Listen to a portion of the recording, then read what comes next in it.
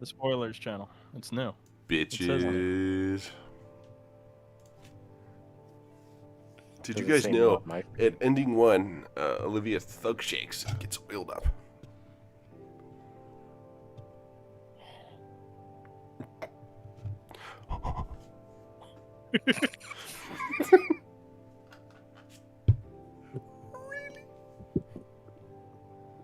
Is the dude even on? Yeah, it is. Oh, He is online, yes. oh yeah, there he is. He's in the Germa Chord. Red, get the fuck in here. I don't... He... As soon as I started streaming, he joined the server. So, I only know this man through the stream. Drawings. Dude, I still love my Fang drawing. It's beautiful. Ola, how do you feel about that? How does this make you feel? Queasy. I find Why? it funny. I like to watch a movie that had a woman giving birth in it. Yeah, and were you just thinking about this image? It reminded me of it. Zed.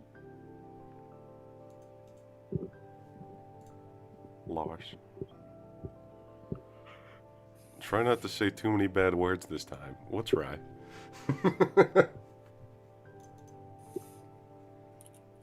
What's wrong with bad words? It wasn't even me, man. It wasn't a lot. And we didn't get a strike, so babooey. Yeah, but...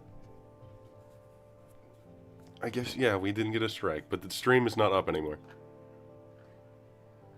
We can send out links.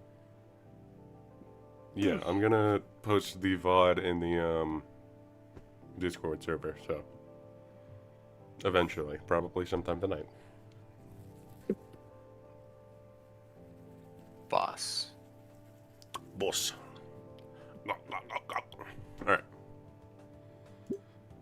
So we just... Who's voicing Olivia, then? You. Also you. What? I ain't got an Olivia I'm not- voice. I am not voicing that Gator. Am I really voicing Olivia? Or you You can pull one of the like- other people in here. No, no one else wants to watch because they want to play the game by themselves. For shame. For shame. Not doing it. Well, I'm trying to upload the second thingamabobber right now. who Wani voiced that Gator? One of the 3 people watching this. Get in here. Yeah, I'll give you guys... I won't give you guys anything, actually. Just do it. I ain't got shit to give. We'll credit you guys in the description. We won't.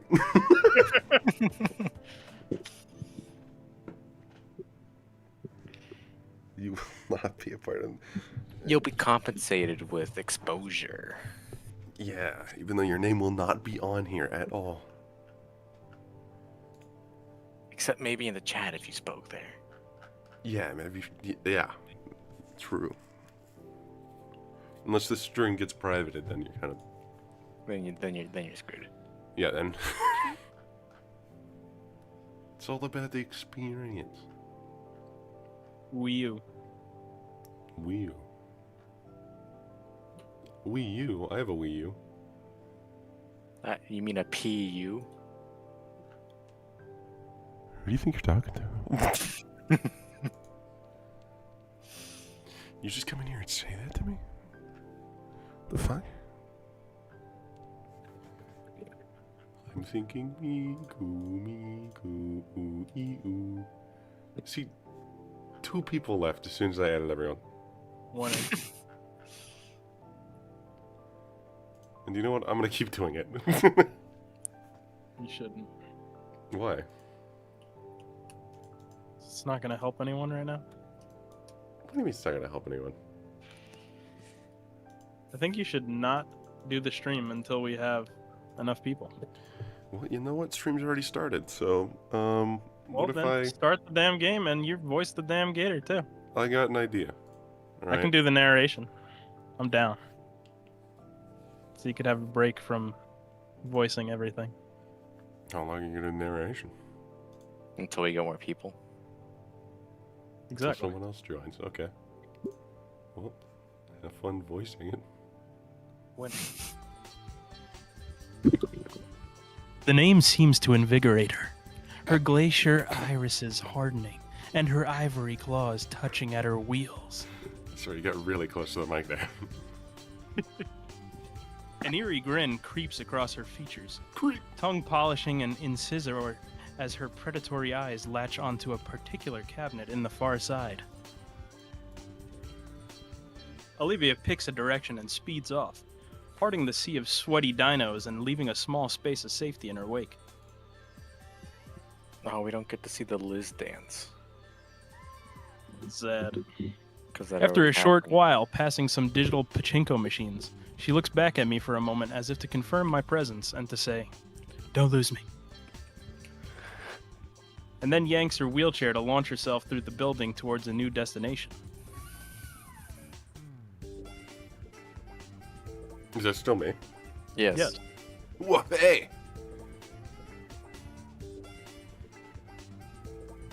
I finally give chase, following as best I can, while avoiding the rest of the awestruck players that just witnessed the high-speed dino girl shoving them aside in her wake. Why is this written like this?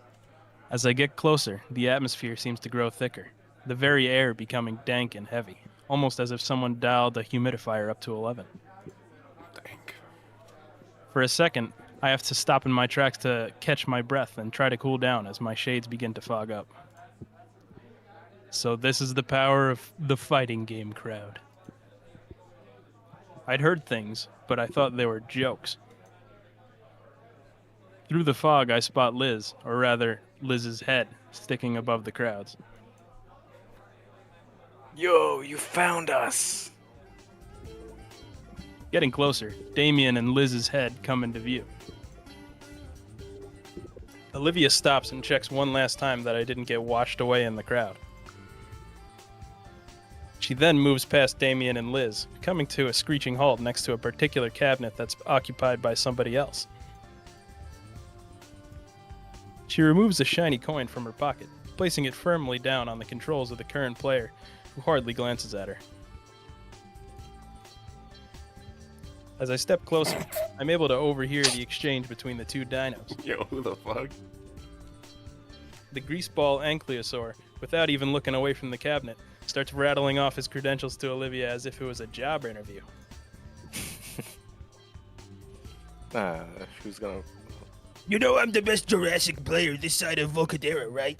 Double S ranked, 3 online tournament wins. Besides, it's 50 cents, not...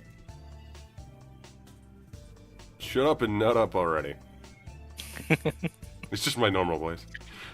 Olivia's voice causes the ankylosaur to grimace and finally turn his head. Just make it a bit more raspy and you'll do a good job. You really want to try me? Don't IRL. Why do I get bullied? His jaw clicks shut as his eyes manage to sweep above and then down to Olivia. His eyes squinting as his retinas slowly adjust to the low lighting of something not displaying brightly colored pixelated characters. Bro, you know you can't be bringing chairs over here. Not after last summer. Olivia growls and raises a fist. I think the pale-scaled dino finally sees who is challenging him. His maw flaps helplessly as he tries to explain himself before just stopping himself completely. Never mind. Sorry. Holy shit, it's Seth. The Gator girl sighs and taps a finger on the quarter she'd placed down. How do I make myself more raspy? It's like, I gotta smoke a 12-pack. Give me a minute. Go for it, buddy. Rules say you can't refuse, right? It's good His enough. head tilts in confusion. You know. You look to be the champ here, right? Oh. I don't know why it does that. Fish cut me off. oh, It automatically does that. This is the champ's cabinet, right? Damien's come over by this point, followed closely by Liz's head. Ship's captain. Unofficial, but that's the oldest one here. Been here since the dawn of time. It's like sacred or something. I look over the old machine. The paint on it chipped and positively covered in marker ink to the point that the only legible thing on it is a very juvenile edit to the game's title. This thing? You get this to me. Yeah, man. They only let the head honchos actually use it. The head homos. If you're spotted trying without credentials, you end up headbutted. That's bull, but I believe it. I look back to Olivia, who's having a withering stare down with the squat guy she'd challenged.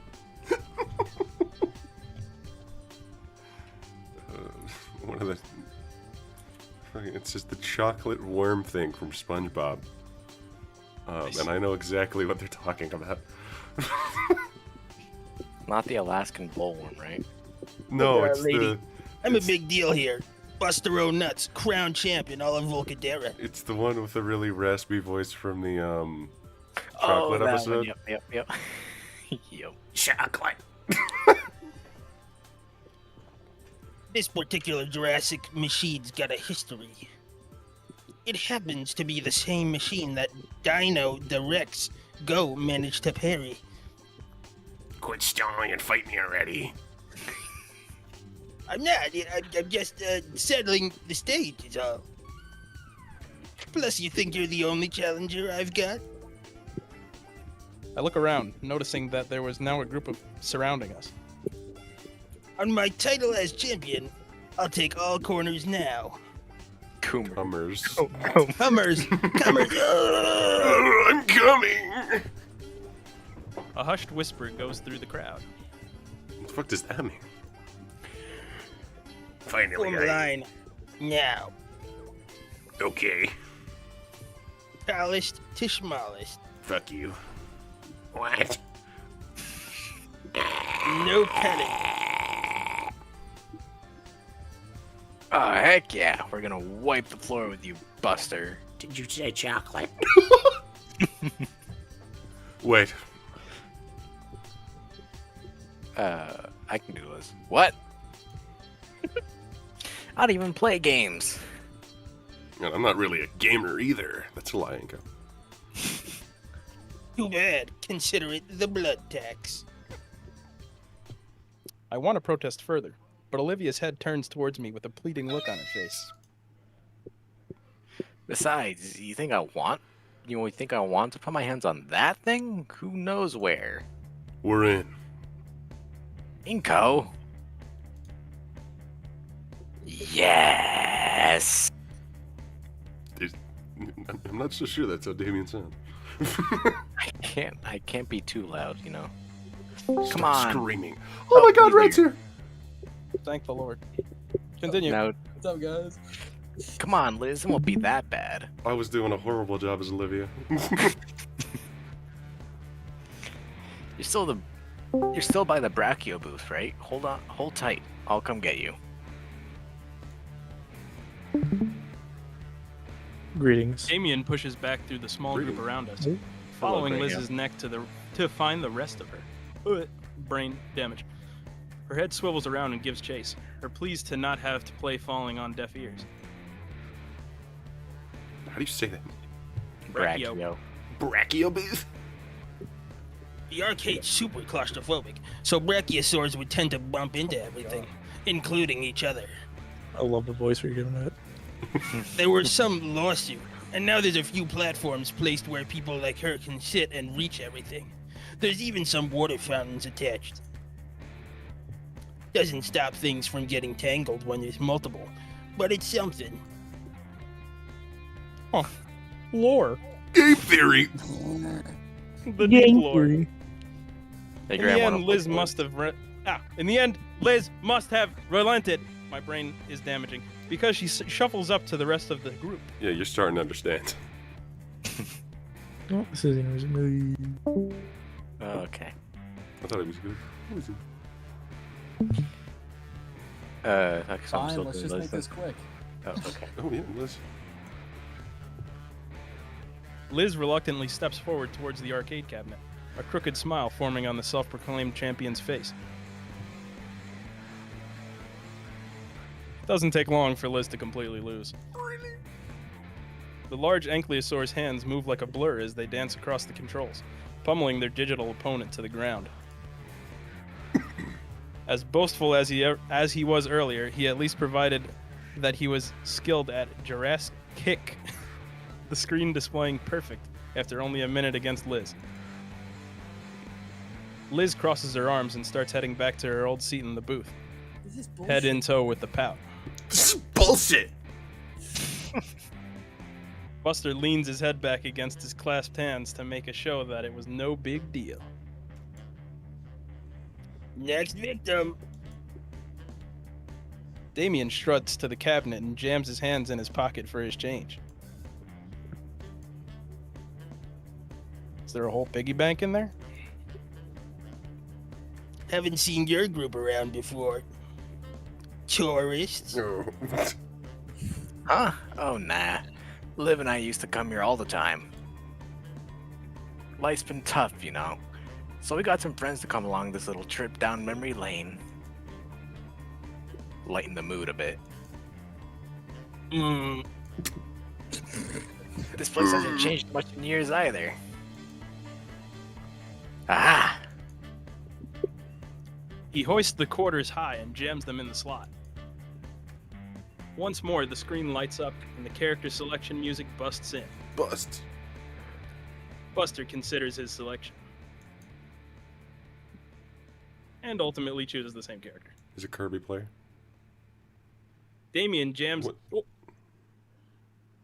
Oh. It skips. Damien jams on the buttons and pick... Fuck it. Yo. What's with that death glare? Damien just picked a counter to his character. Like, the fuck am I voicing? Probably Inko. expects all of us to be beginners. I'm Inko build. Buster does seem a bit more tense now. You can get back to narrating if you want. Nope. I'm Been good. a while since then, though. Worth the shot. Her explanation is cut short as her words take on a scratchy quality to them. Hey, you okay? What? I'm fine. I can go and refill your canteen pretty quick. Sure, thanks.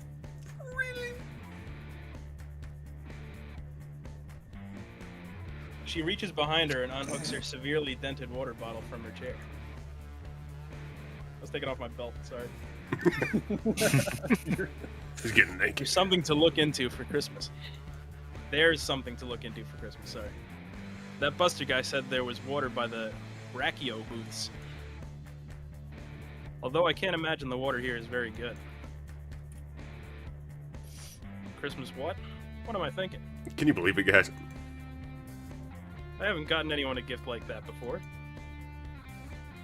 Focus, Inko. You're just getting some water. I head deeper in the arcade towards the center, passing through the aisle lit by the game screens. I swear to God, I've been to this exact Dave & Buster's. That's literally Guitar Hero. You guys are done already? What happened? No, just refilling Olivia's bottle. He was reading. Guess I'm gonna miss Damien's match. Oh. Oh. Say, Liz, this sticker here, what is it? Her head comes in close as she eyes the weird brand on the canteen. She's sniffing my chest. Oh, that's from some really old show. Like back in the 90s old. Why? The chat's shitting on the background. Just curious as all. They should be. Right. I never really asked Olivia about it. Maybe I Chat, is should. this background real? After all, I think I recall watching a video essay about it once. Wow. Here's one Oh, of we those. watched this video essays. H-Bomber guy. Though I can never really get into older stuff. The animation always looks so chappy. Recapping the bottle, as I lead Liz's head back to the fighting game section. It's surprising that Damien and Buster are still playing. this time both of their hands slamming furiously on the controls. I thought that said heads. A crowd has even formed around the duo, exchanging low whispers as they watch the old CRT screen. I pick out Olivia at the front of the crowd, close to the cabinet, so she's able to clearly watch. She's hyper-focused to the point that when I swish the bottle in front of her face, she just leans over to keep watching. Evil it is, then. I hold the canteen above her muzzle and carefully tip it over until a few drops fall on her face. Look at her facial. Her tongue laps along her lips and swipes up the nourishing droplets before staring at me. Hey, Here you go. Fresh from the latrine. I don't know why I'm doing that. hard. She takes the bottle and downs most of it right away before clearing her throat. I think Inko's had like 20 different voices. Thanks. In the past 10 minutes, yeah. How's the Damien match going? That's Just do your Well- normal voice like you did before. no, but it's fuck off. It's getting too You trying to aggressive. fuck up your throat? Yeah, I should just do it. He is. Yeah, Buster picked a rushdown character, so Damien picked a zoner to keep Buster at a distance. Problem is that zoners are notoriously bad when it comes to footsies, and are even worse with mix-ups, which means that if Buster is able to get into Damien's hurt box, he's gonna get super punished and might even lose the set in a What a single. loser. Wait a second. I'm human. So Wait a Damien minute, has to I'm keep white. his distance. That's what I thought. Oh, You want crap. to fuck up your throat, do Olivia's voice. I can imagine. Olivia and I watch from the sidelines as, over the next few seconds, Buster pulls off an impressive series of moves that crushes Damien's character into the ground. Almost like he was waiting for us to get back. Wow, you actually knew how to play. Buster jams an accusing finger my way, as though marking me for death. You're next. Okay. Damien's expression carries a hint of disappointment as he steps away from the cabinet, but he quickly peps up and resumes his usual jovial self. Just me and Olivia left. I nervously step up to the cabinet. A plethora of characters in various fighting poses stare back at me, each with their own promises of victory. Choose Cammy. Someone in chat said Google image. That is I recall an old saying Coach Solly had said. If we do not know what we are doing, then the opposing team certainly cannot anticipate our future action. I tap my joystick over till the large question mark in the middle of the screen is highlighted, to the astonishment of spectators and my visibly nervous opponent. Yeah, sorry, that was me, guys. I was hungry, so I was eating my mic. Baller. The game begins, and my opponent besides me seems exceptionally calm as he manipulates his controls. Compared to me, trying out every button and stick input to figure out what the heck I'm doing. No, Puck, stop eating your mic. I was putting my headphones back on. I went to go grab a soda. Unlike Damien, who at least looked like he was holding his own against the bloated Buster, I was getting the digital crap kicked out of me. Every attempt I made was met by my character being grabbed and thrown in some ridiculously elaborate way. By the time the perfect announcement plays out on screen, I can feel my wrists cramping from the crazy amount of button mashing I've done in under a minute. At least I lasted a little longer than Liz. Are you really gonna let a woman beat you? Don't feel too bad. I am the best here after all. His snort-filled laughter grates on my ears as I walk back to my friends. All of them start staring daggers into the pasty scaled Can you do the snortful laughter, please? I cannot do the snort-filled laughter. I cannot. The rest of the crowd are in an uproar along with them, and I can feel my ears heat up at the attention. Olivia's eyes are narrowed as she wheels herself into position, her tail lashing roughly against the ground as she waits for the laughter to die down and her turn to finally begin. She's about to get gamer mode. Buster chuckles to himself while cracking his knuckles. Crack. I just finished wiping the floor with your friends while hardly breaking a sweat. Just so you know who you're really dealing with. I'm Buster O. Nuts, achiever of octaves in the annual Jurassic Wisconsin E-Tournament, demolisher of Icaria, second best player of 2007 to 2012, and co-leader of the Midwestern branch of the Mighty Mammoth Gamers Guild. Literally Buster of Nuts. That was a mouthful. Yeah, so is this nuts. You won't look bad for ducking out. Or are you ready to get busted? You're fat. You know you can still back out of this. Olivia's response is to insert her coin slowly, without breaking eye contact with Buster, with what I can only describe as a predatory leer. She's a predator? Yes. That She explains then things. slams her fist on the start button. Buster instantly moves his cursor towards a different character. Someone said friendly fire, Olivia. She's not fucking fat. Yes, she is! Yes, she is. She's not that fat, but she's fucking chunky. Damien Very next to me chubby. lets out a soft gasp. What's wrong? Buster's character is like 3 kinds of bullshit, is what's wrong. What? Well, for one thing, he's usually gentleman's band and tourneys, and His mouth is moving, but all that comes out as alien words. Buster lets out a chuckle and turns to look at Olivia, giving her a smug grin. Olivia doesn't seem at all fazed by Buster's character choice, clicking her joystick lazily. As soon as Olivia picks her character, the game's announcer blares the name aloud. Wani Long. Sorry, this music kind of goes hard. Damien turns to look at me. The excitement in his face is overbearing. That's Olivia's main. Oh man, this will be one hell of a fight if Olivia's breaking at her out. So, is this Wani Long a good character? Shortest explanation you'll understand is yes. What's the long one?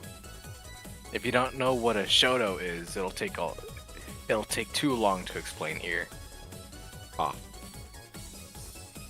Thank While God, Damien no more rambles yapping. on, I recall Olivia's motivation just to get here. That look she had. That more than anything piques my curiosity. What did it say? I didn't see it. That guy's name was weird. Okay. So, how good is Olivia with her?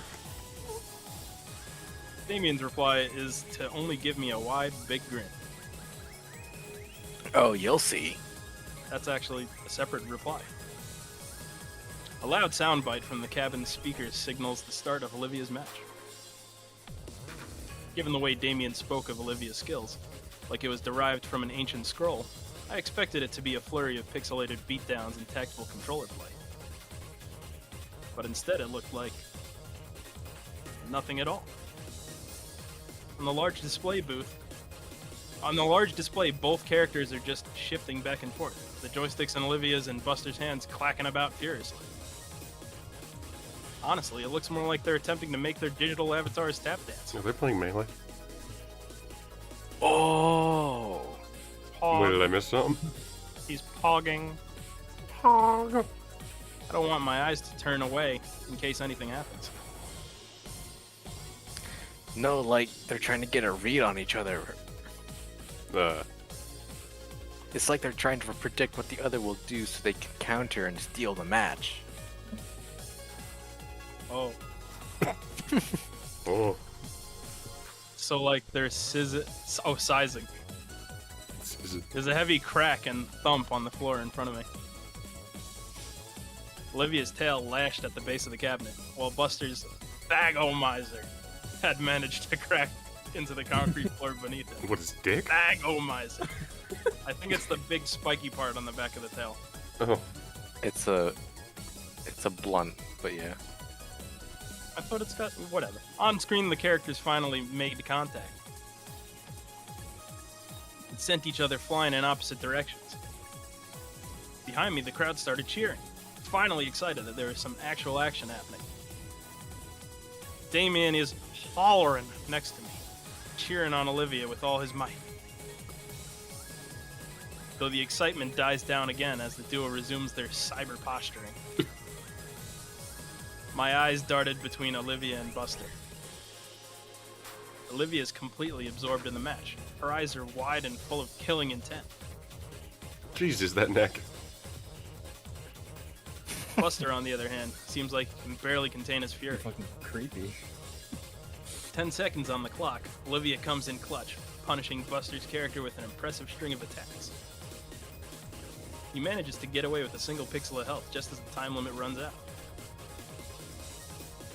Winner, Wani Long. The crowd goes nuts as Olivia's victory is announced. And you know what? I can't help but cheer along with them. Olivia slumps back on her mobile seat and lets out a sigh before returning to her original position. Buster lets out a snort, twists and stretches his neck, and cracks his knuckles before once again gripping the controls tight. Round 2. Class and trash. The crowds return to a more silent state of observing the match closely, only low murmurs as they gawk at the two highly skilled players. I gawk. The words passed around reach me, attempting to draw my eyes away. Weird for him. Surprised he's not doing the... Is he playing with her? It's supposed to be random people, right? Yeah. Come on, Olivia. Damien's shout above the rest of them nearly blew my eardrums, but I shared his sentiment as the stylized characters exchanged simple blows. The timer continues to tick down, Buster once again being put on the defensive. With how all the previous bouts went, Buster always had control with a cutthroat level of offense, but I didn't think of him being this passive. The countdown once again hits 0, this time with Olivia's character slouching in defeat and the crowd cheering again, though less enthusiastically than before. You got this, Olivia. Just one more win and you're champ again. He timed her out? Olivia's shoulders tense up at what he said, and all What a eyes stare bitch. directly at her. Damien. Come on, Hot Wheels. You show them why you're the best. She groans a bit and refocuses on the screen. The group simmers down to silence in anticipation of the start of the final match. The sudden silence actually catches me off guard for a second. Long enough for my own doubts to catch up to me. Buster's playstyle. It's like he's not really trying. The match starts and the hype flares right back up. That's stupid of me to even think. He's a gamer bro champion type. He's got way too much to lose. And yet, Hey, Damien, Yeah? do you notice anything off about how Buster's playing?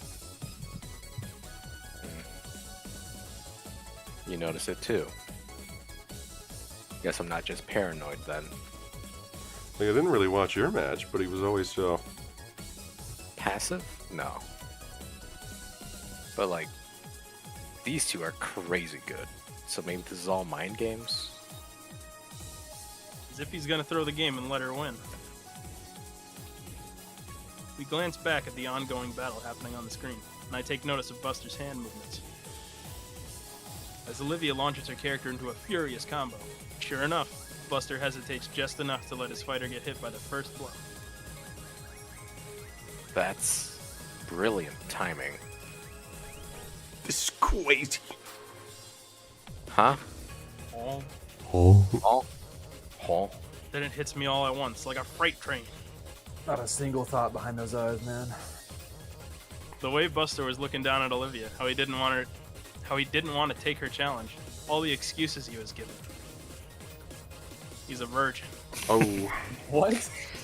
but also, he's throwing the match, isn't he? Damn it. Even here, Olivia was right. Damien, I think he's taking easy on her. You think so? No. Damien takes a moment to ponder what I said. He's pondering. Dang. Even here. That's what I was saying. Should we do something? What? Interrupt the match? Everyone else is having fun. The crowd whoops again. Only now it sounds a bit different. Hollow. Mocking. Damien's frill sags with concern. He turns to me. What we came here for is a good time. If she can't tell, what's the harm? Jeez. You know what I mean. Yeah, I do. I hate that he's right. I could stand up for her. But Choice? thinking back to that confrontation with Mia, standing up for her there didn't really pay off either. That was a while ago. Just don't know. I look over the crowd again. Match is about halfway done, judging by the remaining health pools. Ooh. Okay, so I'm gonna let chat choose. Chat, choose, chat. Okay, and I'm gonna go take a piss. So, Chat, choose. we are aiming for ending 1, but don't let that really move your choice too much. Chat, he's not gonna get ending one, chat. He's bad at the game, chat. Shut up! Go piss. I'm pissing.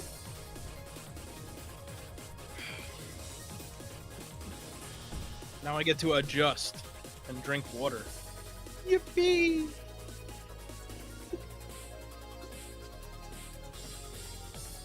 How do you know if ending one's even the good ending? It's not. Or It's a bad going for ending. The worst ending. Because it was the bad ending in Snoop. That's all he's basing it off of. That'll work out nice, yeah. I don't think Doe thinks past like the first thing. Take the option where Fang becomes real. Okay, there's only one person that actually gave an answer, so we'll go with that one. Alright, So which we're one going was with that? cheer. Cheer, There you go. Let's cheer her on.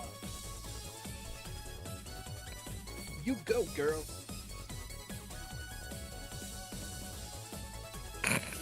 It's also the same guy that said, but the neck job though. I'm gonna get some more water too. Wow, we couldn't have done that before. I just pissed, dude. Do you want me to try to piss? Local- Fuck off. Local streamer Opposite. doesn't prepare for his stream. I showed up with 3 water bottles. We didn't. I'm ready.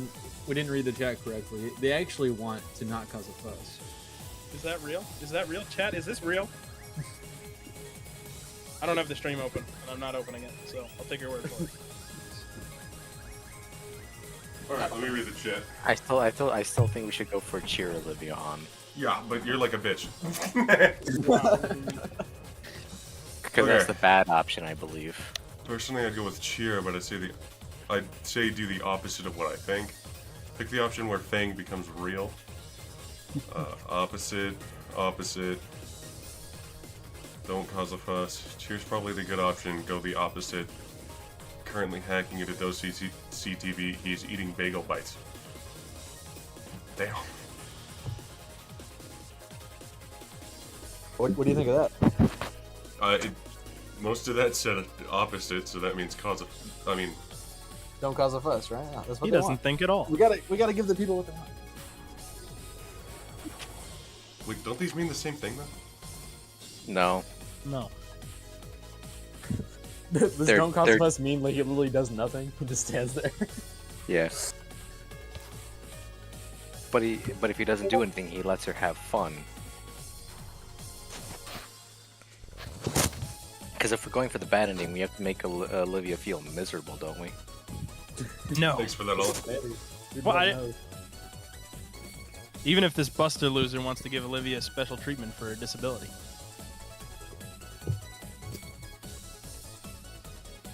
I'm not going to overcompensate for her sake. She hates that. As for the game, though, it's a bit disappointing. But what can you do? It's just one match. I've had plenty of fun with Olivia today. We'll have fun afterwards as well. 6. I should just focus on that and the game. On the display, I watched Wani Long do some crazy gravity-defying rising spin kick. Stop opening drawers. That's my chair. Stop rolling your chair. Fuck off. Doesn't this imply the nickname Hot Wheels was also given out of pity? Oof. Discarding that thought. Oh boy. No need to make myself mad. Wani Long manages to go from that absurd kick into grabbing Buster's larger character and bodily dragging him to the bottom of the screen. The arcade machine replays the impact landing thrice, and even in slow motion. Slow. Oh, winner, Wani Long. Buster throws up his arms in defeat. Well, you got me. Looks like I underestimated you. He sticks out a hand for Olivia. When she goes to grab it, he shakes it firmly. Thanks. You're pretty good too. Buster raises her arm like a wrestling champion. The gathered crowd bursts into cheers once more. Damien, too. I consider if he just forgot. Forgot what? No, he has the right idea. I'm not going to be a stick in the mud about it. All right, that was awesome. Yo, if we get ending 4, I'm gonna piss my pants. Hey, Piss my pants either way. you know they sell food here, right? We should get some snacks to celebrate. Well, I was smelling grease. I was just And- assuming it was. Buster Brown. And be an involuntary celibate. He takes his own order and starts marching off in another direction. Is that royalty-free music's happening? I love right there for music. Kevin McLeod. MacLeod. Damien, wait for the rest of us. No. Behind me, Olivia's brow furrows with worry, just for a second. I smile back at her. She shakes her head and smiles back. She shakes her ass. You did pretty great. You got an ass on you. Thanks. You hungry? Damien wants to go get stuff. Damien's always hungry. Yeah, and you look like you're hungry too, fat bitch. But cheer him up for a pretzel. Oh my god. Yeah, I know. And she just doesn't get a lot of exercise being in a chair and all. Well, she sits in a chair. Well, you know what? She should be built by the arms, so fuck off. She is. All right, let's There's go so many catch comments up about on her her. being muscular. Oh yeah, she is, isn't she? The snack bar is a small cutaway from the rest of the building, segregated by different style tiling and $15, brighter people. fluorescent lighting. Segregation. $15. There's not a lot of options aside from what you'd expect. Pizza, ice cream, chicken strips, pickles. Chicken all tendies. No, chicken strips, dumbass. Fuck off. They're the same thing, aren't they? What's the difference? Oh. Just want something to argue about. It's better When than not Damien dying asked on for 2 slices of pizza, Liz got excited. The moment he got the food, however, he was already eating one while holding the other. Well. She seemed really annoyed, but took his offer to let him pay for her food. He offered to pay for Olivia and myself. The last thing I want for him to do is to drain his wallet any further, knowing their living situation. But living in $1 million home? Yes. Barely over $10, so it's not like it bothers me. Olivia had gotten an order of chicken wings slathered in hot sauce. You? I just went with the classic chicken strips and one of the sodas I recognized from the school vending machine. We take a seat at one of the few open tables, and I struggle not to think about how often they're cleaned. Damien doesn't bother sitting with us. He just heads right back into the fray with both arms occupied by his dinner. Dinner. Liz follows after Damien to keep track of him. At least her head does. Olivia barely even sets her tray down before. Crunch. I subtly shift myself away from the maelstrom of molars and claws. Damien probably said he'd cover the meal because he knew Olivia would get like this. It's your fucking glutton. Sheesh, Hot Wheels. Would you like some actual meat on that? Pull my dick. I didn't even know wing bones can get that big. Olivia responds by snapping the bone in two. I don't like the new Inko. Inko has multiple personality disorder. The marrow squirts out a little, and she has to get a napkin to wipe her cheek. Hey, I'll wipe that for you. Suddenly, my own chicken tendy meal looks even more unsavory, so I push it aside and closer to the toothed tornado. It only takes moments for her to accept my offering with no manners whatsoever. Thank you. Don't mention it. So, after we finish, we'll have sex. Olivia ponders my words while rolling a bone around her mouth like it's a God lollipop. damn, it's too close. Yeah, you sucking on that shit? Oh. Just a chicken bone ain't No way. Keep it in your pants. An oddly large phallic chicken bone. I don't know. I've basically done all I want to do by now. I'm bricked. Avian's probably like another 20 minutes before he burns out. I'm cool to hang here unless you want to do something. Nah, I actually don't play games much. I'd have fun playing with you, though.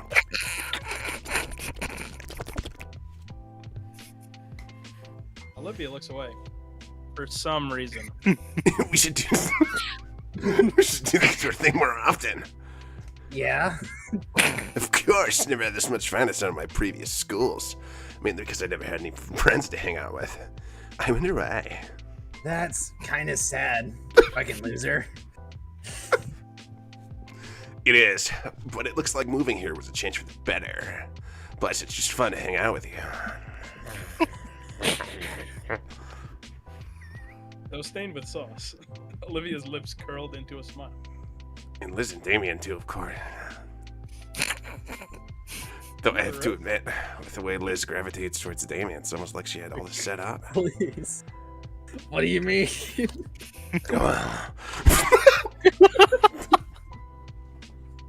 Damien and Liz are pretty close. So maybe she's using this as an opportunity to get closer. It's almost like we're on a double date or something. She jerks back to me, completely attentive. What are you Did I say jerking? something? Really? Yeah, it's kind of funny. Since we hang out together pretty often, people start to think we're together. Something whips onto my back. Into my back. Fat Fudacock. Somehow even worse. Olivia grabs hold of her tail. Crap, sorry. Yeah. I had fun today. I didn't. Going out like this for the first time in ages. Seeing this place again. It's nice. That Buster guy said they renovated a bit back the last few years. Has anything else changed? Olivia looks into the depths of the arcade, looking for anything different. You know what? I think the wallpaper's changed. Really? But other than that, She turns back to me with a nostalgic grin. The greedy grinner. nah, I'd say the same. You know what has changed though? What? The people here. I'm a girl now. I used to be a boy last time. Really? I'd believe it. What? Like the employees? Them too, but I meant the regulars. When we came here, the place was always more. Her tongue probes her cheek as she considers different words. More hectic? No, more packed. It was so easy getting here today. I recall her almost running some people over to get across the building. Olivia wants that human mead dog. Sheesh. And with the look she had back then, I don't think she'd have noticed if she had.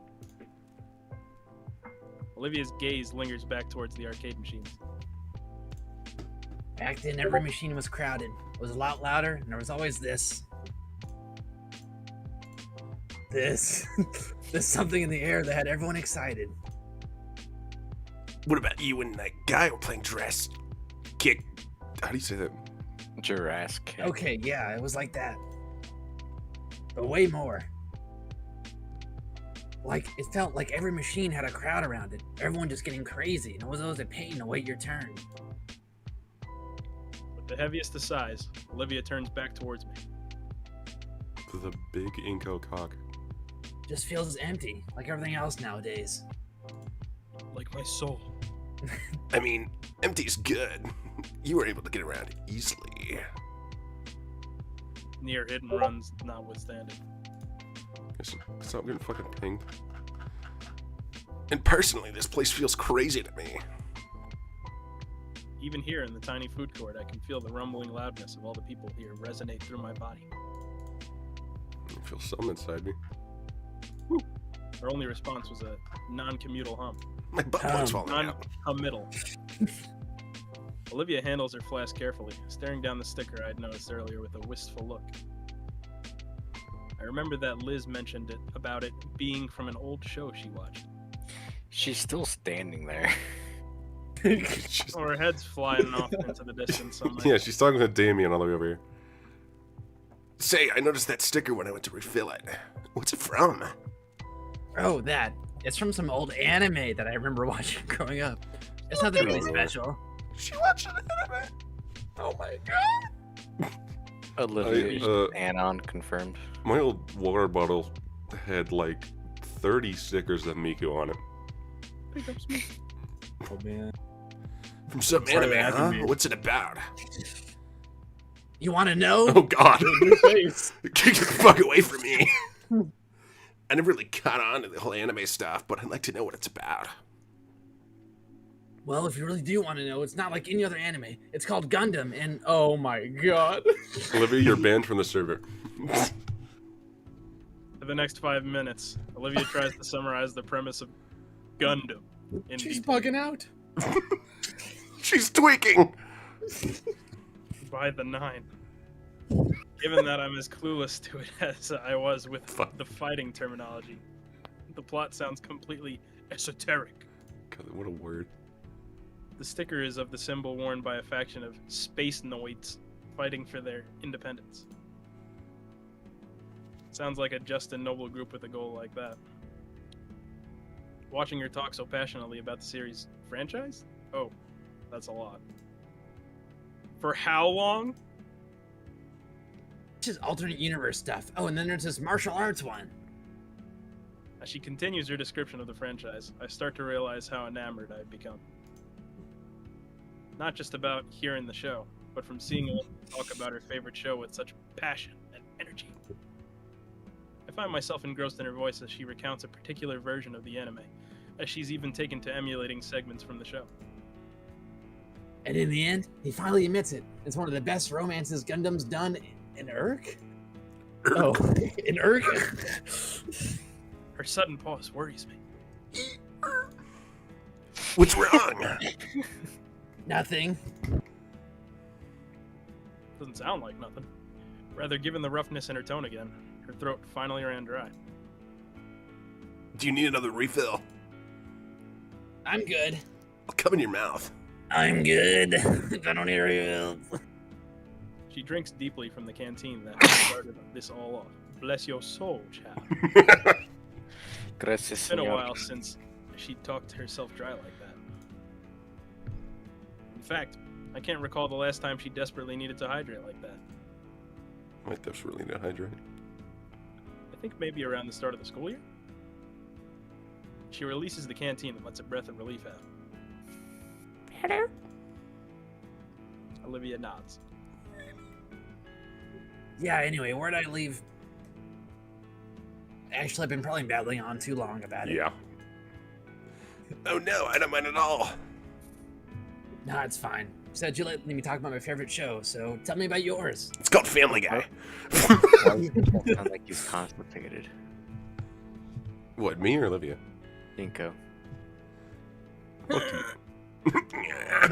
He's doing the protagonist Oh, voice. it's crowning. Oh, shit. Well, I haven't finished anything. Just mostly video essays about old shows. What a... Yeah, he doesn't watch any shows. He just watches essays about them. I do the Told same I can thing, call actually. myself a fan of video games without having played them. Oh. But does that apply to TV? Olivia sure has taste. Really? She can tell me exactly what kind of show she likes and why she likes it. I just know bits of trivia. No, that can't be right. I've seen a lot of things in passing. Like, Have you seen Futurama?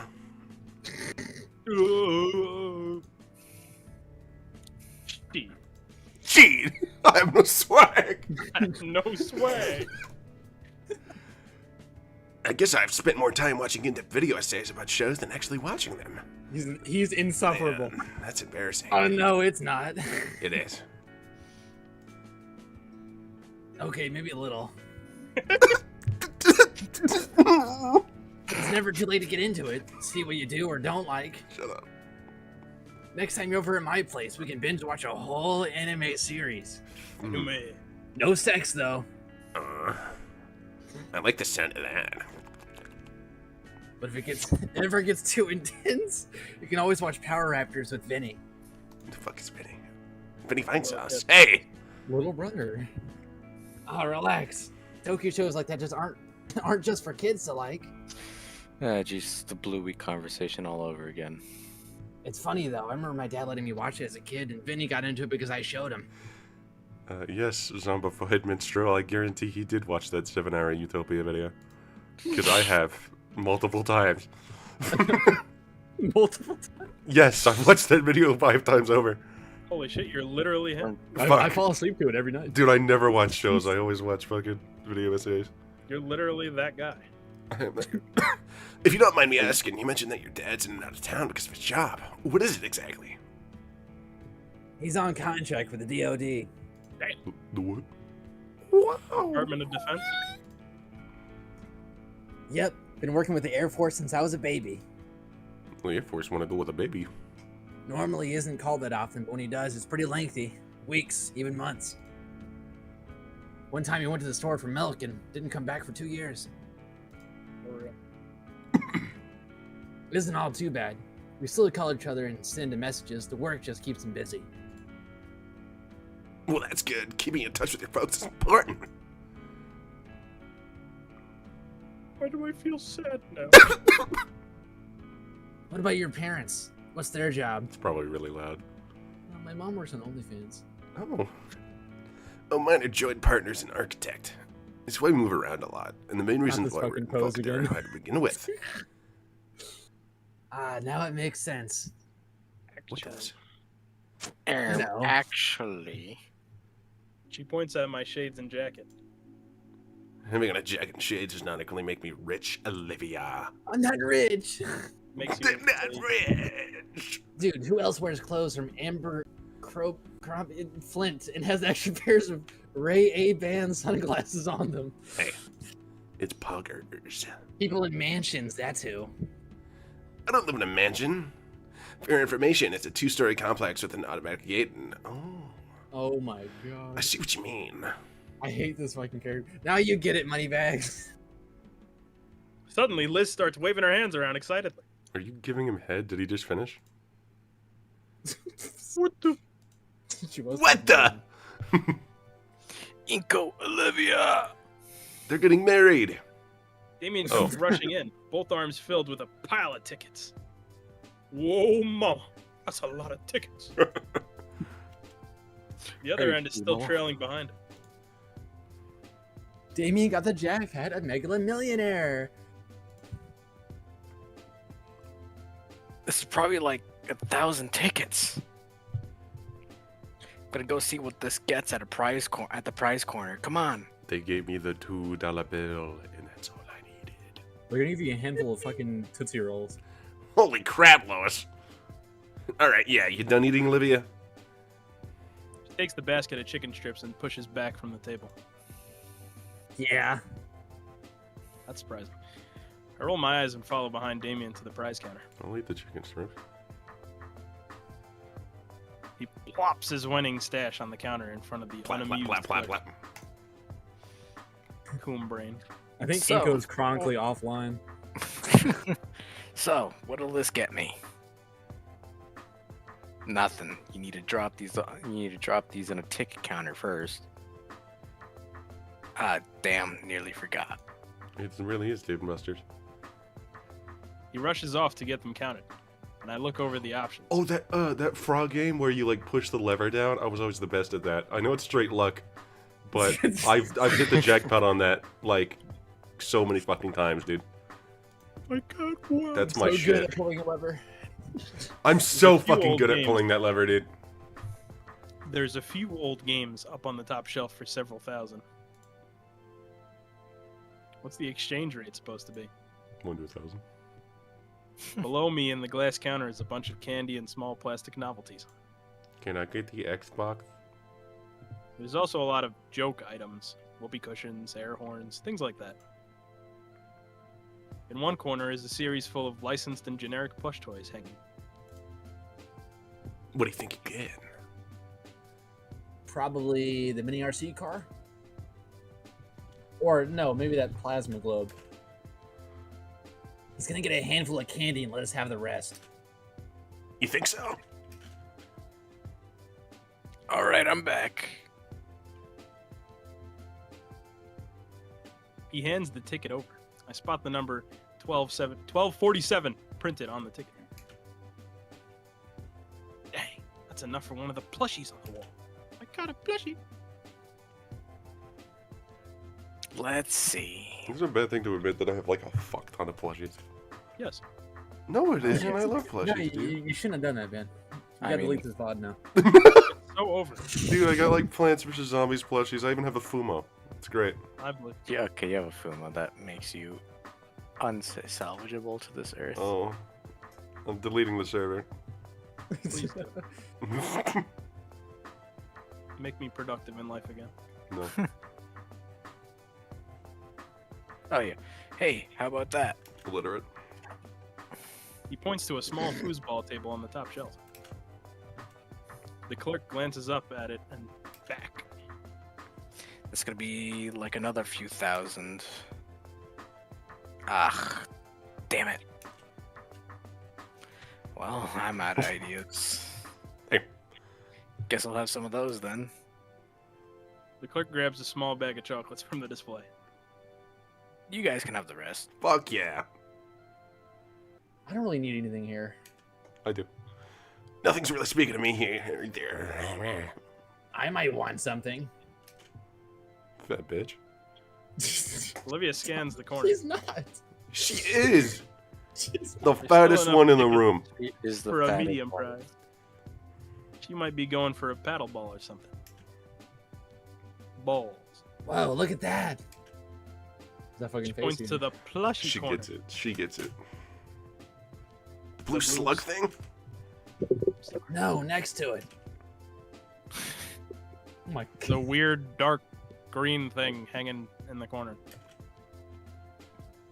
The only one of its kind. I don't want to drop kick. Look at his fucking face. What's He going is on? upset. God. He's angrier than Anna in the fucking one scene. Of all the scenes. That one? I don't know.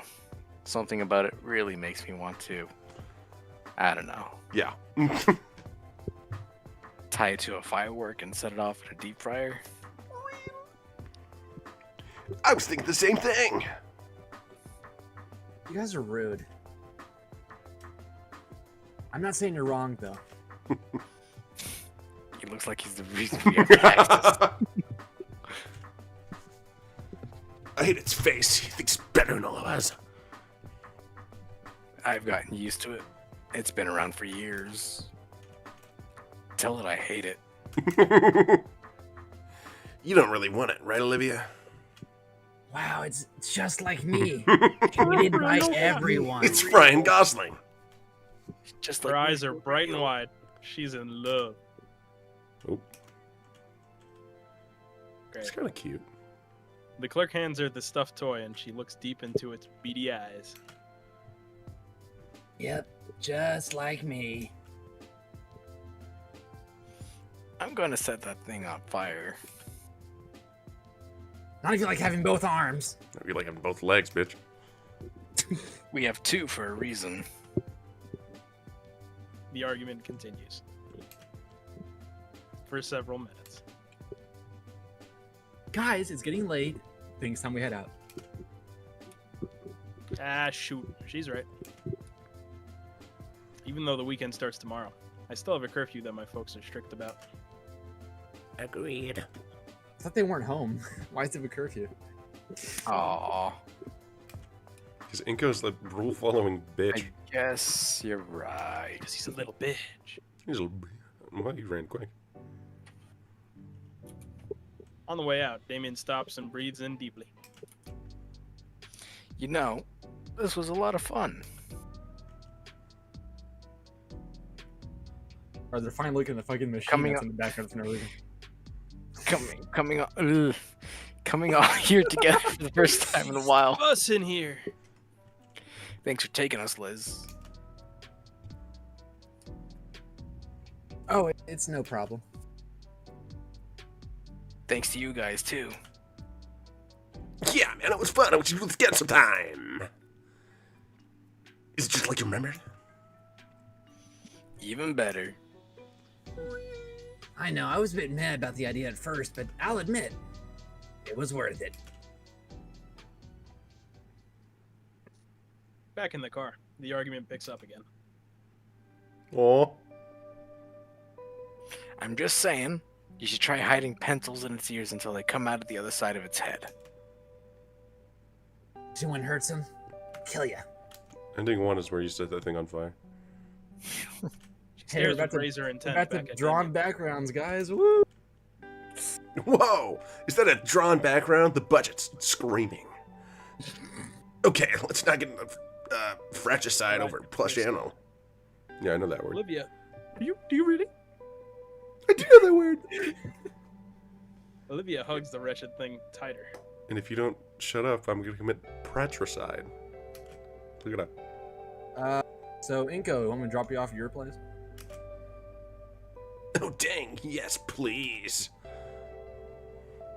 hadn't thought about that. I quickly send Liz the address to my house, which she puts in to Google Maps. Grugel. It's Grugel. Now it's Gruggle. Fuck you. Buckled in, we head out of the parking lot onto the main road. There's $15 on my screen right now. Entering the freeway, we pass by the city. Now Olivia. The early fall sunset bathes the car's interior a warm orange. As we make our way home and find myself recalling all the spots Olivia had highlighted. Inko is voiced by Sonic the Hedgehog. Yeah, it's terrible. I wanted to ask her again just so I knew for sure, but seeing her rest peacefully gave me pause. Well, I suppose I can ask her another time. Better to let sleeping gators lie. But wait, let her rest. She had fun. Now she's tired, and that's all that matters. Man, fuck that gator. I know Olivia mentioned that the place was updated, but I'd be lying to myself if I didn't say that it looked a bit too grimy. Just hope I don't get sick. Yeah, I got sick. Damn. I've been completely out the whole weekend. Sick like a dog. Must have caught it at the arcade. At first it was just a slight headache and a stuffy nose. But by Sunday it felt like my bones were made out of paper mache. I couldn't even go to school today. Man, this sucks. Fuck. I shouldn't have ignored the signs. The rapid weather change isn't helping at all either.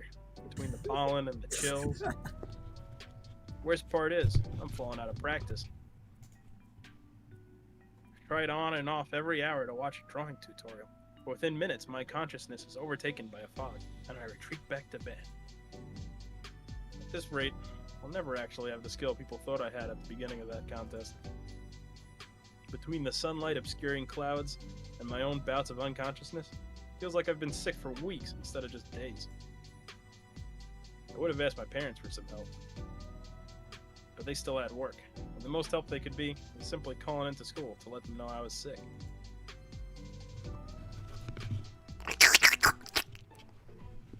Thanks. You're Finish welcome. off the cup of medicine I'd made. Go back to my noodle. The only reason I'm even conscious right now is because I figured some soup would help with the splitting headaches. And I made sure the pantry is stock full of cop ramen. What the fuck is he wearing? Blanky. Is that a different outfit? The budget. He's wearing a snuggie. It's still a fucking photo in the background. Yeah, it It's a is. snuggie. That is a straight photo. Life's tough.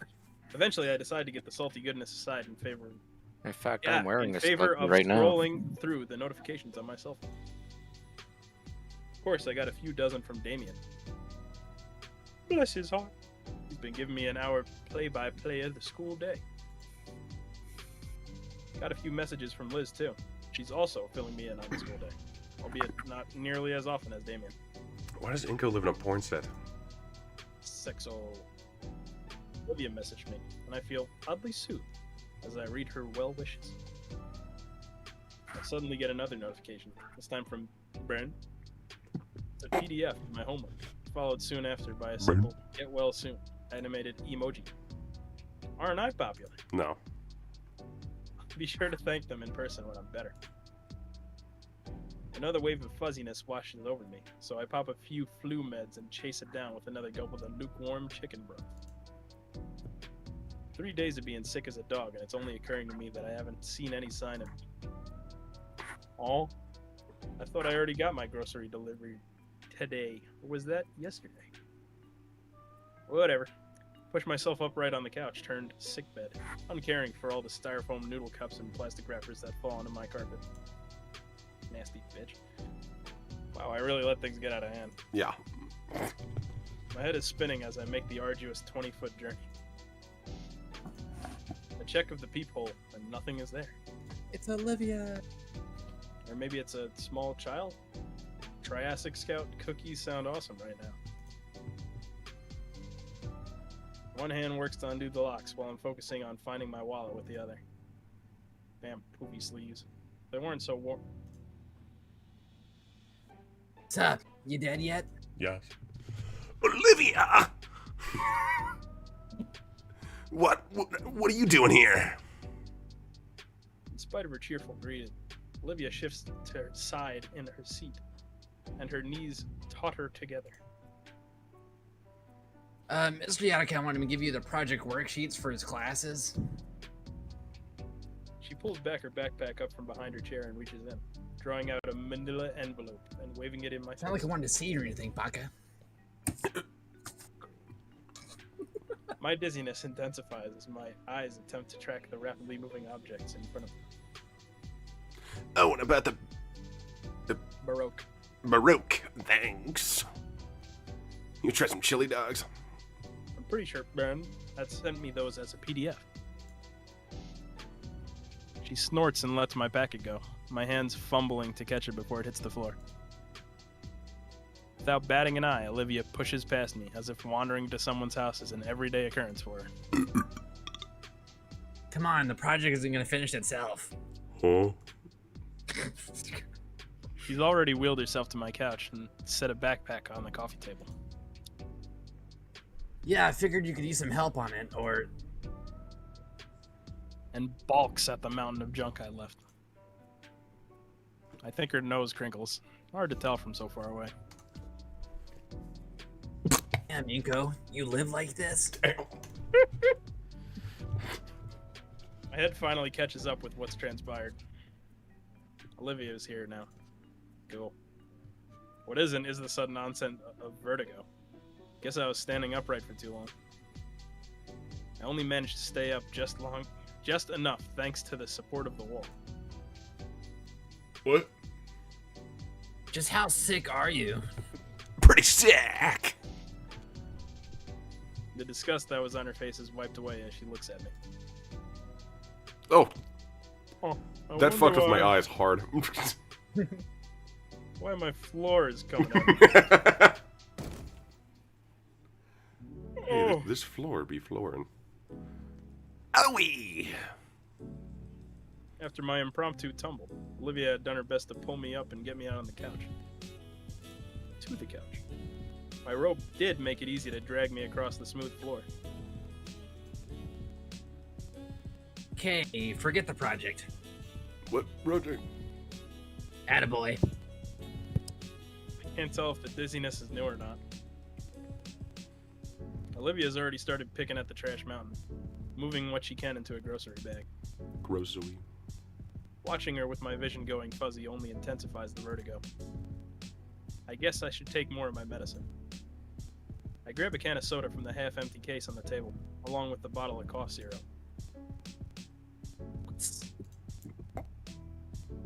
I upend the can and bottle into the glass I'd been using all weekend, watching the delicious mixture slowly become my panacea. He's Pana- mixing panacea? soda and cough syrup. Isn't that how you make lean? He's leaning Yeah. up. Giving the glass a good swirl to ensure the best final product, I grin and gulp down my alchemical masterpiece. I don't get to finish the drink, however, as an olive green tail slams my midsection and makes me spit up the drink all over myself. The fuck are you doing? No wonder you've been sick as shit. What? I read online that it makes the medicine go down easier. Ingo, you even fucking drug yourself with a fucking purple drink. I mean, yeah, it's purple and I drink it.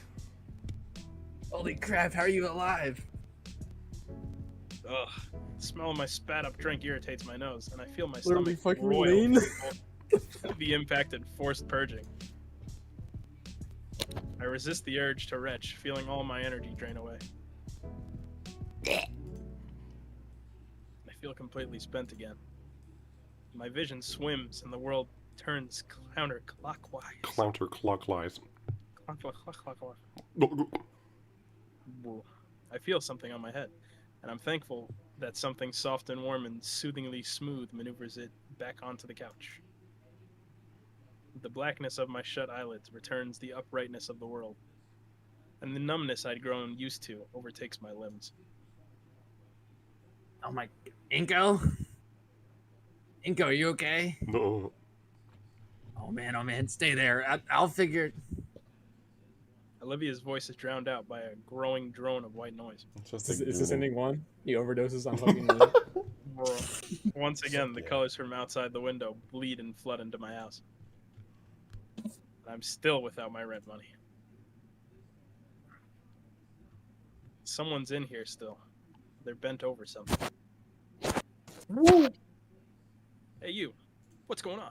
Let me see your ass. Whoa. Oh. Whoa. Hang on, I'll try to help you out. What's going on? Who is this? Where's Lucy? Where's my daughter? That one. Click that Oh one. my, yes, Click that one. That's the one. That's the one. Don't say anything, you're completely incoherent, man. Incoherent. That's my name. Before I can say anything, my being fades into the void. Where am I? Where's my daughter? Oh god. My head. What a year it is. Is this fucking real? Is this the Sit game? up and glance around the room. Mom and Dad aren't back yet, even though it's 6 o'clock. Some business meeting, huh? Wait, no. What's that smell?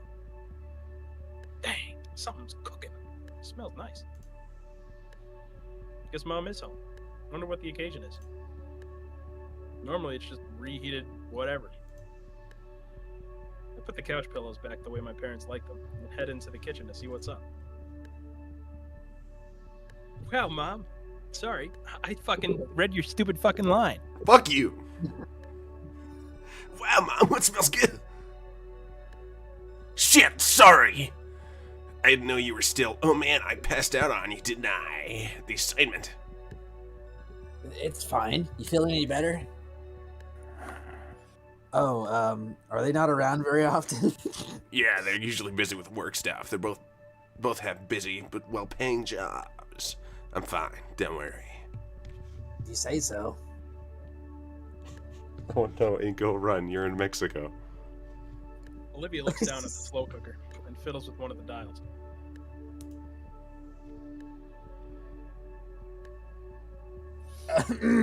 Actually, do you really not have anyone around? No aunts, grandparents, no nothing? I shrug. Like, my mom is gone and my dad's a whole nother story, but at least he stuck me with the pains. That way, I guess you're worse off than me, somehow. The last part she spoke was final. With her downcast face, I can't help but feel I wasn't meant to hear it. Well, yeah, you at least have your folks. But I don't think it does much good comparing our situations. I'll just have to be a better parent for my kids. Olivia flinches. I don't know why, though. Isn't that what everyone wants? Does she not want kids? You plan to start a family? Yeah, of course. What about you? My dad really wants me to. It's kind of creepy. He knows he's pretty far from ideal. He's told me before that he hopes I can make a family work, like how he couldn't. It'd be nice, but I mean, it's probably not gonna happen. I think it can. Why don't we start practicing? Well, after you collapsed, I panicked. Oh my god, I just came in my pussy. I had to call Mrs. Payne to ask her what to do. I should call emergency services. She said when this happens to Damien, she just makes him shepherd's pie. Does Damien overdose on lean too? And waits for him to sleep it off. I had to read through your fridge and find out you have jack shit in terms of ingredients. And your appliances too. I thought a place as upscale as this would clearly have an air fryer. Clearly, he You does. don't even have an air fryer. Well, I could find this slow cooker, so I threw the vegetables that hadn't expired and do it with some stock. Should be good for your sinuses, at least. I vaguely remember something along those lines. I stepped closer to Olivia, peering into the glass window of the cooker. I didn't even get half of whatever's in there. Really? Why would your parents buy this kind of stuff? Just let it rot away in the fridge. My mom does like to cook, but she doesn't do it very often. I wish she would. The green gator snorts. Is everyone gonna actually meet Inko's parents? No. You know, I'm only spoiling you because you're sick. It's not that, I just miss dinner, you know? Sitting around the dining room table and talking to each other. We don't really do that anymore, except maybe on holidays. Do you think they're bald too? Yeah, Yes. definitely. All humans are bald. Olivia winces. No kidding. Sorry to pry. I can't help but sigh as I think about my lackluster relationship with mom and dad. Okay, Inko, that's great. No, but I don't care. It's alright. Anyway, I didn't You were take late you doesn't mean you need to be a culinary type, douche. Olivia. Besides, I Yeah, think yeah, I it does have to go. actually. What? I need to wake up to go to school tomorrow, man. Okay, goodbye. I'm almost Lord. passing out here, but yeah. I understand. Yeah, sure. Sorry, can't be here for much longer, but no, It's alright. next time. Goodbye. Yeah.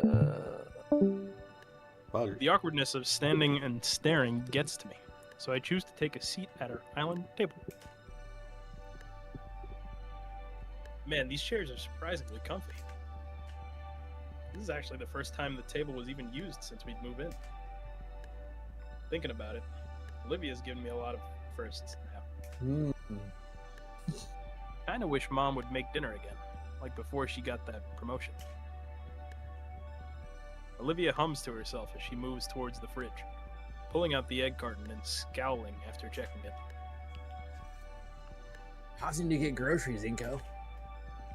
I ordered some earlier. Actual groceries, not that junk. Oh, God, that's such a waste of money. Imagine you could have cooked the food you like. Yeah, she's like, normal?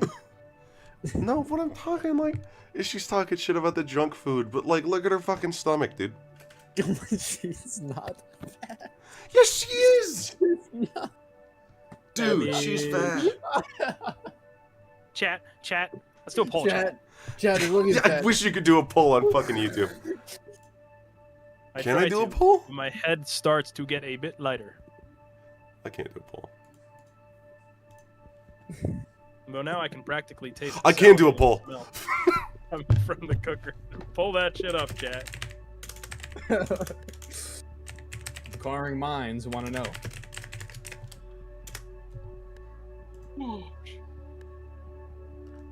Just so you know, I will be voting in this. I started the poll. No, 100%. Bullshit. No way everyone's choosing no. I can't vote in my own poll. Stop trying to cheat the game. I can't vote in my own poll. This is bullshit. Is it genuinely all no? There's not a single other person that thinks she's fat. 6 votes now. 6 votes that say no. Dude, It's over for you. That's It's only not one watching the fucking stream, man. It is so over. I love democracy. Don't God ask damn. questions you don't want to know the answer to. No, I was right though. Whoa, who said yes? Thank you. Thank you. All right, Oh. continue. Okay. Is that why you're in home ec? There's another low hum from her as she considers something. I wanted to be ready when I had to have a place of my own. It's actually relaxing. It just keeps my mind and hands busy when I'm alone. Plus, side of this, or bother Mrs. Payne all the time. You know, you could just like jack off when you're bored, right? That's what I do. That's what I do. The cooker pings, signaling the stew was finished. When Olivia takes the lid off, a cloud of steam erupts with the rich aroma of cooked meat and vegetables. Can you grab us some bowls? I'm guessing you're in the shelves above. I don't see no fucking shells. What can you get? Come on, just stand up and get a bowl. Stand up for I yourself. nod and get up, moving around the table to the shelf with all the bowls. I give the top a quick dust check, sticking it back in and taking the 2 under it. Damn. Check. Olivia already has the ladle ready, stirring up the soup slowly. I set the bowls down next to her, and she ladles in servings for us. Okay, money bags, back to the couch. You don't want to eat at the table? I can't. What did? Oh. The island table doesn't really have the space for a chair to fit underneath. So I want to enjoy this with some quality entertainment. Let's watch Family Guy. I figured we could watch something together on that big Let's play flat screen you've Fortnite. got. That's okay, right? Sure, Beef sure. me if I use the TV. What? I don't know what he said. I carry both bowls back to the couch, seeing the entire living room has been cleaned up. Man, I really need to make this up to Olivia somehow. Just watching something doesn't feel like a fair deal at all. Not only cooking, but even cleaning up after. I will find a way to repay her. Just give her a head. That'll work out. Real. I Fucking sit lick down that her gator chair clit. on the coffee table. Brr. Before Olivia can say a thing, I place both hands on the corner of the couch and push. I didn't think it'd be so hard, but I'm fucking weak. The space created, however, is enough for Olivia to work the front of her chair in. Olivia gives me an appreciative nod, and then angles her chair in a way to let her use her tail and the couch's armrest to pivot herself onto it. Thanks. I give Olivia a small nod and a smile as I grab my spoon off the table. Okay, so 2 people voted. Yes, on is Olivia's a No, fat you bitch. lose! Well, you know what? Those 2 people are my OGs. Mod them. Mod. You 2 people, you get mod now. Yeah, you get mod 2 people.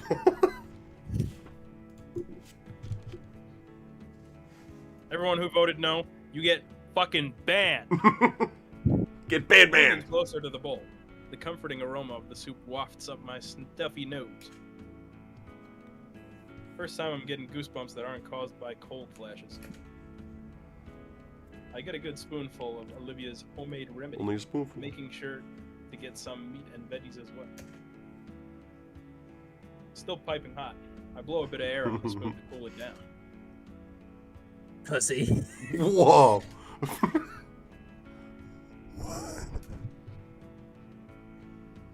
Hey, the last thing I need is with this fever secondary burns over my tongue. Whatever you say, pussy. Once I feel that it's sufficiently cool, I slurp up my first spoon. My dry, tired eyes close in bliss as the flavors wash over my taste buds, firing them all off like fireworks. To describe it as just being good would be a severe understatement. The stock is rich and hearty. The meat is well cooked. It could easily fall off the bone it came from. And the vegetables. The vegetables. Oh! Oh, the vegetables. Yeah? Yeah. All of it was well seasoned and spiced. It's like I'm experiencing that scene from Compitui? That's Compitui. retarded. Kapatui. Sensing and seeing the different flavors move and dance around in my mind. For a brief moment, I forgot all about my fever, and only felt the warm presence of the soup envelop me like a cloak, like a cozy blanket, Is it good? like a record scratch. I'm taken out of my experience and brought back to earth by the Baronix's voice. I look to see Olivia giving me a questioning look, idly crunching and munching her soup. I also realize that I'm sunk into the couch, my arms to the side like a rag doll. And Lean is still kicking in. Felt like my body was weighed down from both my sickness and the soup. I still can't believe that happened. Guess I got lost in the broth. I Wani hug that soup. Wow, Olivia, this soup is amazing. Olivia rolls her eyes at my enthusiastic compliment, but lets out a tiny smile. Ah, it's nothing. I just threw shit together in the pot and called it food. Anyone can do that. You shitting? Olivia looks away, once again cutting herself short. Yeah, she cuts herself a lot, I guess. So sad. With weak strength, I lift myself up from the couch's gravitational pull to better look at the shining, scaly. Oh. Scaly? Oh. I'm serious. This is the most delicious soup I've ever had. Olivia moves her head back closer to me, but still avoids my gaze, her smile a little weaker. All right, I get it. Don't have to make it sound better than this. It's just helping out your flu. I'm not saying it because of the flu. Honestly, you have a real talent for cooking. Olivia turns towards me, her smile still small, but filled with honest joy. You really think so?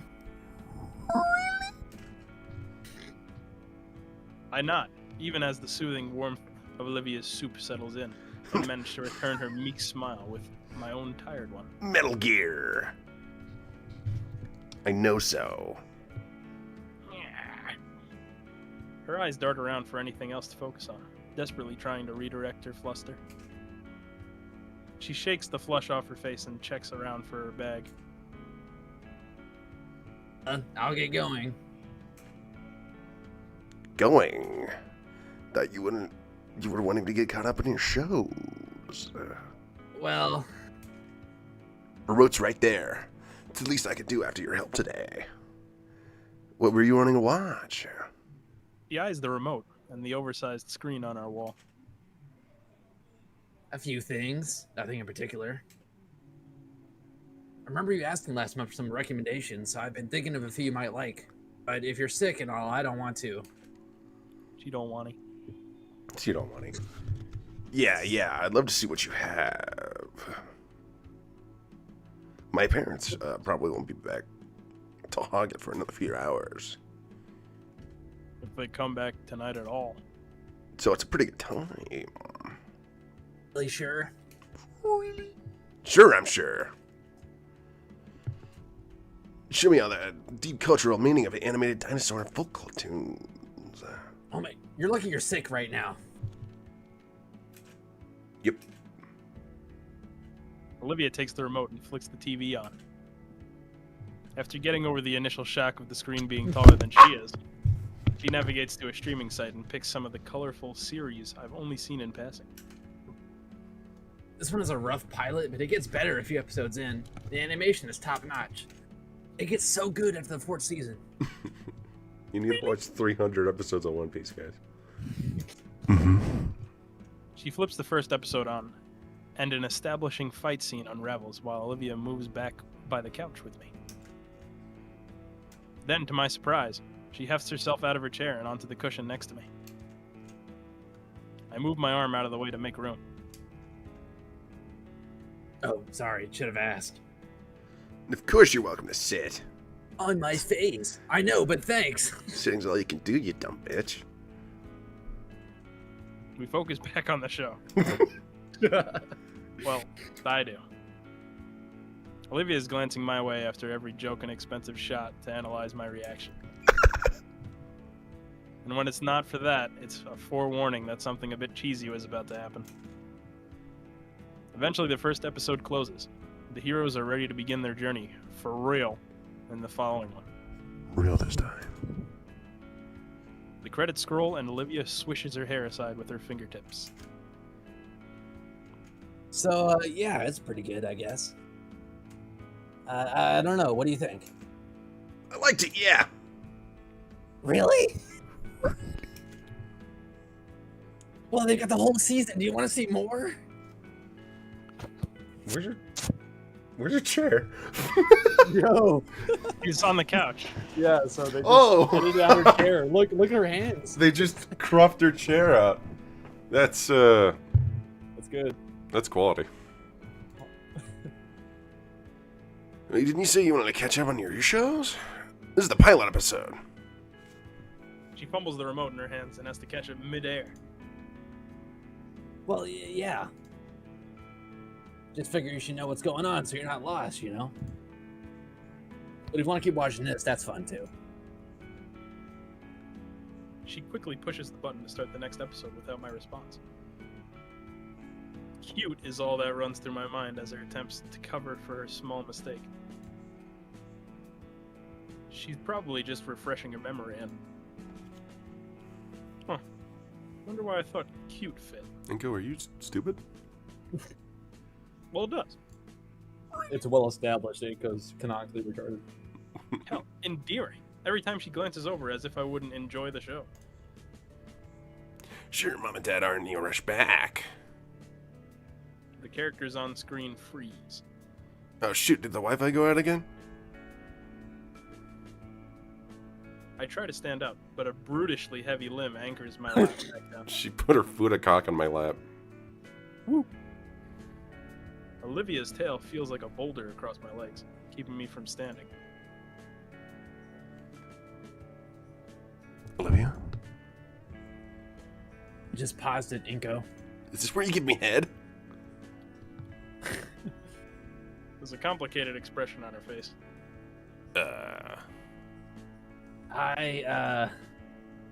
Is it normal? You're not normal at all. This went normal. She chews her lips slowly in consideration. Your parents, like, are they really not going to be back? Oh. They're always busy with work. Gives me a lot of time to jerk off around the house wherever That's I what want. I'm saying. I feel a shifting next to me. Olivia's inched herself closer. Jesus, when we just met?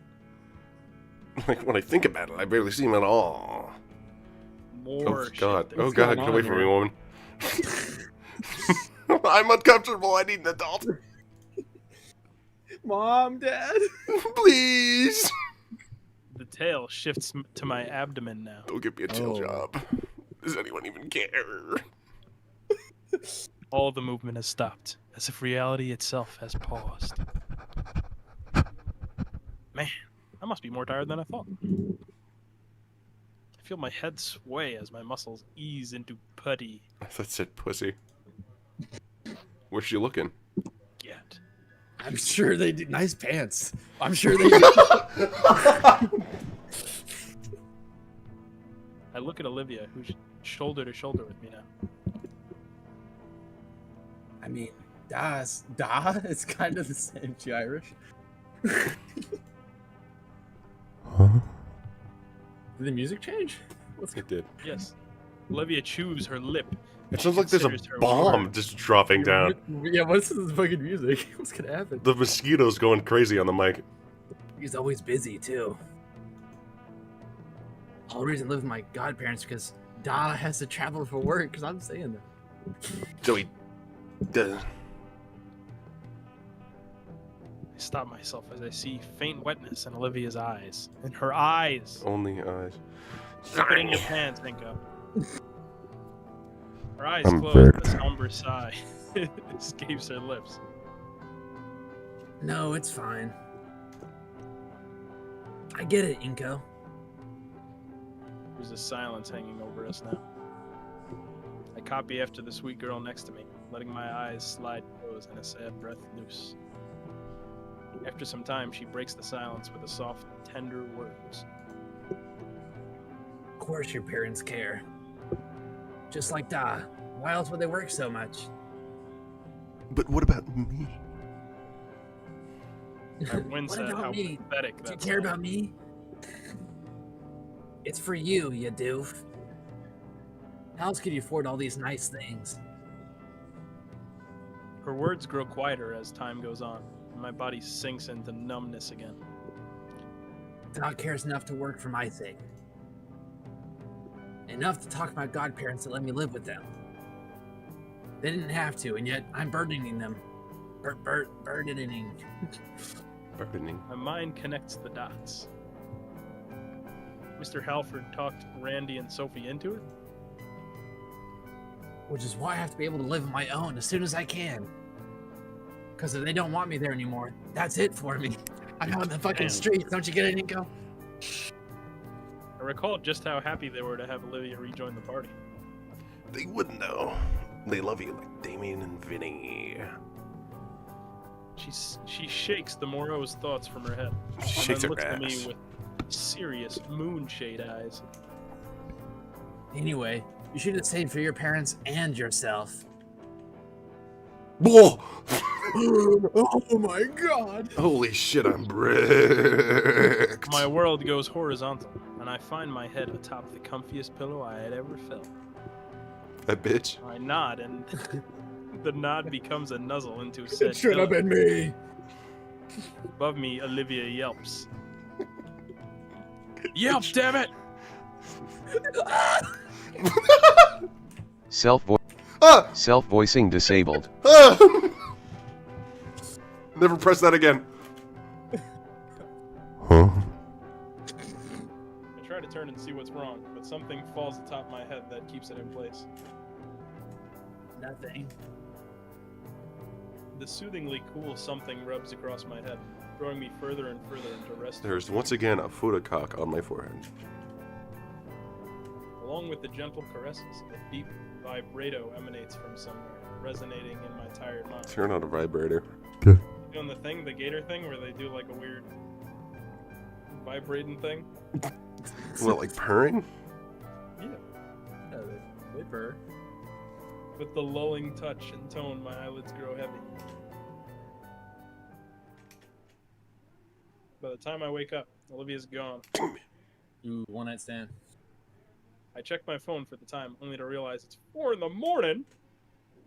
I can't help but groan as I sit up on the couch, but instead of feeling horrible, like I had the past few days, I felt surprisingly well. Yeah, you aren't drinking drink. There's no doubt that I have Olivia to thank. Hell, I might even be able to go to school today. Shimmy, shimmy, yeah, shimmy, yeah, shimmy, yeah. I wonder if any of that soup is left. She probably left it in the fridge, right? She ate it all. She fucking devoured it. What a fat bitch. She ate all my fucking food. I shuffle over to the appliance and open up the door, allowing my eyes to adjust to the light. It only takes a second for me to spot a Tupperware container filled with a delicious meal. Delicious. I'll have to ask her for the recipe. Sometime.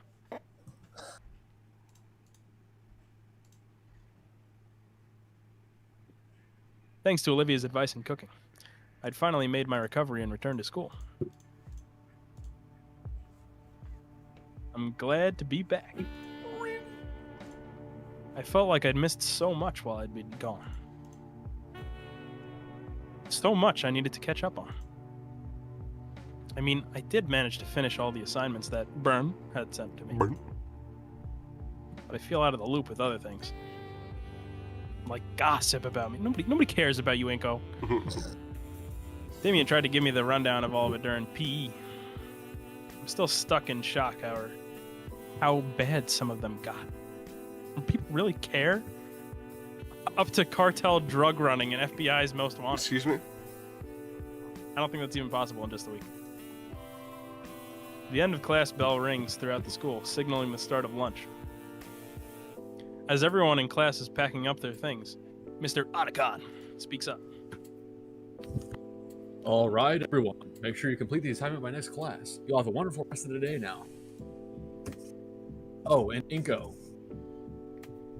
I stop at the mention of my name as I throw on my backpack. Hi. Could you wait a moment? I have something I wish to speak to you about. No. Olivia looks back from the classroom entrance, waiting for me. Don't wait at me. Wait up on me. I'll meet you at the table with the others. I'm illiterate. With a shrug and a nod, Olivia wheels herself out the door and down the hall. Everyone else leaves the classroom until it's just Otacon and I. Please, have a seat. I take the seats closest to Otacon's desk, putting my backpack down as well. Mr. Otacon gets himself out from his chair and walks around his desk, leaning against it. So, I'll be quick about it. I got a job that needs doing. I'll give you a blowjob. Up. You miss assignments and need makeup work. And I need some extra help with something. Something I think you'll be very interested in. Is it trying Olivia naked? Some good friends of mine are getting married in a few short days, and they've hired me to be their photographer. And given the excellent learning experience, cough, child labor, cough, I thought of you. Yeah, if you want to, of course. I could always call in some associates to help me out, but I thought adding in some extra credit would sweeten the deal. What would we be doing? Taking pictures, dumbass. What the fuck? What do you do as a photographer? Oh. Fuck if I know, man. There's a broad smile on his face and a distant look in his eyes. Well, you'll be my apprentice in this case. You'll not only be helping out set up more elaborate photos, you'll also be doing a lot of independent shots. Independent? You mean I'll be taking my own pictures? This guy. Yep. In fact, you'll be using my SLRs and lenses for this, so keep all the shots uniform. I almost changed into Olivia's voice mid-fucking sentence. The idea of finally getting to use something like Mr. Otacon's $1,000 Avon makes my head swim. So, what do you say? Interested? No. Certainly seems like a hefty task, even if Otacon would be there to help us. Then again, Otacon wouldn't be offering the job if he didn't think I was capable of doing it. So it'd technically be my first official photography gig, unpaid, and a wedding shoot to boot. It sounds so daunting, yet enticing. I would love to. Sounds like a done deal. It's after school today. We can talk more about it later. For now, you should be getting along till lunch. Thank you, Mr. Gadon. I give the teacher a nod and grab my backpack. Just as I head out the door, my curiosity gets the better of me. So, who's the lucky couple, if you don't mind me asking?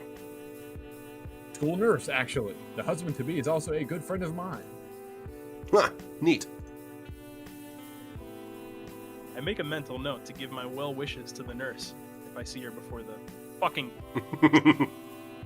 With that, I wave Mr. Otacon goodbye and head down the hallway. Wait. Friday. But I was gonna practice painting then.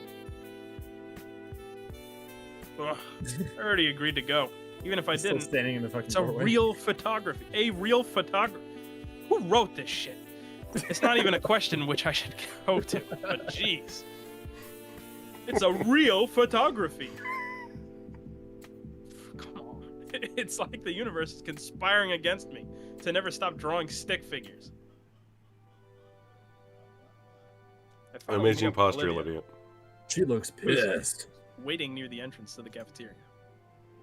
The grassy green girl is leaned over, a sour pout scrunching her mug close as she eyes the passerbys. That was a really hard to read sentence. Oh, weird. When she notices I've moved into her airspace, she perks up immediately. Seeing the transformation is surreal, and I chew on my cheek to keep from laughing as I watch her muscular tag wag happily. Finally, took you long enough.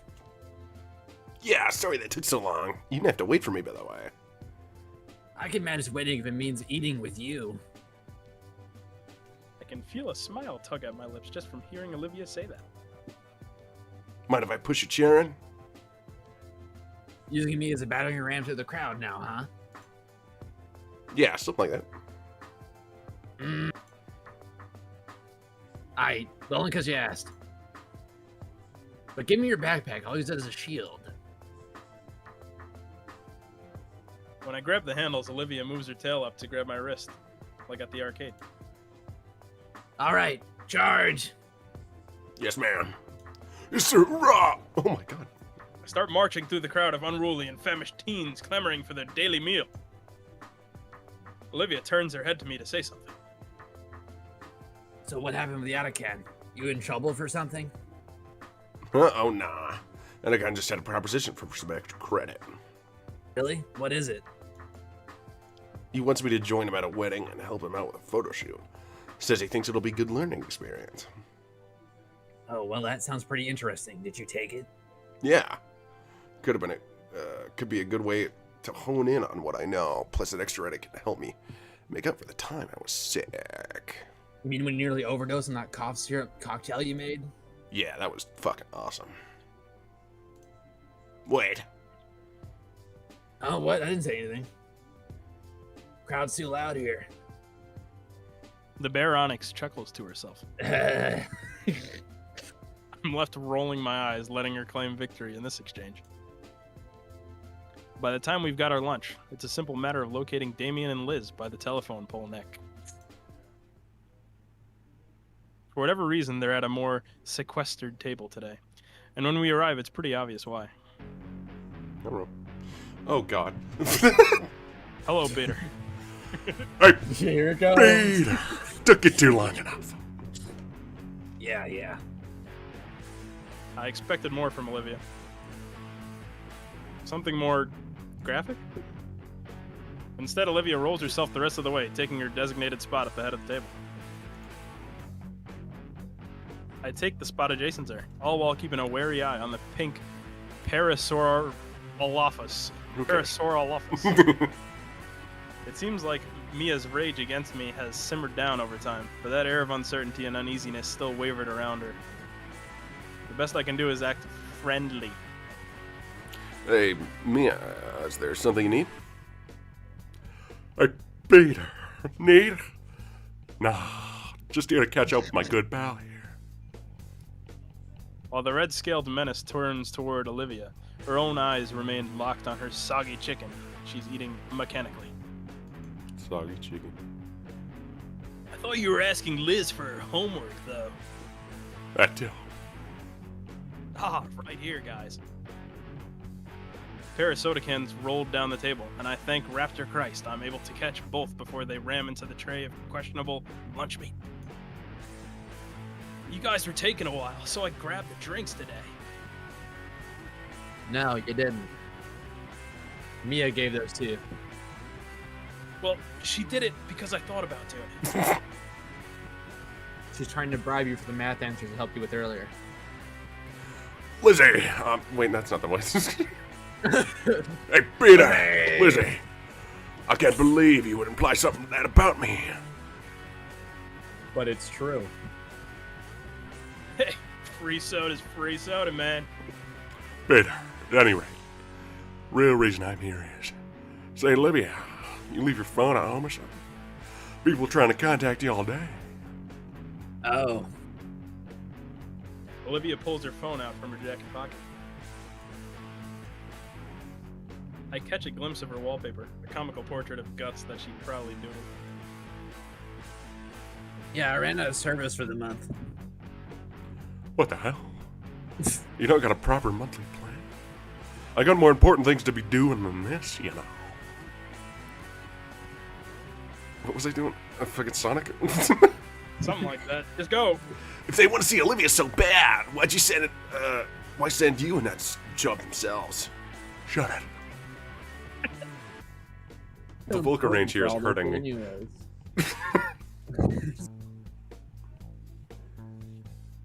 Peter, what'd you think? Man? Bram wants to talk to Olivia. Why does he want to talk with Olivia? Peter, is this 20 frick questions? How the hell should I know? What's really going on between me and my boyfriend and the Hot Wheels here? Peter, all that matters to me is if Olivia's here is gonna fix her. I'll think about it. Peter, whatever. I'm out of here. Smell you later, Gator. There was hate behind that, Gator. Nick. Mia storms off, leaving Olivia looking very sad. Racially motivated. Ugh. Fucking. Things are right with Ben. Olivia rests her arms on the table and slumps her head. Probably no. I don't want to talk about it. What? Talk about you, dumb bitch. Where'd her bright mood from before go? Well, anyways, Damien, you really shouldn't condone cheating, even with something as simple as math homework. But you helped me out with it! No, that's different. No. I helped you with it, and I think you're getting something out of it. Like the answers! What I mean is, in comparison, Mia's just trying to be lazy, and she's only cheating herself. What's the issue then? What's the issue? For real. Yeah, I get free soda, and someone you hate tricks yourself into staying stupid, and everyone thinks they win. It's great. You scare me sometimes, Damien. Guess I'll have to ask Ben what's going on if I see him later. Where's my main man, Ben? Burn. Burn? In the meantime, Olivia's disposition only keeps getting more and more dour. I try to think of something to help cheer her up, but I keep coming up with dead ends on what could work here. Deadings. There's got to be something. I can't just leave her in such a sour mood.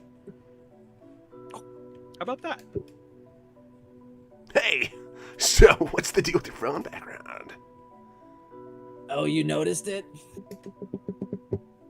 She flips her phone on and shows me her background. It's a little doodle of guts. I drew it up the other day. Got the curves just right first try, so it's pretty cool. Yeah, I'm joking to that photo right now. I'll bet. Is he with you today? Nah, I left him home. How often do you bring him? And not often, maybe once or twice a semester, and even then it's just when I'm bored. Although once he was just in my hoodie when I left for school. Unexpected. It was. Here, I got some pics saved. The screen displays the small creature sat atop a desk. This with music its is making skinny me go tail fucking clutched into insane. its desk chite. This song sucks. I don't know why, but he holds his tail like that all the time.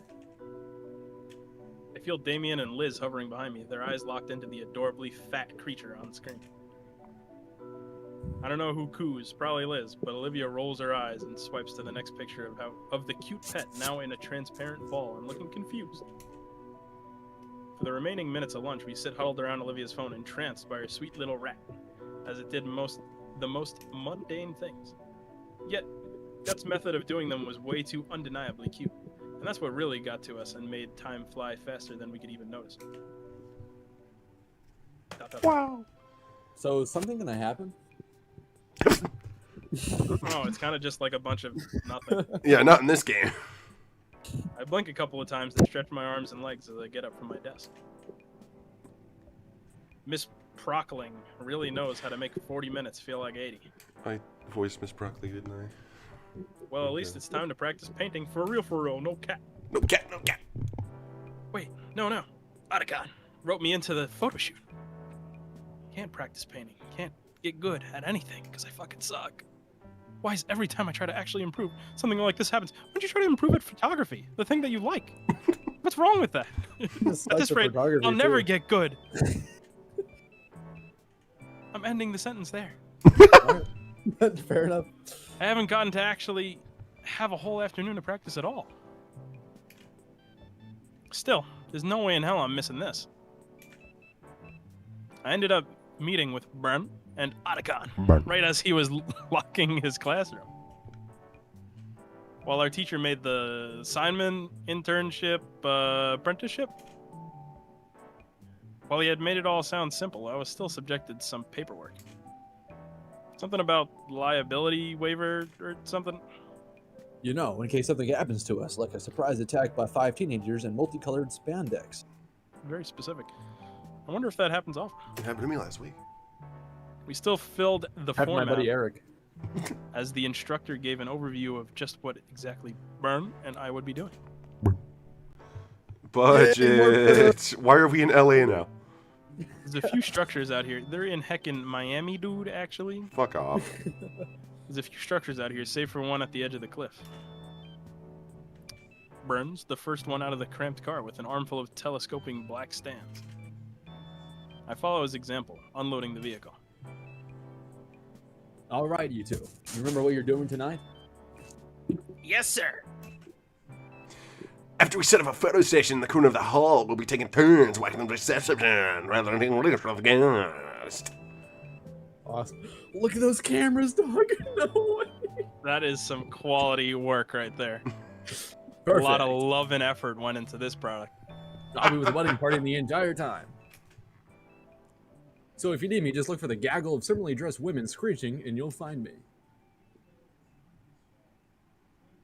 He grins as he helps carry the last of the lightest equipment from the trunk. Remember, this is actual work, so be polite, be efficient, but most importantly... Ben and I sit upright at attention, ready for any order our teacher will give us. Have fun. But Trust me, the clients will appreciate it more. Finally finished with the unloading, I inhaled the mixed aroma of ocean and flowers. While I find the scent energizing, Ben seems to have the exact opposite reaction. His brows pinch together in disgust as he tries in futility to fan away at the air with one hand while covering his nose with the other. ugh, I think I'm going to be the sick one next time with this weather. At least the view's great. Yeah, it is. I don't remember what fucking voice I did with this. Mr. Otacon leads us through a small garden out front into the reception hall. It was more like a nerd emoji. It was a lot less, like high. Yeah, it was like what that. the dose? Yeah, it was that. I What the got you. deuce? What the spruce? It's a spacious wedding tent adorned with all sorts of flora and high-end lighting, keeping the place warm and lit. Okay, you guys know how to set up here. I'm gonna get to business. Yes, sir. Oh, I got it now. Yeah, you do.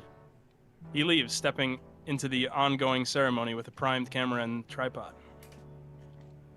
Ben and I exchange a single glance before we both resign ourselves to the daunting task. First on the list is the telescopic stands for the cameras. From experience, it doesn't take us too long to get those in place. Next are the reflectors and strobe lights, all packed in heavy cases that have to be hauled inside. By my third case, I'm already exhausted. Shoot, I thought gym class would have prepared me for this. My phone buzzes. Might as well take a breather. My phone buzzes. Opening up the notification, I discover it's from Olivia. So Snoot Game didn't do the background shit better, but the thing about Snoot Game is it was free. This game's $15. So that's why. But to be fair, This costs be real fair- life money. to be fair, they did not get the money until after the game was done. So they just pocketed all of it. Yeah, I don't like thinking about, because it's like, okay, well, they have money now. I guess their next project is going to be good. But we're going to be waiting another 3 years for that. It's fucked. Sir, yes, sir. Hoorah. Oh, he means the writing. I'll be honest, I No. don't think it was nearly as much filler. Sure, the game's twice as long, but damn, he talks too much.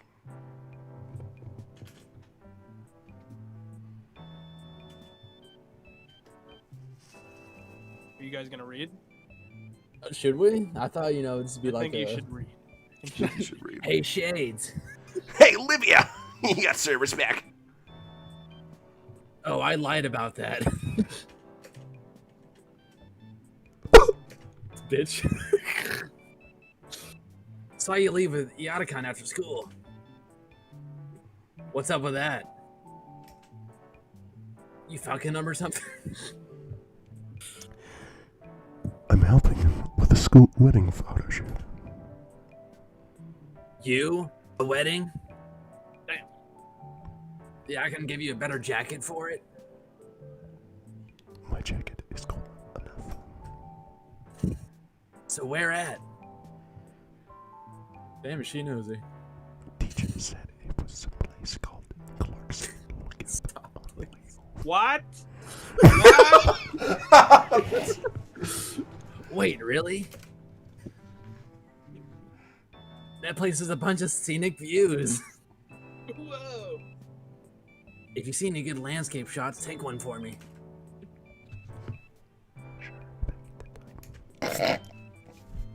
No, do it now. Awesome. Is that awesome Brad image? Cute and threatening message. That shit received. goes hard. Jeez. Well, this is as good a spot as any. Jeez. The sun's starting to set, so it does make for some pretty nice atmosphere. Maybe Olivia wants to paint another landscape. In the distance, I see a few sailboats and yachts. Further beyond a freighter or two, the seas sure are crowded these days. I take the picture and send it over to Olivia. That It's a real sucks. picture. Thanks. That was a real picture. It's a picture of a fucking road. I can't picture thanking me like that in reality. The thought alone of her doing something in so sweet a manner. Inko, this thing weighs like 80 pounds. I'm not doing all the work. I let my camera hang loose around my neck while assisting Bern with setting up the last of the standing reflectors. Setting up meant not only the cameras, but a large chunk of incomplete decor prep. Which meant carrying out loads and loads of heavy cases loaded with strobes, reflectors, cloth sheets, and so many telescoping pole stands. Following his instructions, Ben had set up a small red carpet path leading to a glamour shot station. And meanwhile, I was finishing making sure the marked out spots within the room had the right combination of flash and strobe and or reflector. Do you know what's crazy? Like, the past fucking 80 sentences could have been summarized as, we set up the shit. Yeah, this is like padding. By the time our teacher had come back, I'd just placed the final light in position. As guests started walking down Ben's handmade path, Saw the camera. I skirt along the edge with my borrowed high-end camera. Inko, I'll put some Subway servers in the background while you're thinking to yourself. The DSLR's clicks are muted compared to the chattering guests. And while I think I can manage to catch some decent shots, not really feeling like it today. What's wrong with me? Thought you just meant in general. Voila! Ben was having a much easier time working the makeshift studio we'd built in the corner. Couples would simply walk up and stand before the backdrop with a massive window to the cliffside and ocean. And Ben had the brilliant idea to not only set up Otacon's lone camera, but also his own, so he'd capture the couples from 2 angles at once. He looked happy with each other, with each and every shot he took, not each other, and the people always chatted him up right after. And here I am, doing my best not to scowl as I look over the blurry shot I'd messed up. Blurry, because my hands are shaking. I guess I'm I hadn't noticed till now that my main messaging app had been going off. Content? Here? So is it going well? Hardly. I think Ben's turning into a competition. Are you winning? No. Not really. Beat him for me? What the fuck? That wasn't a real message. I try to ignore my phone for now. I don't think anything will What come. does it he mean that was a tweaking? real message? Is he tweaking? What does that mean? Huh? What happened? It's that Fucking wasn't a hallucinating? real message, Oh, was but it real? I'm confused. Fake. It wasn't a real message. He's tweaking. Lie than not. He got some more drink earlier. Okay, give me a minute. I just need to use something real quick.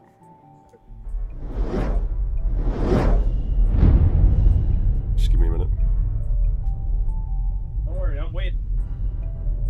Will be. Solo quality.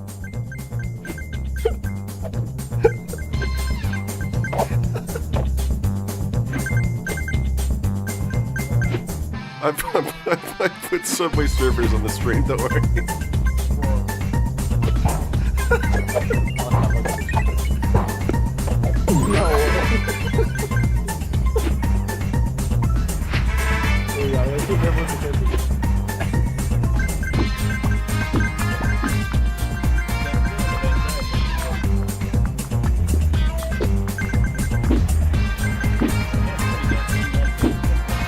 Zooming around as efficiently as he is isn't helping. Well, that's not all. Olivia's messages throw me off.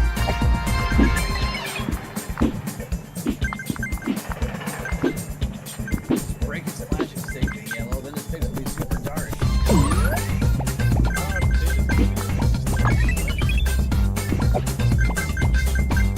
We're walking in the bathroom or something. It's me. I think that's sports.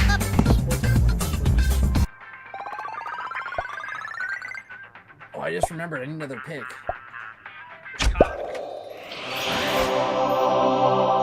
Can you try shoving him to the wedding cake and take a picture of smash it? This is me. I know.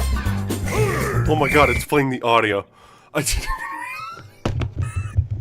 It was playing Subway Surfer sound so loudly. I didn't even fucking realize. I'm sorry. 10 out, 10 out I'm of so 10 fucking sorry. stream.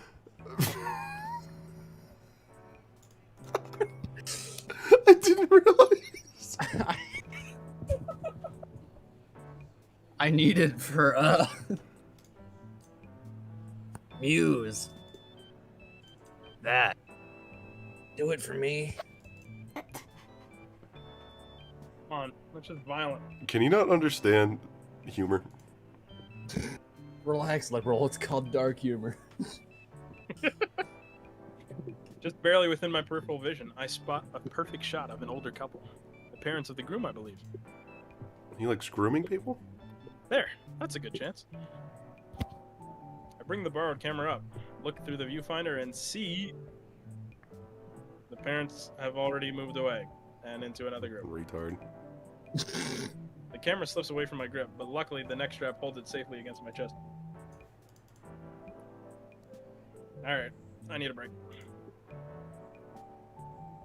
You Find didn't an do appropriate anything. place to What do you sneak mean outside.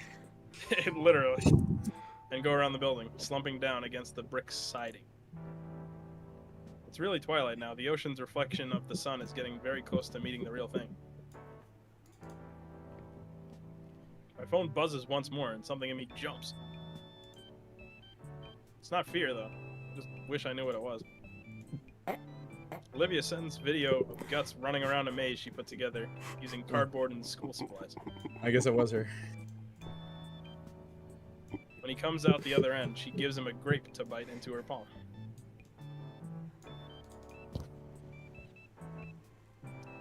Aw. I was never really fond of rodents, but seeing Olivia's videos and little doodles is really starting to sway me. There's something about seeing Olivia having such strong bond with Guts and caring for him that way. For that warms my heart. It's hard to believe that this is the same girl that used to give me nothing but icy stares when I first met her. They better fuck soon. I'm glad she feels comfortable enough with me to let her defenses down and be herself. As I continue snapping photos, my trek around the hall to find good photo ops leads me to the stage where the DJ once was. Shame that I didn't get any good shots of him while he was here. Maybe Ben got some decent pictures.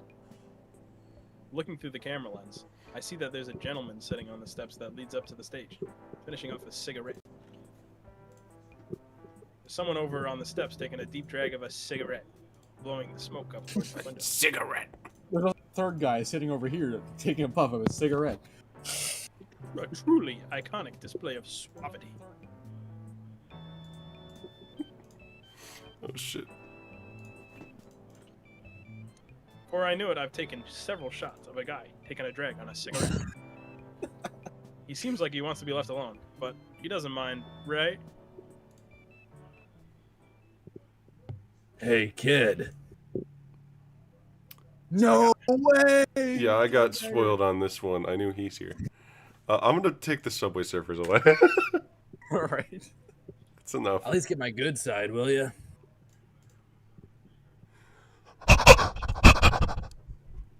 I step closer, readjusting my camera and settings and scrambling for an explanation.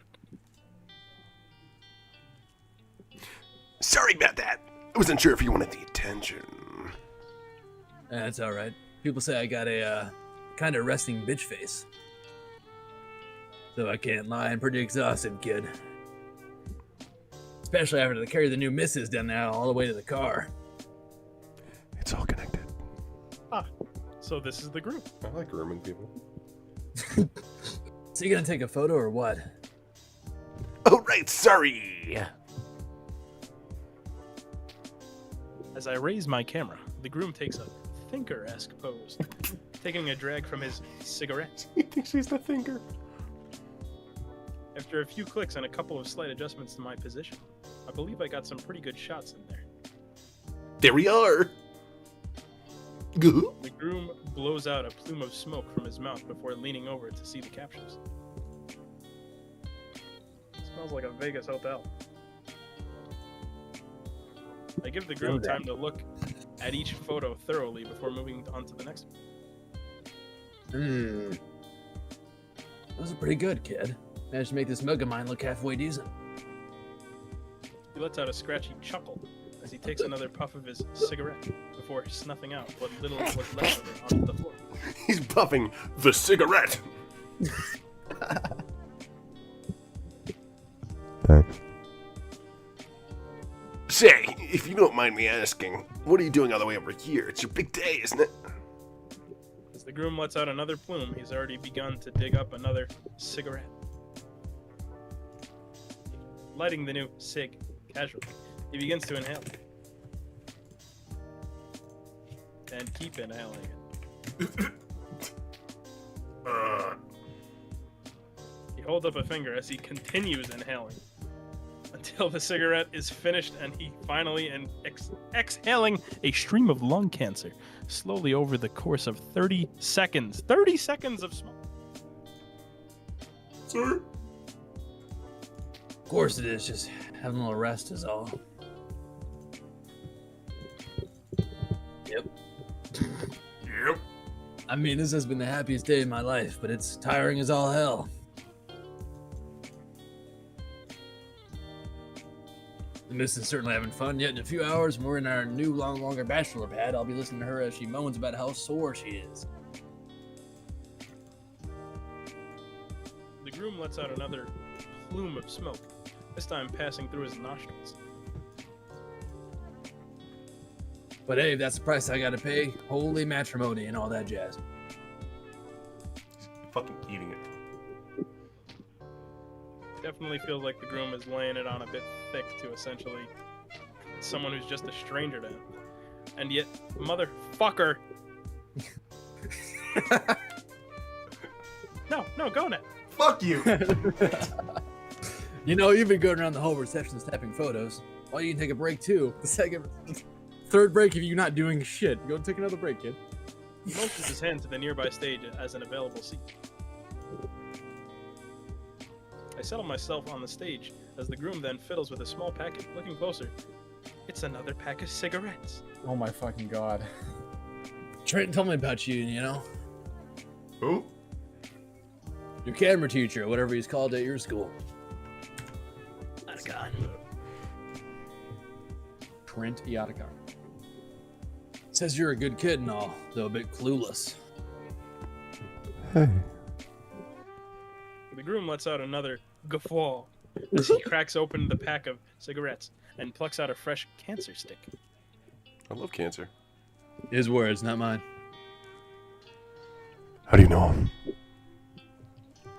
We've known each other for ages.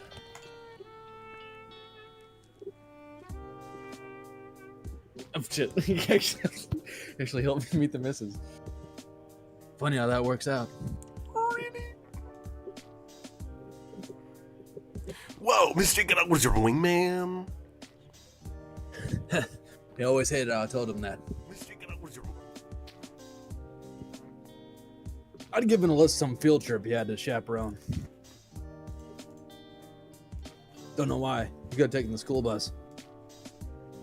But as soon as I got here, I met the rest of his coworkers, including my would-be wife. Tarot prick totally tricked me into chaperoning too. Just I could use the time to get to know her better. Geez, maybe I should be asking him. Well, no, I can't. Can't what? Nothing important. I'm not important. Have a teacher tell you how to court a lady friend, right? Hey, no. Another one of his students, your classmate, yeah? It's not like that. We're just friends. Oh, come on, I know you want to talk about girls. I want to talk about underage girls too. That's always fun. What? Humor me a bit. She's just a good friend.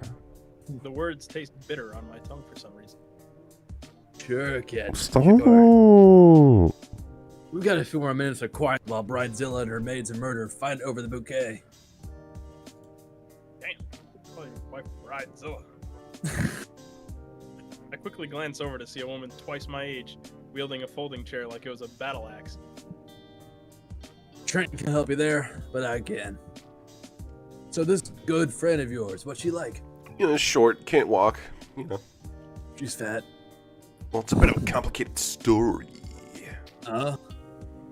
I mean, when I first met her, she was very cynical and sarcastic. Well, see, she's still sarcastic, but in a lighthearted way. Even with her friends, she was a little bit more distant. But when she's painting or gushing about some franchise or obscure anime, there's this unashamed excitement and passion in it. I haven't met anyone with that kind of energy before. Once you get to know her, she's just nice under it all. Everything. No, you dumbass.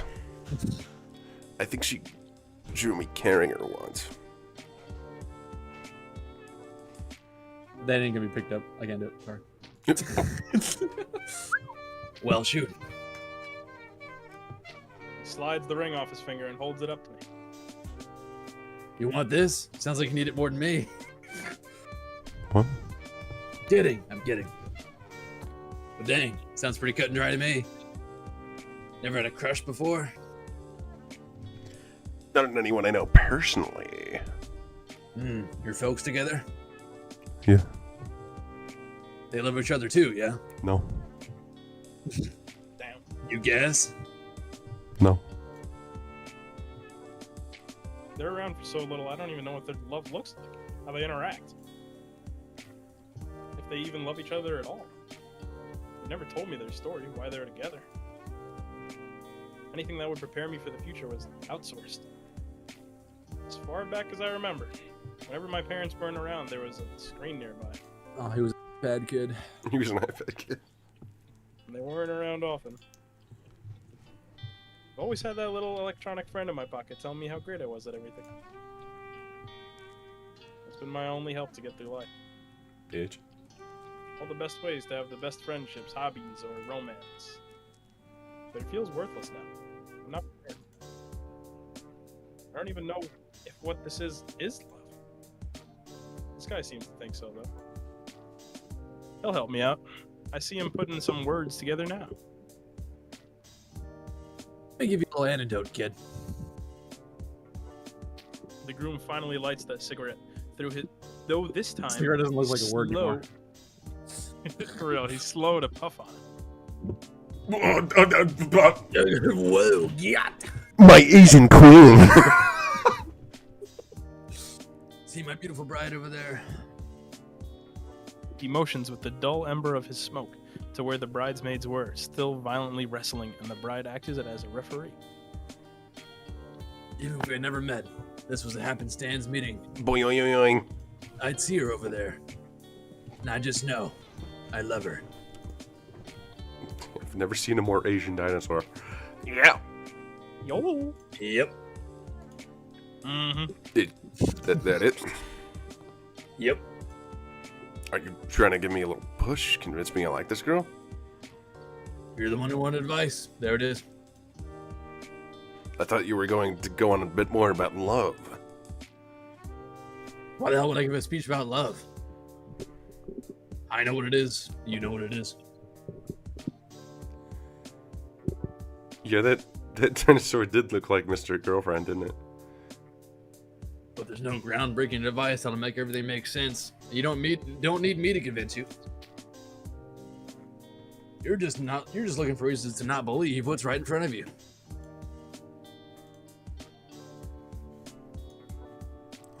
Oh.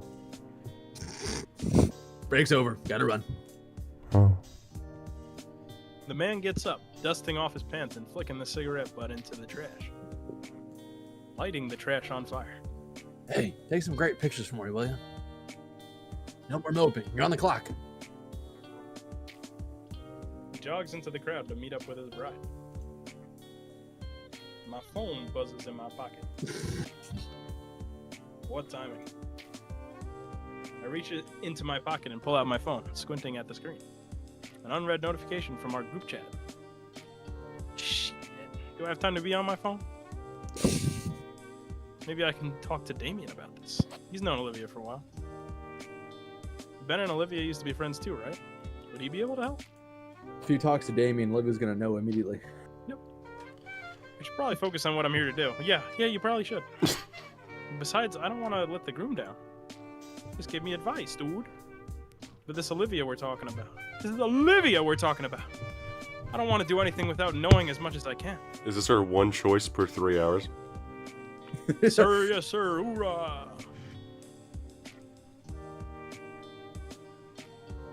What would be the... Chet, what do we pick? Chad, let's do another poll. Chet, what do we pick here? Please pick whatever gets me to the next fucking scene faster.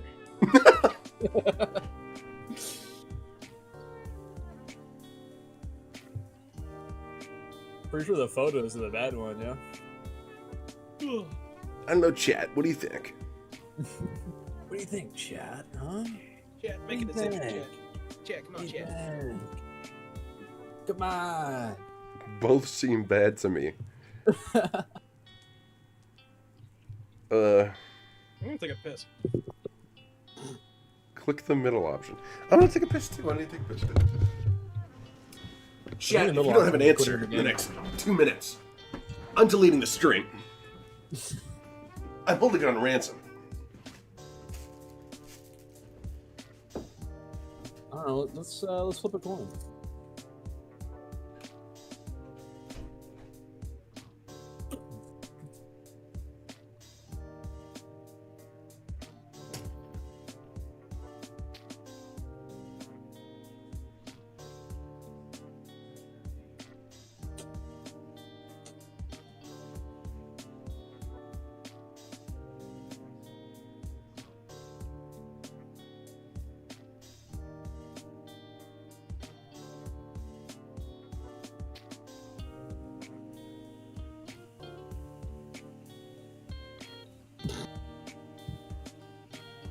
No, they fucking don't.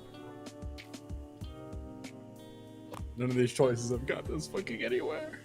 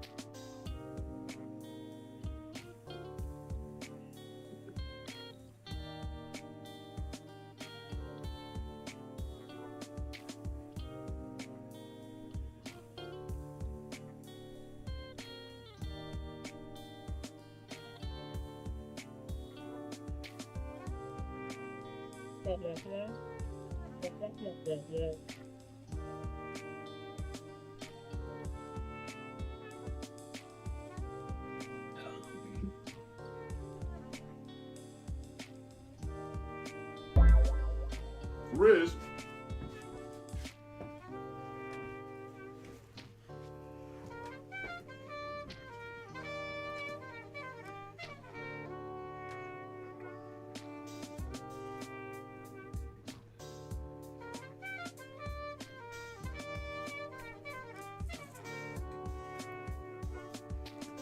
Okay, I'm gonna get water, and then I'll decide.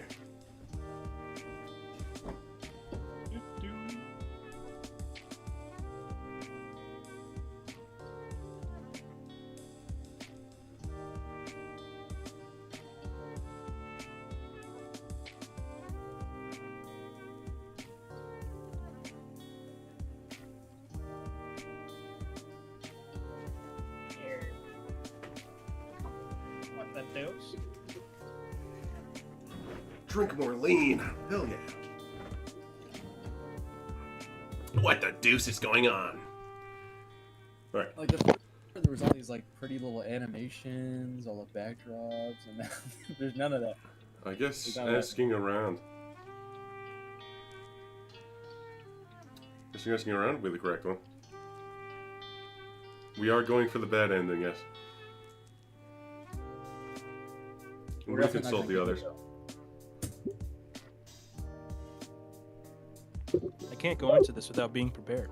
I really don't want to let Olivia down, especially after all I've done for her.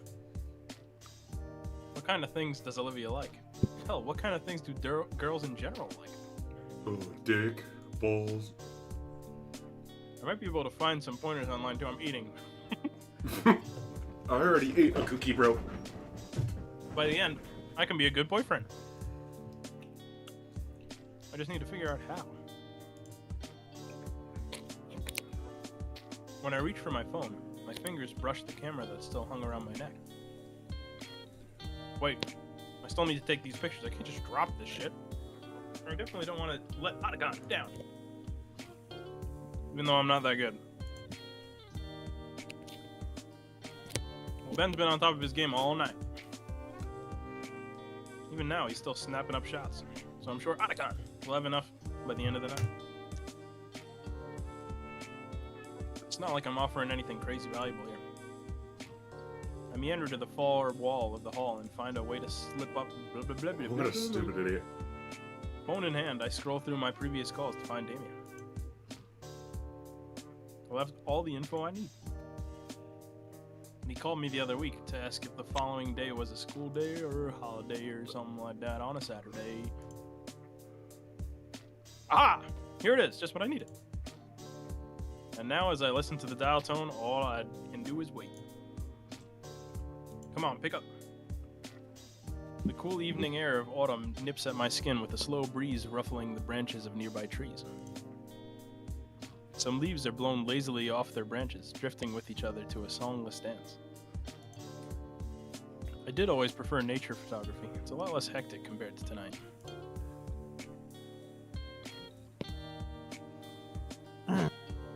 Hello, Payne residents. Oh, Oh, sorry, Miss Payne. I thought this was Damien's phone. It is. He left his phone on the table while he takes the trash out. One moment. Damien, sweetie, you have a school friend on the phone. oh ma! I told you not to answer all these spam calls. It's Inko. Oh, snap, cool, thanks, Mom. Yo, Inca! I can make out the frantic shuffling of the phone. What do you need me for? Okay, just play it cool.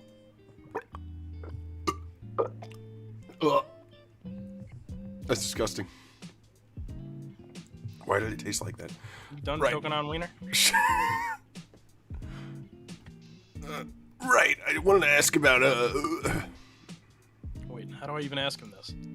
well, I want to be a better friend for Olivia, right?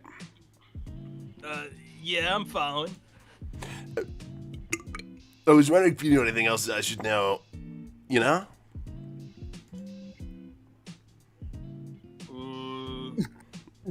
Silence lets me know how stupid that sounded.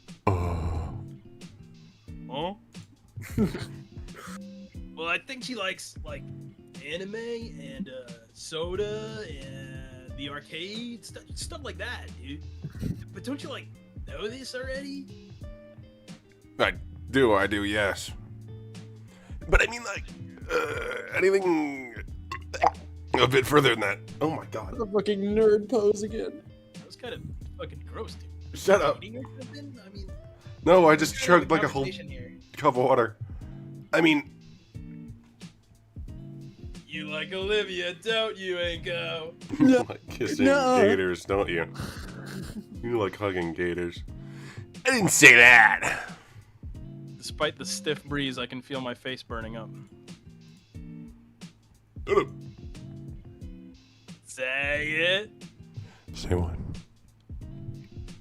I don't need to tell you nothing. And now I got all day to wait.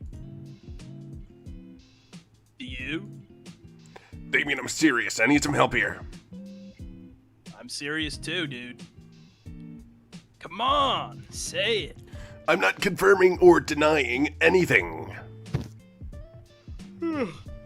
Maybe I should hang up then. See you at school tomorrow, dude. Hang out, my man. Dude. Damn it, fine. Damien. Yes. I take a deep breath and say it. All right. I like her. Huh? Who? Come on! Olivia. What? What about her? I'm not hearing complete sentences here, man. Screw you. I like Olivia. I want to know what advice you have as a friend. I'm serious. There we go. In all seriousness, I don't got anything. Fuck. I haven't thought of Olivia that way since, like, 3rd grade. I don't really have anything game-changing for you, dude. Great. But hey, I'm here for you, man. Just don't act a fool and start wilding out, you know? Not in the silent. I'm saying, like, you're calling because you think there's some big secret here, right? I'm telling you, there isn't one. And that in itself is an advantage. You don't need to be focusing on, like, strategy. Just let it happen. Wait. Does she know? No, I don't think so. I think she likes me too. Oh, well, yeah, that's the long and short of what I got. Have you ever been in a relationship, Damien? A few, nothing serious, though. Hey, want to go to the school dance, that sort of thing. Never went anywhere, you know? Yeah. Alright, I should get back to it. Sorry to bother. Hey, call anytime, man. Hey, you kinda sound like me. Go fuck yourself. Fuck! Later, Gator Diter. 0 found. I fight the urge to throw my phone into the brick wall. That was pointless. Yeah? Place a hand on my forehead. Take a deep breath. At this point, I should just try to get some more photos to look somewhat competent at my job. I slip my phone back into my pocket, grab my camera, and begin walking around the hall. Doing my best to look for opportunities to snap some decent shots. I do a lap around the hall. Even then, I'm still struggling to find anything good. It isn't long before I notice Ben across from me. And from the looks of it, anything up there than I am. Not only is he finding better shots, but the guests are going to him and asking for shots. Actually, the more I think about it, Ben might actually have some decent advice to give, right?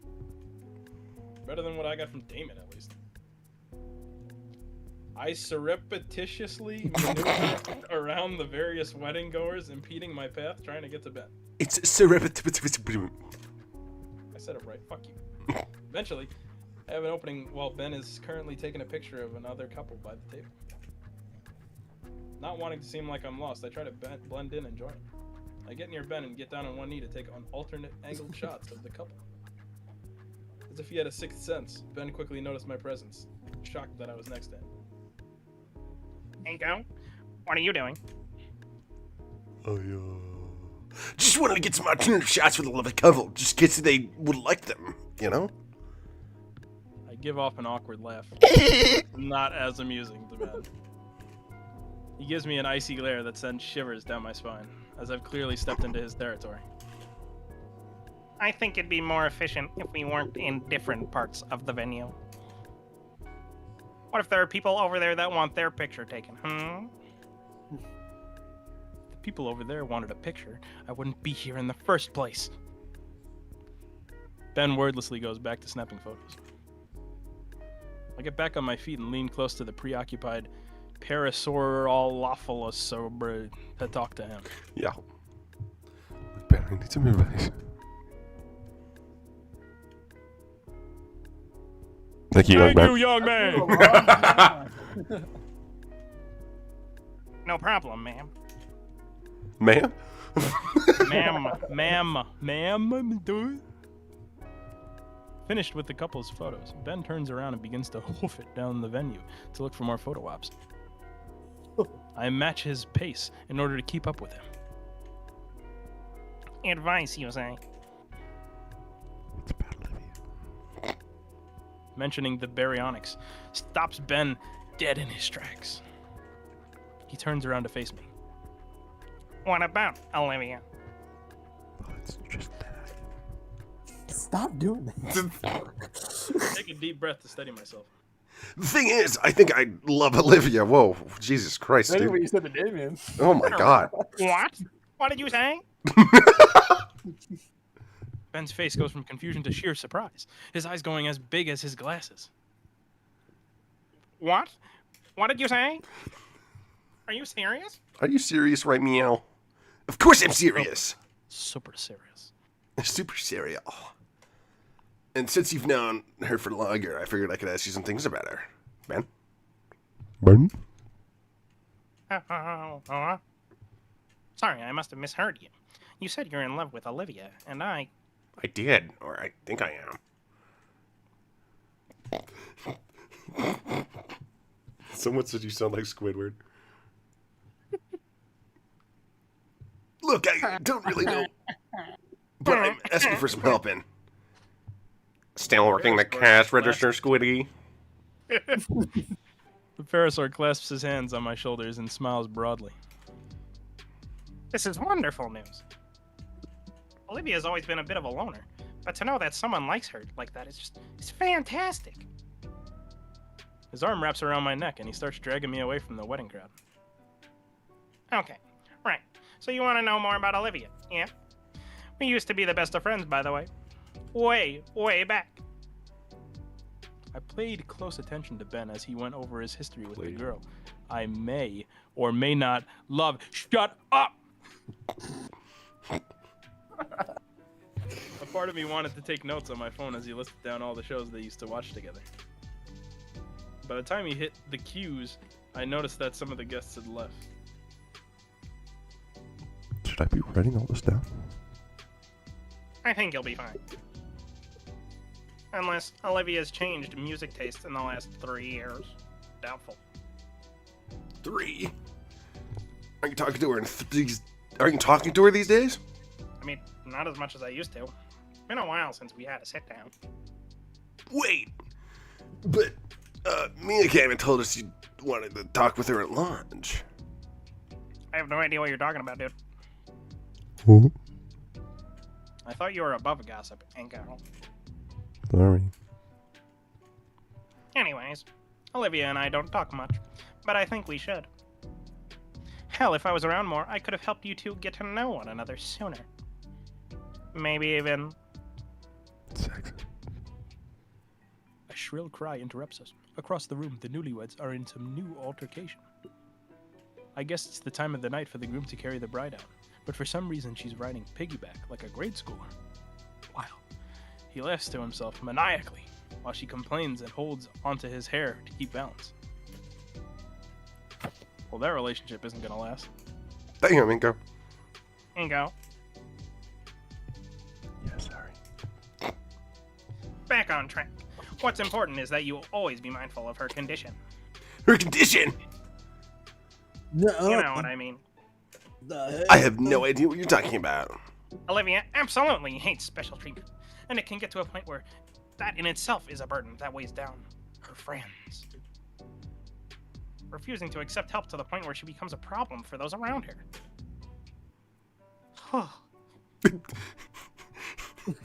He's fucking bewildered. I would know. Are you talking about how Olivia tries to do things on her own? Yeah, like, for all the times I've tried to help her out, she just gets all pouty and silent, as if I was stepping on her toes. No wonder people try to avoid her, you know? Can't just keep pushing people away. I care about Olivia, but she doesn't do herself any favors. Truth be told, I'm a bit excited to hear all this from you. If you could get through to her, we could be friends again. I'd definitely do it right this time. I fucked up last time. I don't want to impose anything on her. That wouldn't be right. Well, you see, that's exactly what you want to avoid. Otherwise, your relationship is going to be one-sided. One-sided. Relationships are all about mutual respect for one another. Anything less than that is unreasonable. Without that understanding, it's doomed to fail. That's why I get pegged by Mia every night. And one thing to understand, that's private information, mister. Olivia is that her condition needs special considerations. Ones that she doesn't fully agree with. But you have to account for that from her. Otherwise, it won't work out. Is that why you two stop talking? All right, you boys ready to pack up? Pretty long night, huh? I took like 3 pictures.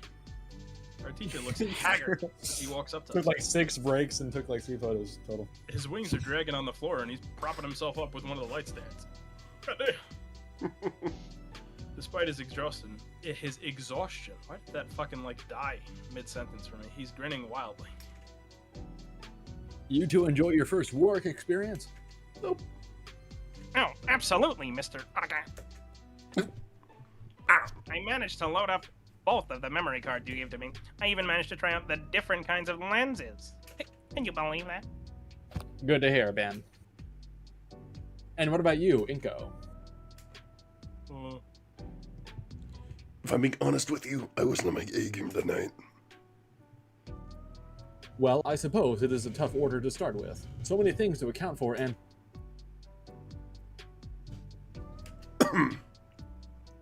No. I meant that I didn't really get any many good shots, Mr. Dekan. I didn't even finish the first card you gave me. I see. Well, when we go through these next week, I'm sure they'll be fine. Oh, definitely. The groom saunters up with a huge grin on his face, slinging an arm around our teacher's shoulders. I can't wait to see these. Otacon straightens up and shrugs the arm off, turning to the newlywed married man. You'll see them when you see them. My team still needs to go through all the pictures and weed out the chaff. Oh, come on, T. You can't give your buddy a preview or something? Mr. T. Otacon sighs a bit. Hey, it's your special day. Ben, could you go fetch a laptop and card reader? Yes, sir.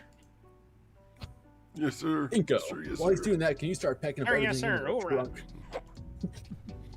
Sure thing, Mr. Ada Clown.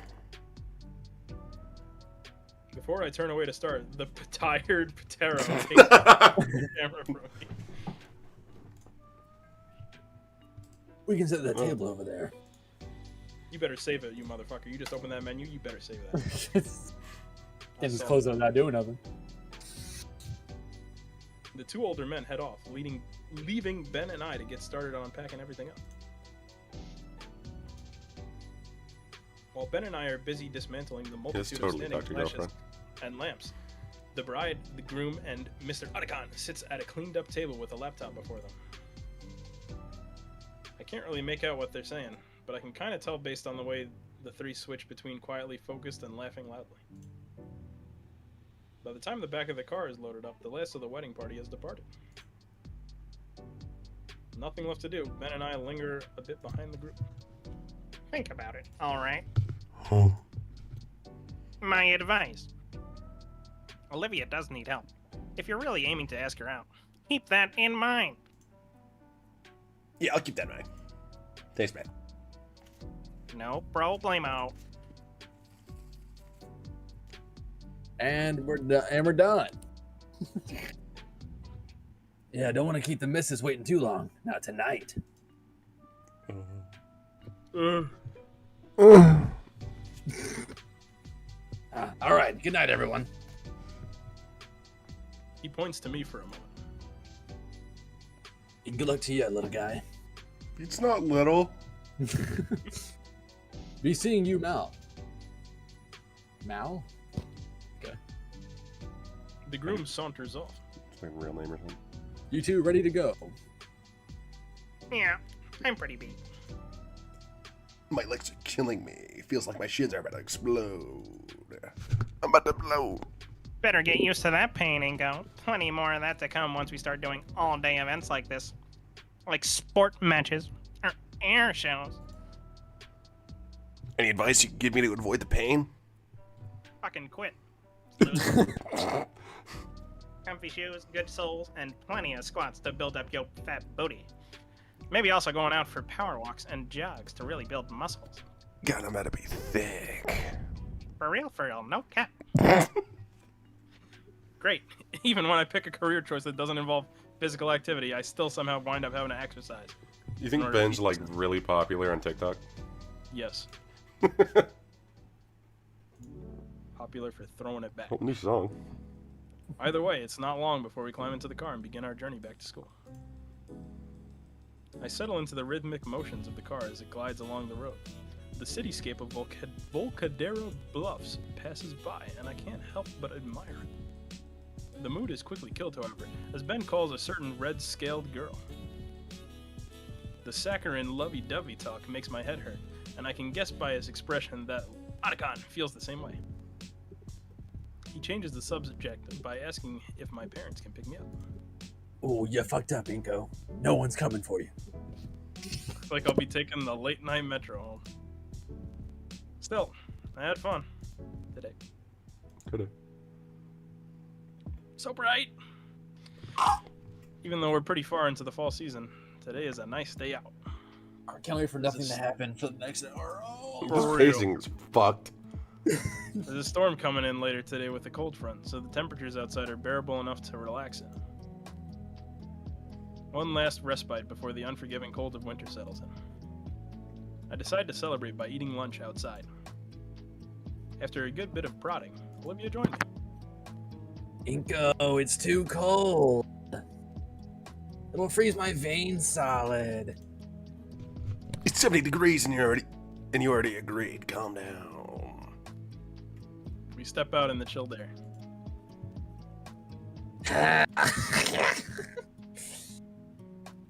She pulls the drawstring of her hoodie taut, yanking it shut again. When I try moving her along, she starts dragging her tail on the ground. You're secretly enjoying this, aren't you? That hoodie isn't hiding your still little grin. There's a table by the edge of the yard that looks pretty good. Now it's just the two of us. Bill Withers. Alone, Naked if we try. naked. Sitting at a picnic table in complete silence. I hope she can't see my boner. Ingenious one-liners for the slam poetry champion. Yet I can't work up the will to say anything about the wedding tour. Hey, wouldn't it be funny if we got married? Guess there's always later. So, Olivia. The gator lifts her head from her roast beef sandwich, staring directly at me. What, a vagina? Bro. I think What's a up? literal roast beef sandwich. Oh. How about this weather? Seriously? Starts with one thing. I don't know why. Yeah, seriously. I'm not used to coastal towns, so this is a nice change of pace. Well, it's pretty chilly. Part of why we're the only ones out here. It's pretty empty out here today. I just said that. Maybe it's a human dino thing, more acclimated to snow. Shut the fuck up, bitch. Even with the hoodie, it's a lot colder than I'd like. Shut up. Did I just tell you shut up? What? Oh, my secret to come on the side of me. Well, you wanted to, and I... And you? Olivia's lips quiver a little as she tries to work out words to say. Her mouth isn't up to the task, as a flush of scarlet spreads across her cheeks and makes her pouting lips glow. Can we just never say she blushes like normally? Not if you want to. Hey, stop looking at me like that. I mean, where are you from, then? The Midwest. The Midwest? Only loons come out from the Midwest. Oh, come on. That's not true. Alright, what was it like then? A lot of empty promises. Nothing worth talking about. What was saying Hammond like before I shut up? Oh, horrible. Everybody here sucked. Well, they still do, I guess, but seriously, most of the faculty had a stick up their ass, and the student body was holding on for dear life. I'd do anything to get out of this place if I gotta take you and Damien with me. Not Liz, though. Fuck that bitch. Wow. Like Liz.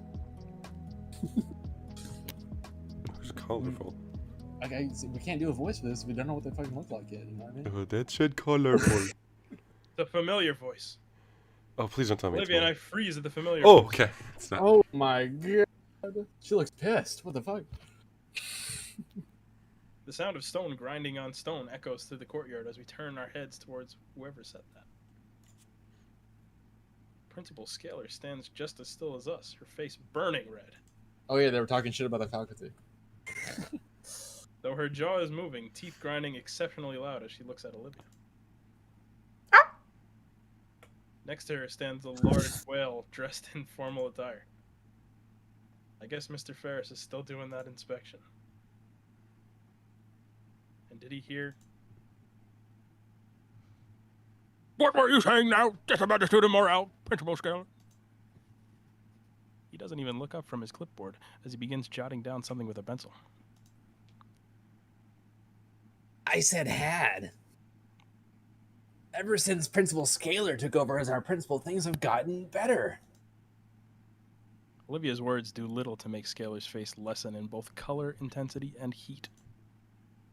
Yeah! I have to say, this school's way better than my old one, at least by a country mile. So, Mr. Inco, would you say that your time in St. Hammond, since your transfer has been both fruitful and comfortable? I mean, compared to my old school, I've made good friends, had excellent teachers and classes, and had anything all around good time. Also, the cafeteria food is great. It actually tastes like food, and not like microwave reheated gruel. How much longer do you that? Mr. Ferris gives me a nod and writes something else on his notepad before turning to face Olivia. What about you, Mrs. Olivia Shelford? What's it? Got any more comments regarding St. Hammond? Do be honest, if you please. Olivia shoots me a quick glance before taking a deep breath. Oh. The school needs more handicap access ramps. Also, the elevator in the main building is busted. Sometimes I get stuck for a few minutes. And also, our PE teacher steals hats from the students and hoards them in the equipment shed. I can almost feel the heat emanating from Principal Scalar's face as soon as Olivia finishes lodging her complaints. Wouldn't want to be around after Ferris's visit is over. For his part, Mr. Ferris only nods and writes down more on his clipboard before turning back to face Scalar, who does her best to turn her grimace into some kind of smile. Seems like there are some issues left over from the previous administration. Are you already taking the correcting issues Miss Alfred had pointed out? Principal Scalar nervously clears her throat. Who did this? I don't even remember. It wasn't me. Who the fuck was Scalar? I'm gonna say it was Doe. It was you. Not me. Yeah, It was you. I think I remember that. Yeah. What? No, What voice did I give this woman? You I don't do definitely woman. did this. I don't do woman. You did this. You did this one. No. Well, you're gonna do it now. I've already sent a request to the district if they collective that shit. Mr. Ferris nods That's good. and writes something else on his clipboard before clicking his pen and stuffing it in his front suit pocket. It's not good for my throat. I'll have to talk to the superintendent about that request next time at the office. What about this PE teacher, Miss Olivia mentioned? Oh, Mr. Godsey. Ferris raises an eyebrow. It's his legal name, and I know. He checks the page, then sighs a bit. Ferris turns to face me. Well, that's enough about St. Hammond for the time being. Mr. Inco, how do you say things are going for you? Not just as a student, but also as a growing adult. I have a boner. Wow. I think I did perfectly well in that regard. And so, is Olivia here? I gesture over to the green dino, who seems to jump in surprise. Oh, yeah, of course. The response seems almost instinctual on her part. That must mean she's really taken to my support. Phew, that's a relief. I suppose that's good to hear. Hey, what's happening over there? The Leviathan finishes jotting down something on his clipboard, finally turning to Principal Scalar. I think I have everything I need for the time being. Now, Mr. Ferris, why don't we join this to the faculty lounge? Of course, we can go over your future budgetary plans over a nice cup of coffee. Fuck you The guys. inspector turns away, Principal Scalar lagging behind him with a look of pure misery on her face. I wish she'd done this freshman year. With a huff and a frown, Olivia stabs at her lunch tray, treating her Caesar salad like a voodoo doll. You eat salad? Well, look at the bright side. She levels her silver eyes on me, but remains focused on treating her salad like its namesake. It's senior year and we're about halfway through, so we only have to put up this place for a couple more months. She lances the largest piece of chicken, twisting her spork roughly. And then what? I don't know. Oh, then what? I guess, I don't really have any concrete plans after now. What do you mean? You mentioned all that stuff about making a name for yourself. I fucking lied. I mean, yeah, when I first got here, that was the goal. But honestly, I hadn't considered what I was going to do to get there. It's my turn to toy with my meal. You? I plan on getting an art degree and starving because that's not going to give me anything.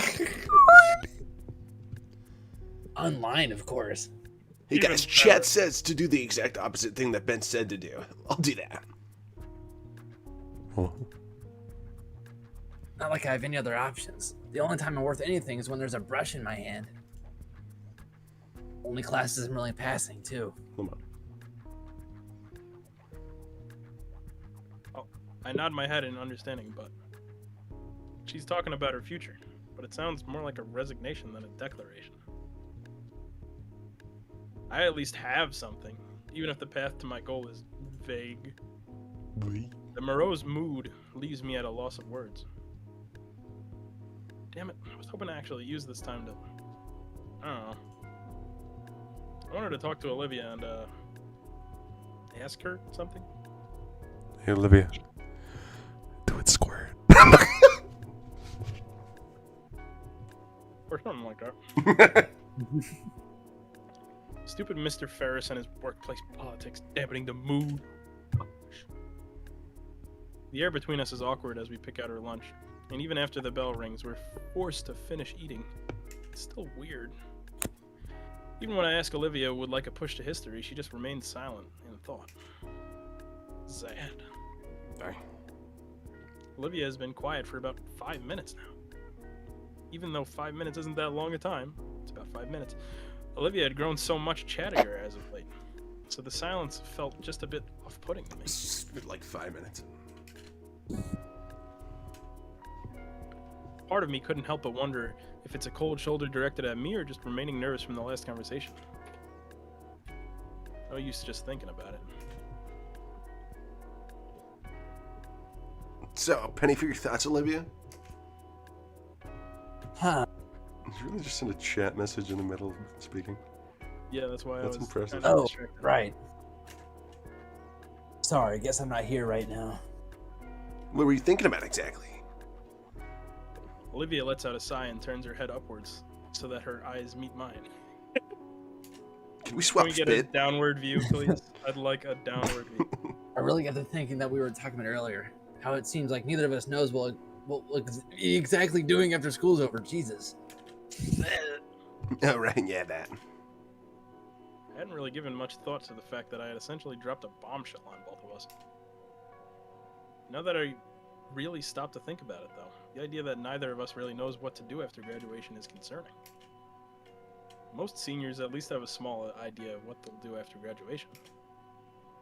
I think. Hell, Liz had made a full chart and timeline for herself. I mean, I always figured I'd go to college. That feels so basic, for lack of a better word. You look like an egg. There should be some kind of grander plan on what to do with the next big step in life. University, a career, maybe even starting some kind of family. Those are the kind of plans that come to mind. They're all just simple platitudes at the end of the day, though. Is it even worth making plans? The more I think about it, the more likely it is that something stupid just comes out of left field and wrecks everything. If you want to make God laugh, tell him your plans and all. So maybe all I can really do is live in the moment? Always hated that sort of thinking. That's what I do. That's all I do, yeah. Just be a sitting duck for life to take pot shots at me? That's what I do. That's what I do. Just live pretending death can't show up and take He's me literally me. That's what I do. Literally me. Oh, god damn it. Have fun. Hey, it's Olivia. And friend. Olivia stiffens in her chair. I'm stiff. Oh, hey Mia. Olivia's words are a hiss as she tries to face away from the crimson-scaled girl.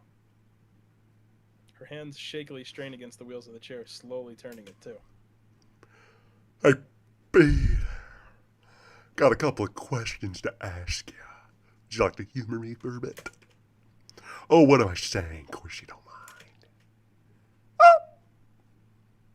mind. The parasaur saunters up and with the sway of her hip pushes me aside as she takes Olivia's reins from me. But she got hip-checked by a baddie. I think I just came a little. What the hell? You're insane if I think I'm gonna go anywhere. We? Not invited. You fucking idiot. She looks down to Olivia and back at me. We. He's funny. We're going for a little girl talk. No boys allowed. Sorry. You're up for that, right, Liv? She puts a hand on her shoulder and cocks an eyebrow back at me, like she knows something. So yeah, we'll just be a moment. Don't worry that pretty little head of yours. I think you need to take a breath.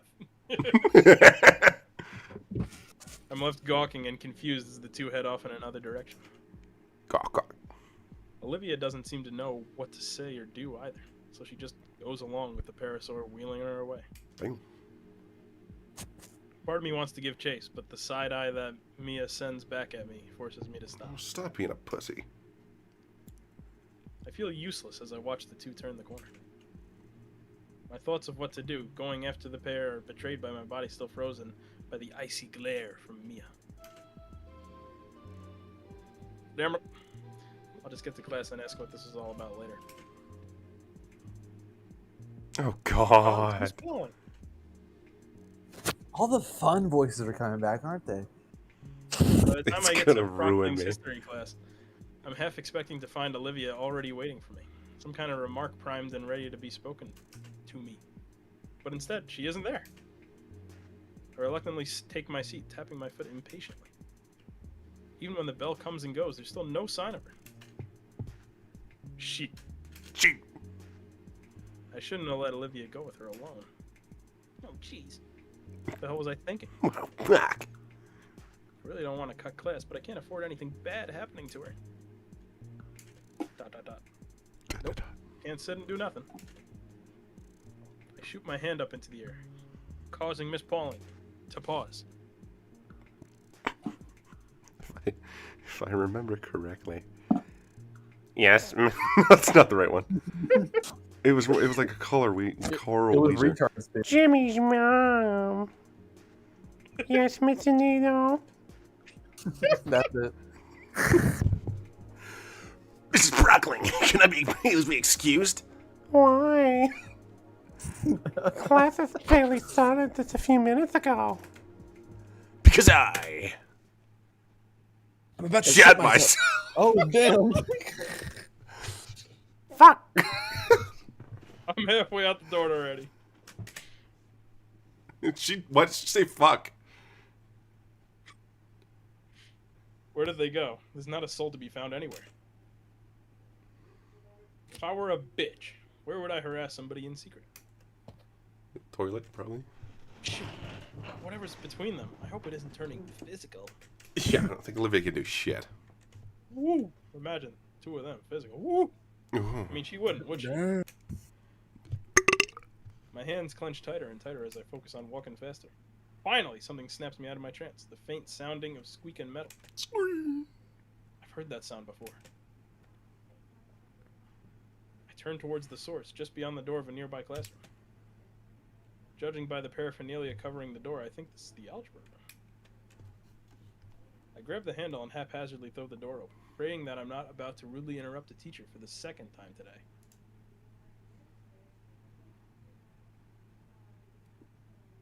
Yeah, whatever I they think the say. top ones. I think the top ones. Yeah, who cares?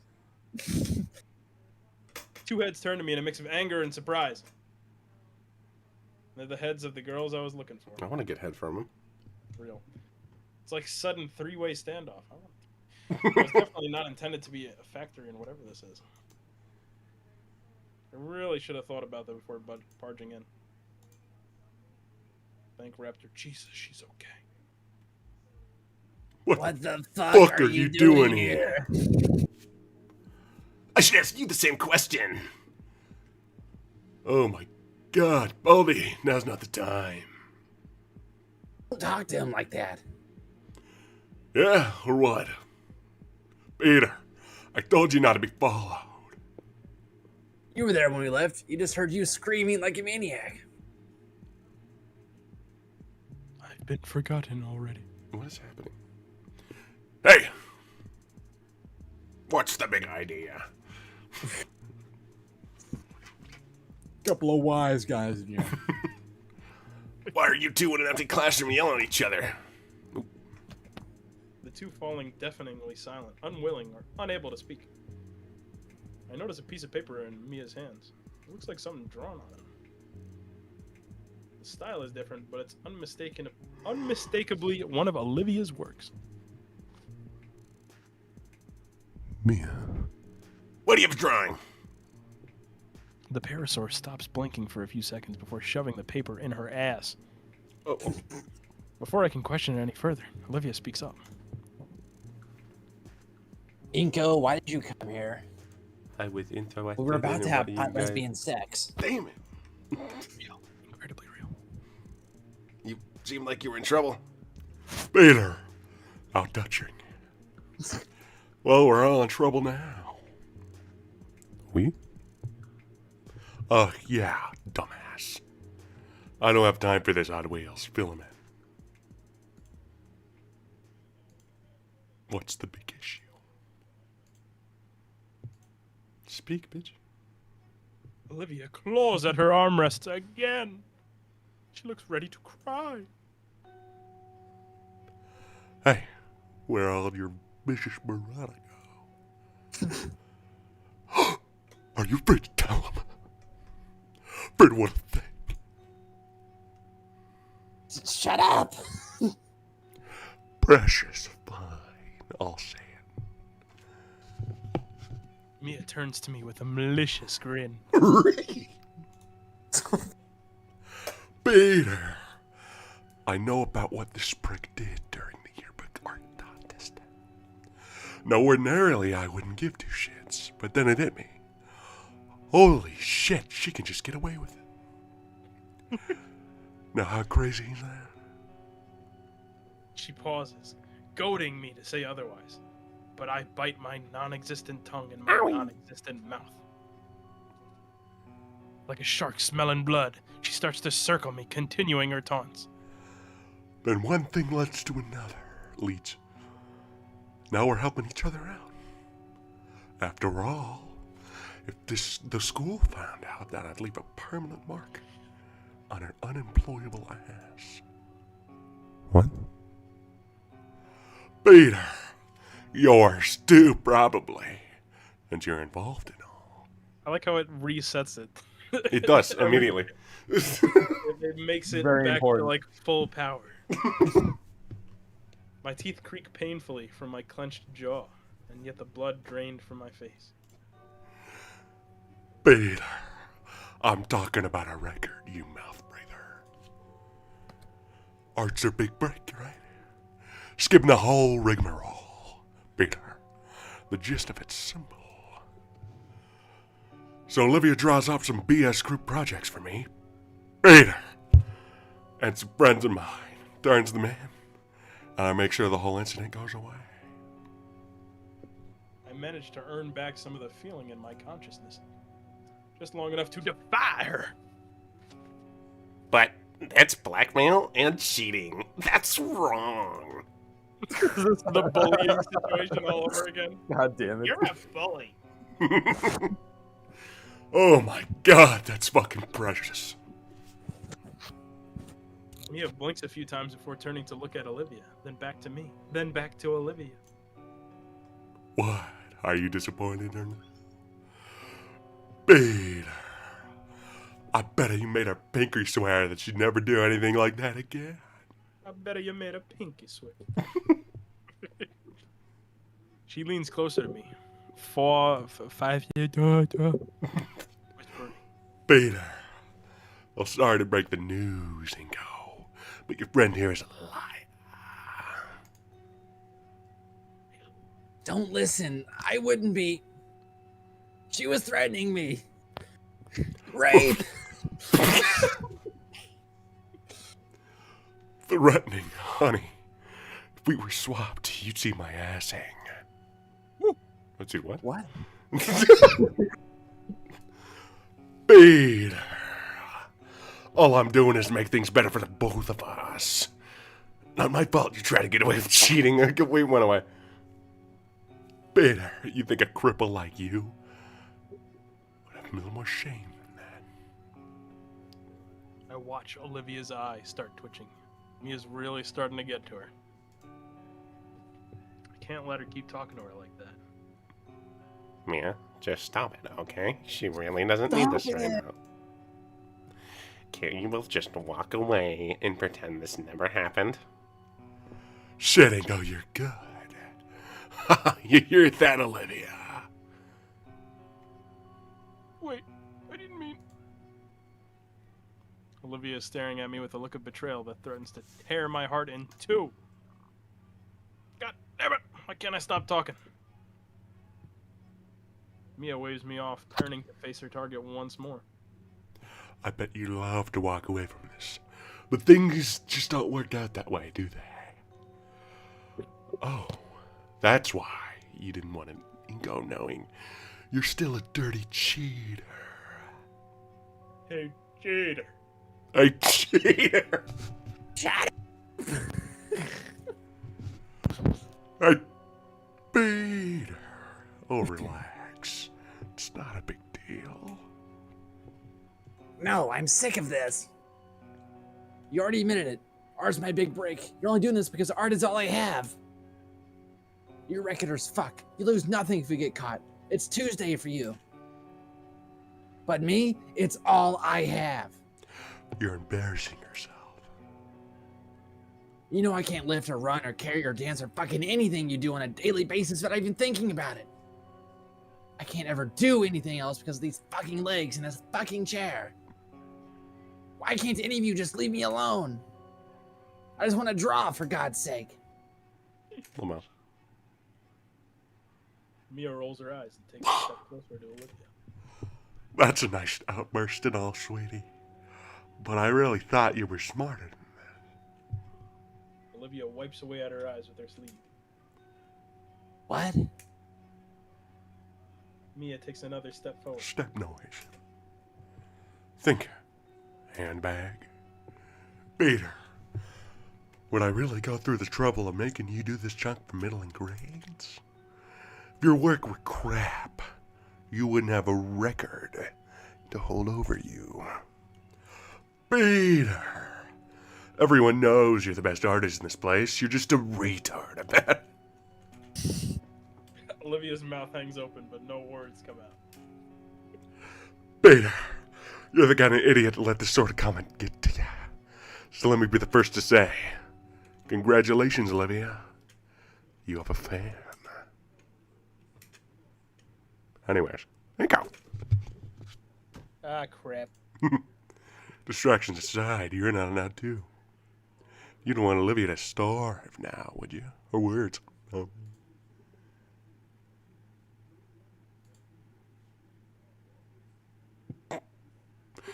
Peter, say a damn word about any of this and she's doomed.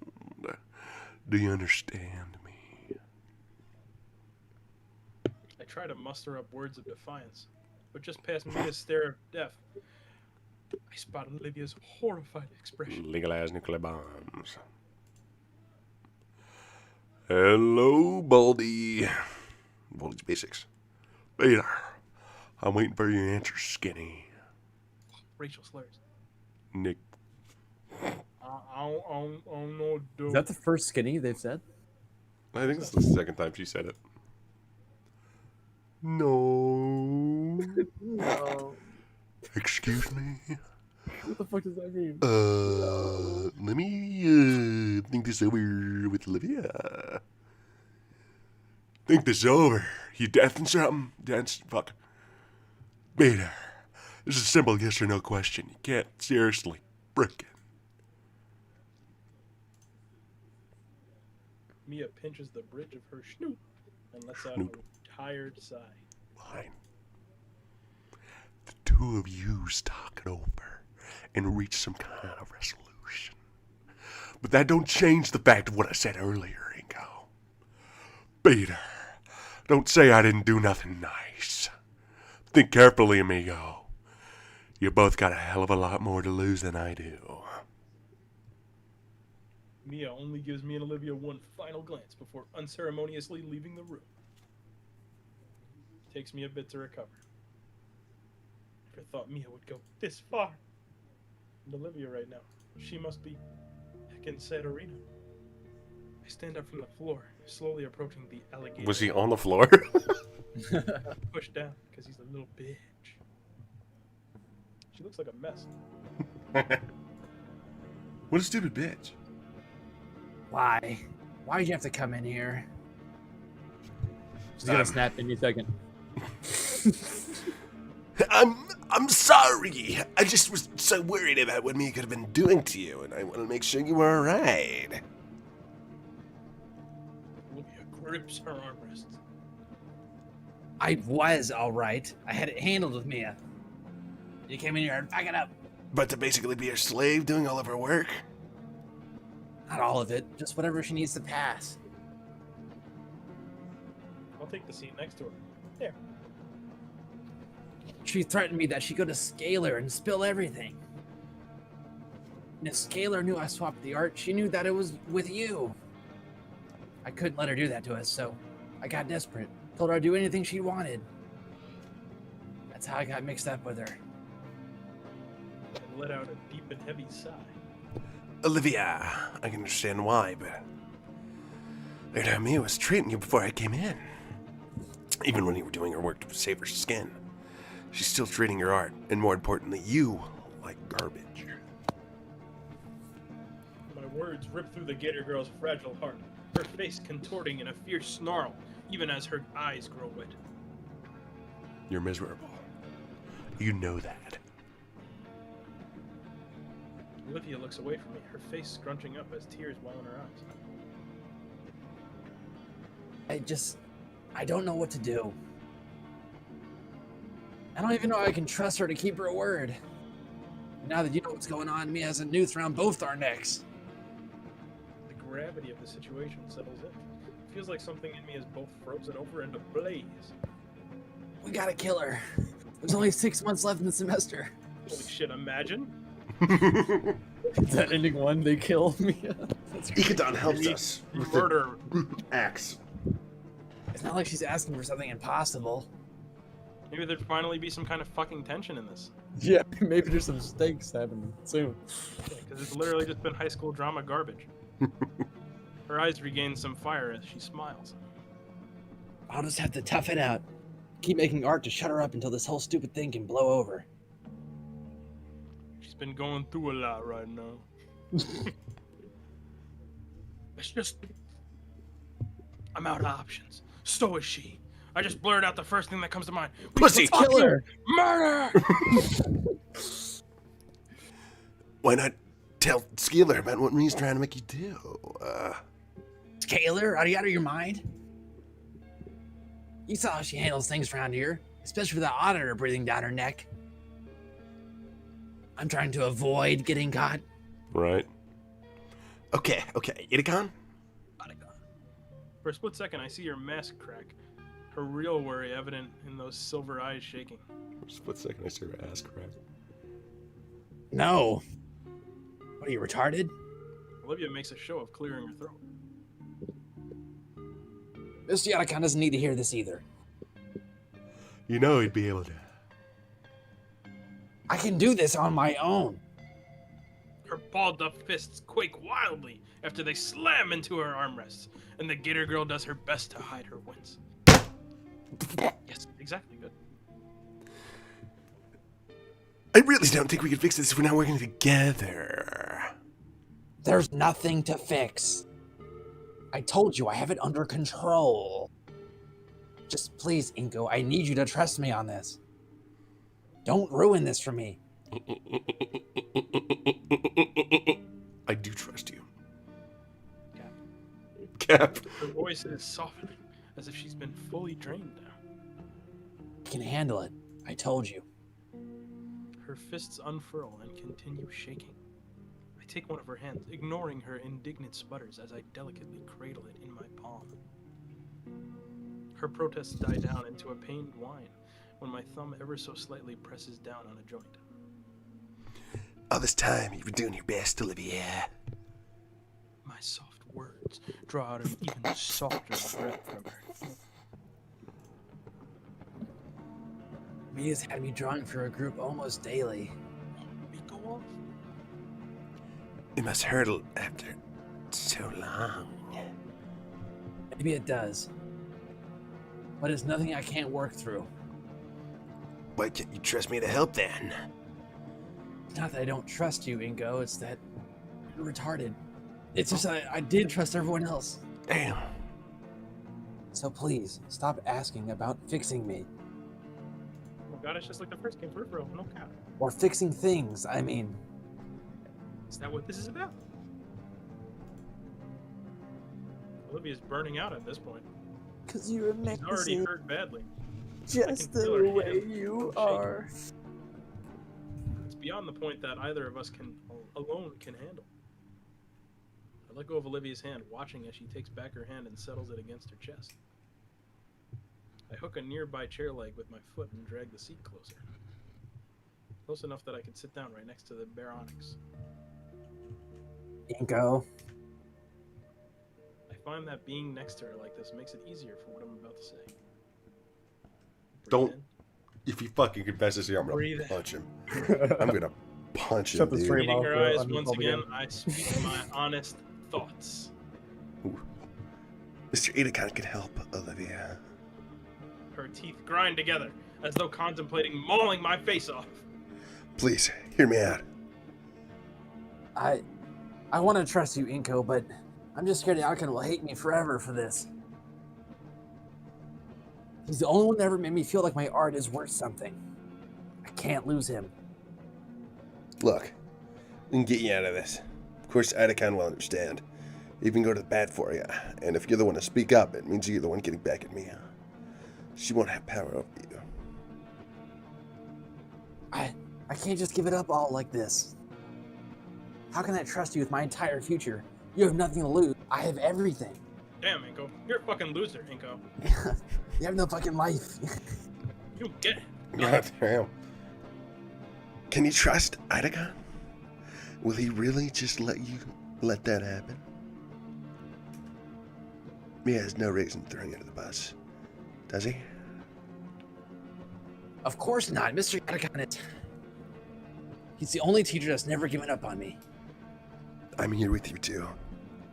You're not alone, Olivia. But you need to accept our help. Please. Olivia looks me in the eyes for a few seconds before sharply snapping her face downward. Her body then begins to quiver, almost as if she trembles with a mixture of cold and fear. Olivia. I get up from my chair and reach out to grasp her shoulder to try and comfort her somewhat. It's okay. I'm here for you. Olivia's shaking lessens, giving me hope that my words were starting to reach her. But not 2 seconds after those thoughts cross my mind, Olivia's shaking resumes once again. The shaking's followed by sniffling, at which point I notice tears rolling down Olivia's snout and she's crying. Just say it. Could you just say she's crying? I'm like, what the fuck? Before I can finish my words, Olivia lunges forward and wraps her arms around my abdomen, bringing me forward and burying her face into my stomach. At which point she begins to let out what I can only describe as a pain-filled wail. Can you draw that? For real, like what the fuck? At first I'm left utterly frozen in place, hands raised and eyes wide. Nothing in my life has ever prepared me for a situation such as this. Nah, I'd love if we could see it. For real. No, Inko. You know what to do. I place my other hand on Olivia's other shoulder and slowly take a single knee, bring me to eye level with her. And Olivia, will you marry me? They did draw it. Hey. Then, without saying a word, I tighten my embrace, allowing her arms to Fucking wrap hug around that my gator. neck as I wrap my arms around hers. We hugged that gator. Again. Here, a second. When did we hug her the first? When did we hug her the first time? You don't remember the first hug? What was the first hug? Was it in the rain? Yeah, the rain. Oh yeah, that one. No, this one's cooler though. This one's like an actual hug. Click. Yeah, fuck off. My waist is pulled closer too, by her boa-like tail that's become an impromptu belt harnessing me to the gator girl. There's a distinct thumping on my chest, rhythmic and relaxing. The realization that it's her heart sets my face ablaze, but also brings a smile to my lips. I Can we close roll my eyes credits? in the warmth of Olivia's embrace. There is no tension in this story. We break apart. I check our time limit. My phone says there's still 20 minutes before school's out. Hopefully Attica has a free period right now. You ready? Olivia gives a small nod. I get up and start toward the door. The door held open with the back of my shoe. I look back to her. 1, 2, buckle my shoe. 3, 4, buckle some more. As Olivia wheels over, she grunts with each push. God damn, I'm fat. Oh crap, I'm an idiot. Once she reaches me, Olivia gives me a very meaningful look. Though I don't really get its intent until her tail wraps itself around my wrist. All right. Taking Olivia's reins for her, we start towards our art teacher's room in companionable silence. It's a word. Man, I can't wait to get home and relax. Maybe open a bag of chips. Are you like head empty? Is that? Whoa! I can't wait to go home and eat snack. God, I wonder what's for dinner tonight. What was I doing? Breeding. Olivia's tremoring has fallen to a 2 on the Richter scale, so that's nice. She's seen enough of me to last a while. Then again, so have I. She'd probably kill us if she saw us sneaking off. Go sneaky, sneaky, sneaky, sneaky. We're near the end of it all. It's nearly over. Really? The first bit of quiet that we get. Just the sounds of Olivia and I walking through the halls. Olivia's gripping my wrist pretty hard. Ooh, Guess she's pretty tense still. madaba. Say, maybe there's a massage place around here. That's pretty nice right now. What are you thinking about, man? Complete head empty. Wait a second. Just the sounds of Olivia and I walking through the halls? Something ancient awakens in me. An icy chill races down my spine if there's a knife poised just behind my back.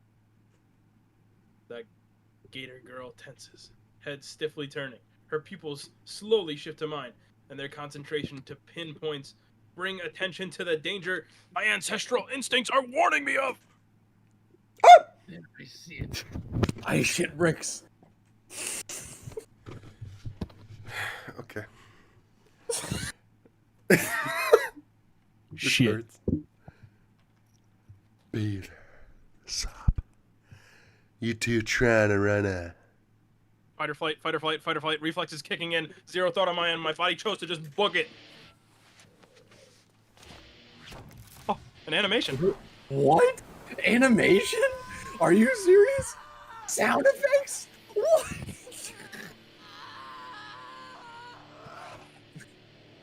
Voice acting?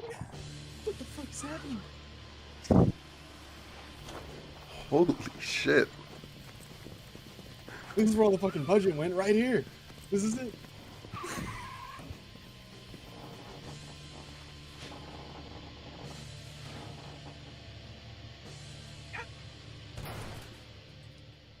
That was insane.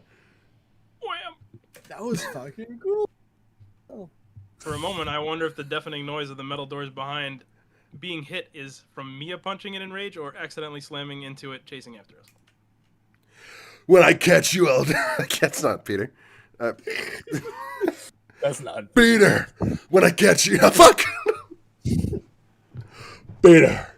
When I catch you, I'll eviscerate you and every last thing you love. Fuck! The elevator finally begins its descent downwards. Hey, isn't it that elevator that gets stuck for a while? Yeah, she's gonna just go down the stairs. Be easy. I exhale deeply. Olivia gasps for breath. My arm stings from Olivia's razored grip. Good thing I have a jacket. Her claws would have shredded the sleeve. Her claws have shredded the sleeve. Damn! God damn! I think it may have even drawn blood. Hi, Olivia. I shake my arm a bit, and Olivia retracts her hands, apologetic. Sorry. Oh God, are you okay? No, I'm not. You wanna like lick my cock a bit? What happens when we meet you? Just a little. He'll be waiting for us. Olivia removes the key from its slot. It won't open. Just don't make any noise. The elevator reaches the bottom. Just as Olivia said, without the key, the outmoded chamber simply powers down. Silence. There's a small gap under the door, letting in light. Nobody there. We sit in the dark, empty cabin for what feels like minutes. I'm pressed close to Olivia while we wait it out. I can feel her tail wrap around my ankle, which thankfully won't rip my clothing apart. The phrase 7 minutes in heaven surfaces in my mind and is buried You're a immediately. horny bastard. It's warm in here. Heavy, rapid footsteps zone in on us, accompanied by the sounding of ripping paper. Did I leave the oven on?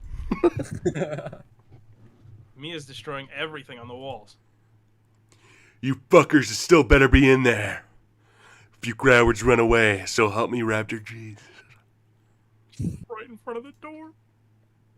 I hear her heavy breathing and soft thuds as she attempts to put her ear to the door a few times.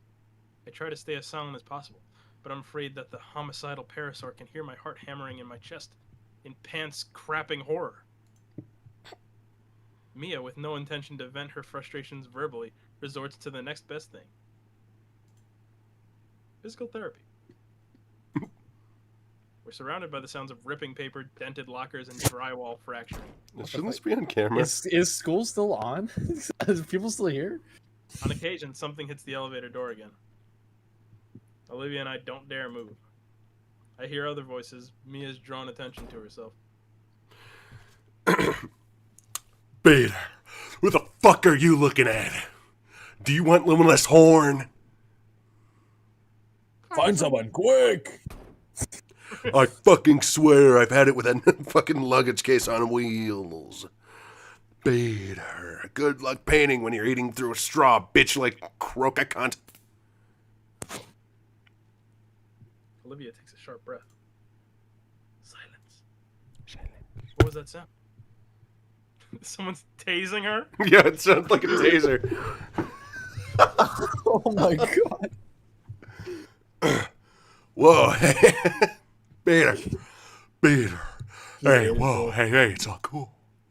It's not what it looks like, it's, Rapid footsteps echoed down from the hall. She's gonna get arrested. Is she gone? The fuck could have scared Mia like that? a taser. There's a light knock on the elevator door. Went in there. He sounds exhausted, but it's definitely... Damn it. By now my eyes have adjusted to the light. Olivia's relief is palpable and shared, my body finally relaxing and practicing melting against the wall of the tiny elevator. We won't have to tell Otacon. It's safe to come out. It's all clear. Well, looks like a stick of dynamite went off out here, but otherwise it's fine. I look at Olivia, who stares at the key. She put the key in there. Wait, no. She hesitates. Oh no. I think our teacher's able to sense it, since his tired voice carries the weight of his worry. Everything will be okay. I promise. She doesn't put it in. She just stares. You don't know that. Olivia whispers softly. I can barely make it out. God, please, if you're listening. Putting that key in and opening up means telling Otacon everything. There's no way Mia's letting this slide. Nothing's a safe bet. Nothing can be said for sure. She can't do nothing, and she can't do anything either. Open in your. Open in your. As if I'd have an answer. Yeah, she's been doing nothing but looking at me. The key is offered to me, delicately held between two of her claws.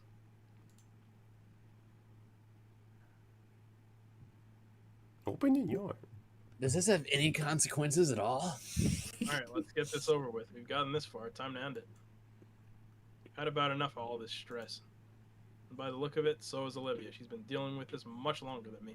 So it's time for me to carry my own weight here. It's the least I can do. Take that final step for her. Even if she doesn't trust Otacon, she trusts me. She doesn't trust Otacon? That doesn't really sound right. But it can't be anything else. It's just that. Enough nonsense. I take the key and move to slide the key in the panel. With the key inserted and twisted, the dark room shudders briefly before the metal door finally starts to slide open. We're greeted by the sight of our teacher looking very haggard, his brow slick with sweat and holding some strange It's a black fucking rock. cattle prod. Olivia reels back at the sight of the odd baton. Dildo. Thanks for saving us, Mr. Otacon. Don't thank me just yet. I'm gonna need an explanation for all this. So is Principal Scalar, for that matter. He steps aside and motions us out of the elevator with a wave of the broad stick. Come along now. Give the janitors some time to take care of the mess. Holy shit! Looks like Mia tried to destroy everything within her reach in the hallway. I wish it looked like it. Can we see On the it? ceiling, a pipe is leaking water intended for fountains and... Let me see. Let me see. Can They we spent see all their it? money on that fucking animation. Ain't happening. It's over. Can we There's see nothing it? else. All the money's gone for that. Oh Not a shit. single CG will be played for the rest of the fucking thing. Group of dinos in overalls around the corner looking absolutely pissed. Our teacher waves at them and begins escorting us to his room. All the adrenaline has faded now, and I can feel the acute pain in my arm. Olivia's hand reaches back behind her head to the arm she'd grabbed, and her fingers delicately loop around the spot. She looks back at her mouth shut tight, but her sympathetic eyes telling me she's sorry. I nod back with a comforting smile. Sure, it hurt, but I knew she didn't mean it. We look forward again to the door of Otacon's classroom. Olivia sighed and resigned herself to explaining everything to our teacher. Olivia looked ready to collapse. She had taken the better part of an hour explaining Mia's extortion in full detail to Mr. Otacon. I grab Olivia's canteen and hand it to her. She greedily chugs the entire thing, gasping after and rubbing her sore throat. Verbalace moment. They spent $50 on that animation. It was hard to get a read on what our teacher was thinking. His brow was furrowed, his fingers stepped, and he was muttering to himself. It's steepled. Shut your poor mouth.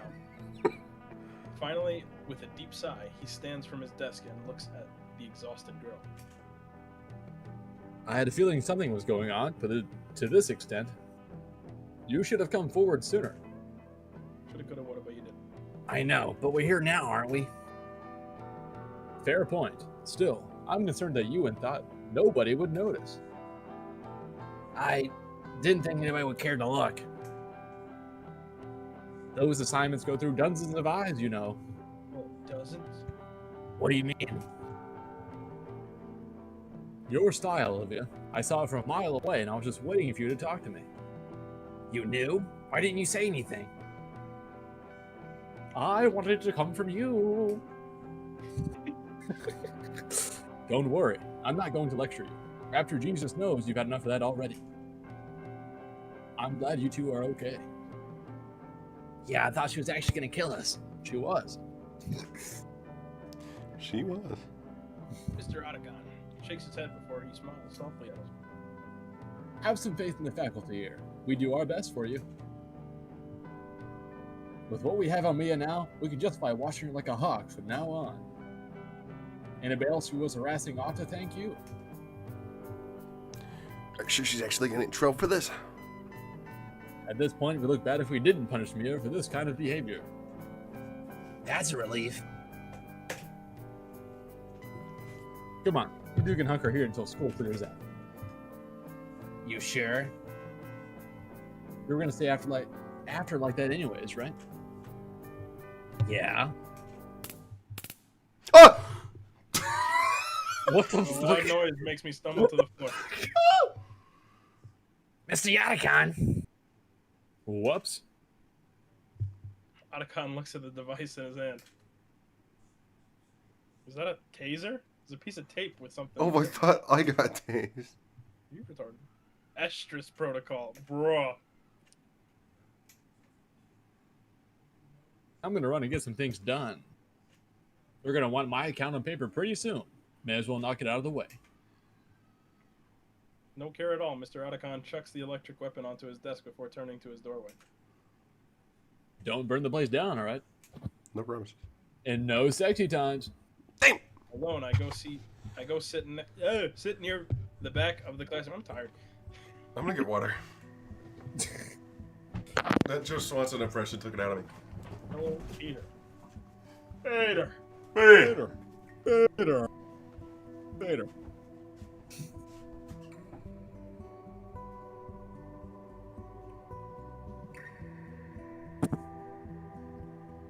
What kind of stream is this? He doesn't have a be right back screen? He's Great. a loser. He's a loser. And he knows it because he hears me right now. Go fuck yourself.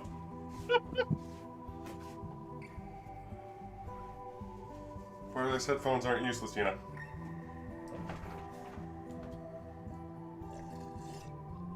Oh boy. Fine, I'll make a beer back stream on fucking stream after this, why not? Olivia twerking it up sexual style. When can we like end it for the night? When do you want to? It's been 4 hours. Yeah, I was waiting until I get like 4 hours and 30 minutes, so it'll be like the other stream. Yeah, I guess all the episodes are gonna be 4 hours. Let's do it for like another 30 minutes. Hello, Peter. Next. Peter! Looking out the window, I finally let out a huge sigh I've been holding. Olivia rolls over to join me. Surprisingly, she's smiling. You were right, Inko. Huh? I could trust him. We sit in silence, just looking out the window. When school's let out, we watch the crowd of students going on. I don't see Mia in the crowd, but it don't matter. I think, despite it all, Olivia's life is going to be just a bit easier after today. Tiny bit. Ending 2. While students trickle out of the school, Olivia took the chance to unwind. I figured it'd be best to let her rest, as I saw her drooping eyelids finally shut. She looked cute, just napping idly in her wheelchair. Except for the weird bellowing. It was like a snore, except I could feel it vibrating through the floor. With the clouds hiding the sun and the classroom's lights turned off, I could do with some shut-eye too. But I can't bring my eyes closed. Instead, I look out the window. The layer of clouds overhead steadily grows more dense, casting a darker shade on everything. Light raindrops prick against the glass. Crap. I really should have brought my umbrella. A few minutes go by, they roll in closer and closer, blocking out the sunlight. If Olivia were awake, she'd think this was pretty neat. I looked back to her. Maybe I could nap too. Just a little. Whoa. Let's get tased. Oh. Thunder? Lightning? Thunder in the thunder. My eyes are drawn upward to the heavy clouds in the sky. Lightning in the thunder. That sucks. In moments, the glass of the window is assailed by numerous heavy droplets of rain. Oh. Holy moly! Holy moly. The trees outside are billowing almost aggressively. Several small branches are stripped away in the torrential downpour. My balls are itchy. An umbrella wouldn't help with this. Oh. Oh. What? My phone's blaring an alarm. So is Olivia's. Instructions to shelter in place for several hours. Oh, great. Oh shit, I hope she gets naked. Are we finally gonna get our confession? The classroom door How is many hours thrust in? open quickly. Why does he look like that? Mr. Otacon is back, panting hard and clothes drenched. He takes our moment of surprise to compose himself as best as he can. Sorry about that. The faculty is doing a sweep of the campus right now. Apparently there's a monsoon scare right now. Not soon? Does that happen here? No. Otacon gestures to his drenched outfit and out the window as if to ask if Mia had clocked you in the head after him. Right. Are we gonna be alright? We're all going to die. Oh, of course. Schools are designated shelters for the worst disasters. Except for someone with a gun. If anything, you're safer here than at home. The whole outside is open, isn't it? I just finished putting the cover up. The cover? Just keep close to the wall, yeah? What do we do now? Otacon shakes his phone at us. Shakes his ass at us. Shelter in place. We're all stuck here for a few hours. Olivia reaches into her bag and pulls out her drawing book and a well-used pencil. Actually, why don't you use this time to catch up with some schoolwork? I'm sure you have some work from other classes still pending. I can't think of a better time to tackle that than now. But the day's been rough. Can't I do this to finish my nap instead? That's fine too, but aren't you falling behind grade-wise in some of your other classes? Maybe. Oh, fine. I'll catch up with some of that work. Otacon gives a single nod and smiles. Olivia puts away her drawing materials and instead pulls out her bulky mathematics book, which she sets on a table with more force than necessary, followed by her notebook. With some hesitation on her part, Olivia sets herself to work. Meanwhile, I bring myself closer to her in case she wants some help with the work. After a few minutes, it's clear her mind and spirit isn't into the work one bit. She constantly fidgets, taps her pen on the table, and looks around the room and out the window. Eventually, she lets out a groan and slams her book shut. This sucks. Can I please do something else? Otacon, who had been busying himself with grading paperwork, snaps up from his work, looking at Olivia while rubbing his chin. Rubbing his dick. Oh, there is a thing you could help out with. Shut up. I got a big boner here that would need both of your help with it. Really big. We even considered a new extra assignment. Woo! What do you say? I don't know. It's pretty rough. Oh, yeah. Absolutely. I'll do it. Alright. Wonderful. It's back here. He starts walking to the back of the room and waves for the two of us to follow. Shit, really? That's crazy. Whoa, something in the dark room. Oh man, I thought we wouldn't get to do anything in there until the last few weeks of the semester. We're going to be getting a head start on this section. Maybe we'll be making prints. We're learning about C41 and... Oh, Isn't it C41 the Minecraft thing? sure. Olivia's poking my back. Quit it with the cinematic gate. You're going too slow. And I shake off the excitement and head into the dark room. Otacon holds the door open for the two of us to enter. Inside glows a vibrant crimson light. Otacon's suit appears to light up in the red lights, as does my shirt. I've only actually been in a dark room once before. This is freaking cool. It's freaking cool, man. So what are you developing? Wait, this is an important job just for you. I'm ready for it. What am I developing? Your lower back. There's a click of a switch, and the red lights switch to normal lights and properly illuminate the room. Something about the budget. This is not a high school room. It's not a dark room.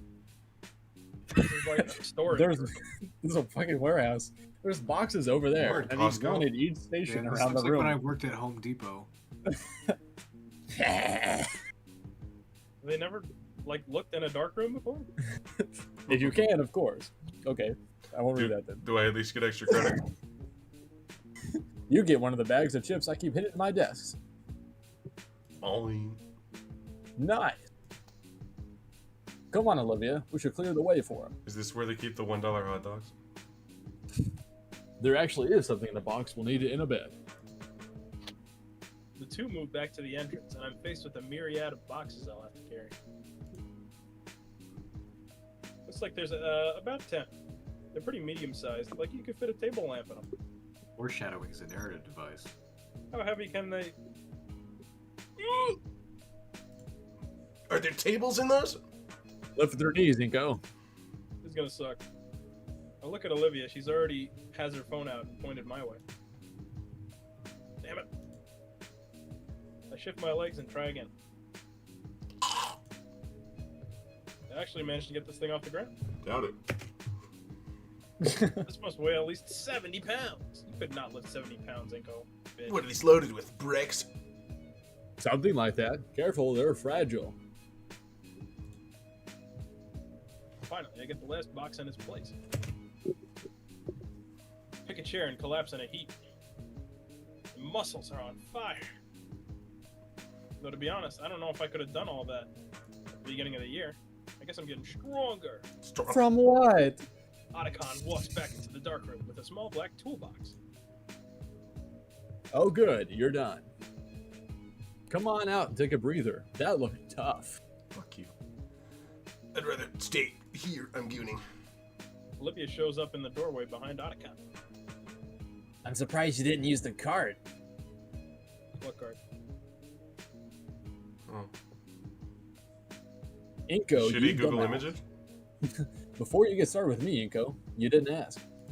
For the love of... I hate you. That's the spirit. Olivia stifles her laughter into a snickering snort fest. Your proof to see just what you've been carrying. Oh? He grabs a box cutter from a shelf and slices the top of one open. Is it pizza? It's heads. Our teacher pulls out what looks like a large overhead 1 lamp. million human toes. That's sweet. So that means... Now you'll be making your own prints for midterms. That sounds totally fucking wicked. Oh man, I can't Oh wait my to... fucking god, it's still like fall, dude. We still got a whole nother semester to play through. Jesus Christ.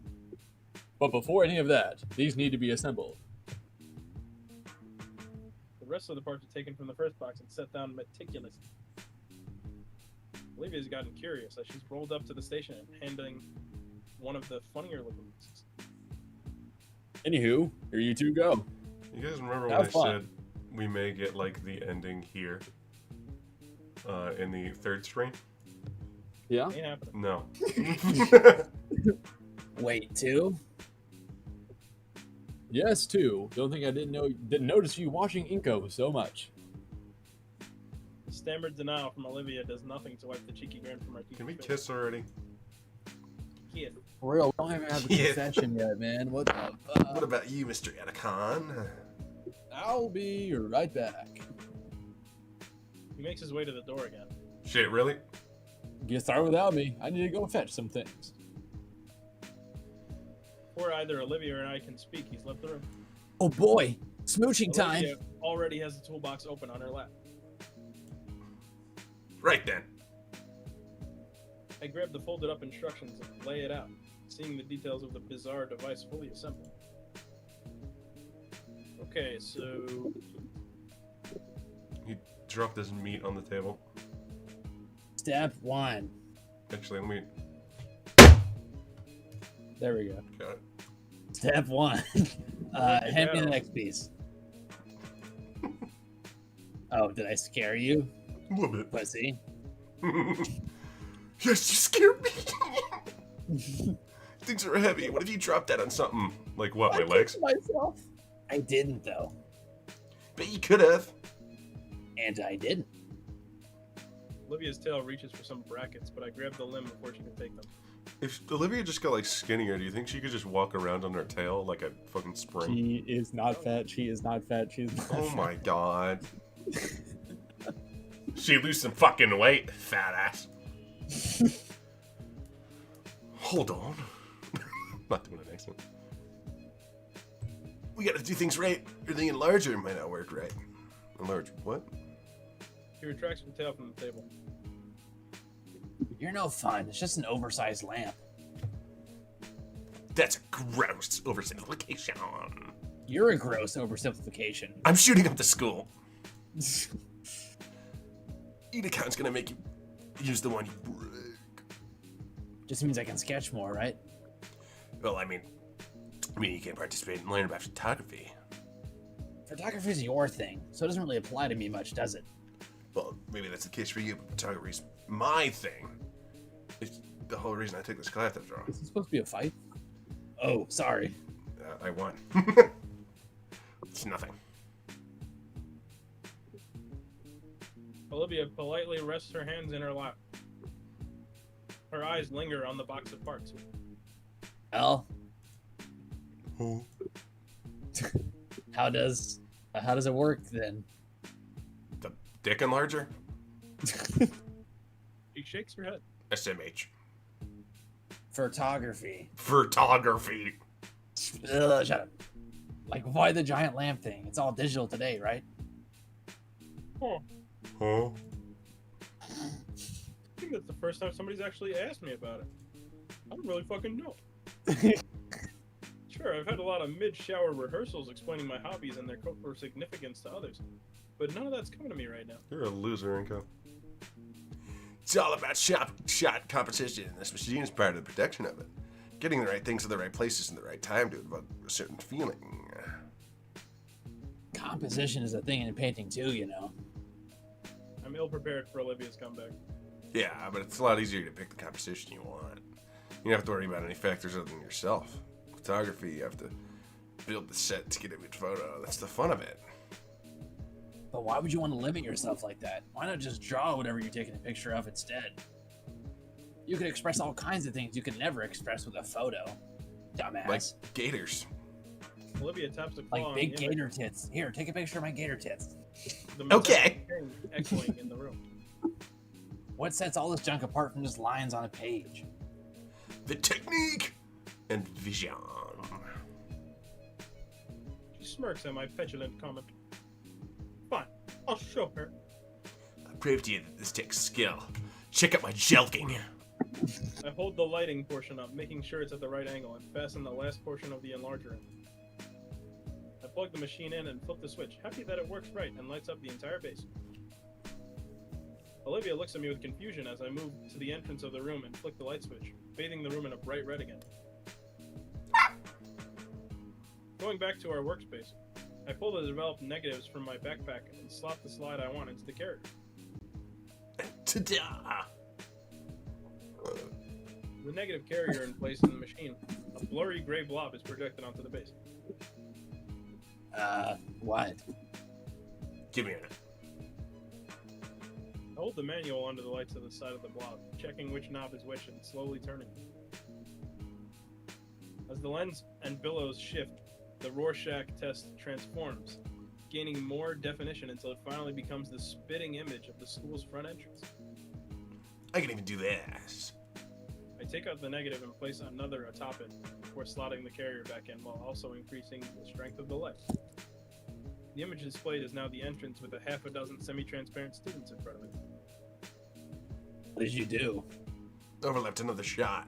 The backgrounds are the same and doubled up, so I had to intensify the light, otherwise the entrance would be too dim. So, this took me a few minutes to do tops. It'd look a lot better, too. She smirks, but I think she's feigning her apathy at this time. Her tail gives her way. It's a lot more technical, I guess. But I only had to do this stuff for Mr. Igonon's lectures about negatives. What else can you do with this thing? I don't know. I suck at photography. What's that smell? Oh shit! I pull up the negative carrier and wince at how hot it is. Crap, shit. Olivia is quick to rip the plug out from the socket. With my sleeve, I open up the carrier. You see I've managed to melt 2 of the negatives together. No, man, I was gonna use that. All that work, and I go and mess it up trying to prove something. Prove this dick in your mouth.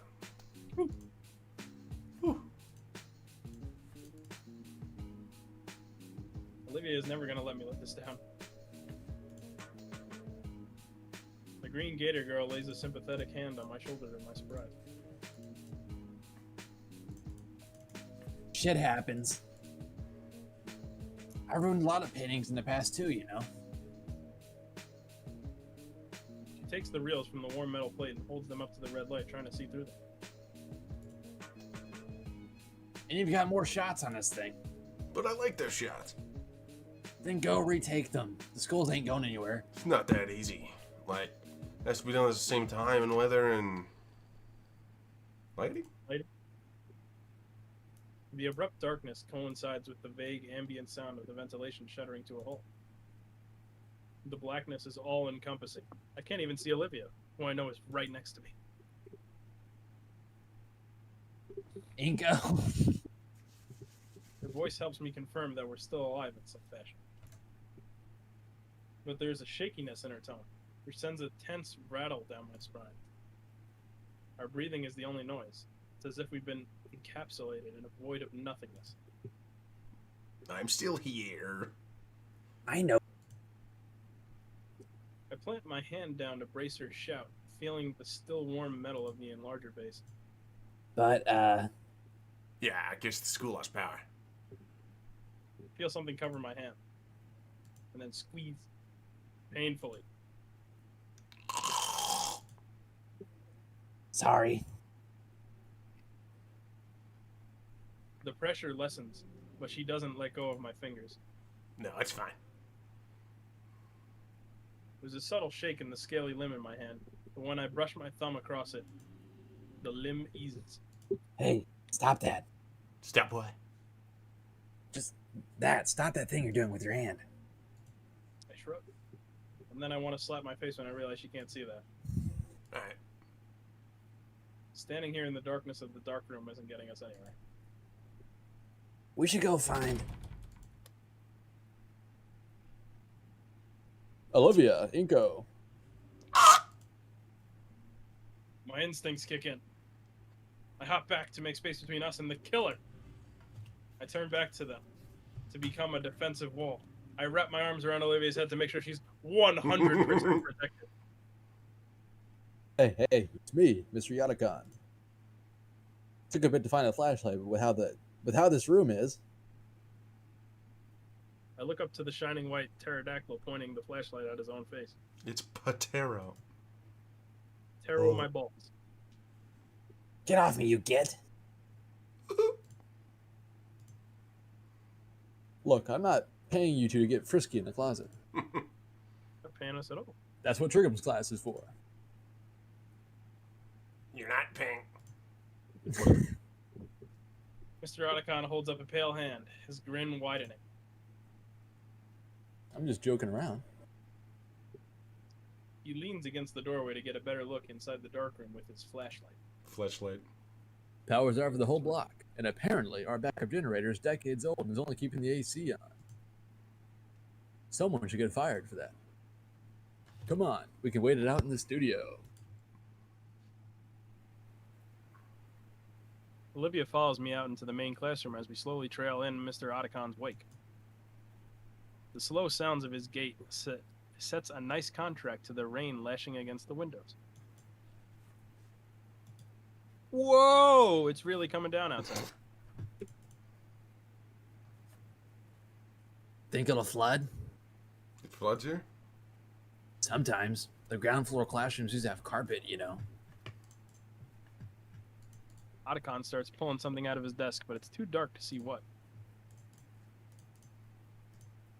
Ugh, don't remind me. That junk just sucked away half a year's funding. You ever try teaching people about water coolers without the friggin' watercolors? Was ridiculous. I remember. I You're getting a dumb remember bitch. that thing. I remember. I remember you were the most upset. All right. He sets some tiny tea lights down on one of the desks and begins lighting them. The tiny wicks are set alight with the tiniest of embers, providing the bare minimum of illumination for us to see. Tiny. Won't those trigger the fire alarms? We should be fine. They're too small by themselves. What are those for? Been saving them for a rainy day. Elemental. Ah. We're going to be stuck Okay. for a while, so why not make it a camp out? Camping. I like the sound of that. When we get in trouble, though, it'll be trespassing, right? It's either this or trying to get home in this storm. As if to illustrate his point, the weather decided to chime in. Besides, schools are usually made with sheltering in mind. These all kinds of procedures for this, like bringing everyone to the gym and breaking out some really moldy cots. Olivia winces. Those haven't been replaced. Huh, our budget has been in the red for years, Mrs. Halford. Part of why we're being scrutinized right now with that whole audit business. Anyway, we're the only ones left on campus. I'm not going to go through all that trouble. So just relax for now. I've already called a taxi for the both of you. Taxi. I made the call as soon as the power went out. Are you gonna be that guy with the cigarette? It's just going to be a while to get one ready and send it out. Is it gonna be that guy in the cigarette? What do we do in the meantime? That'd be cool. Our teacher has a wicked grin. Wicked. You're not done with that homework, right? Oh, I'm kidding. I'm kidding. Time and the storm carry on, yet things are surprisingly calm. Olivia pretends to focus on her work while I pretend to help her. But soon enough, Mr. Otacon starts sharing wild stories about previous semesters. You know, a few years back, somebody tried to take his hat right off his head. Let me tell you, I never seen a shovel fly that fast. That sounds appropriately violent.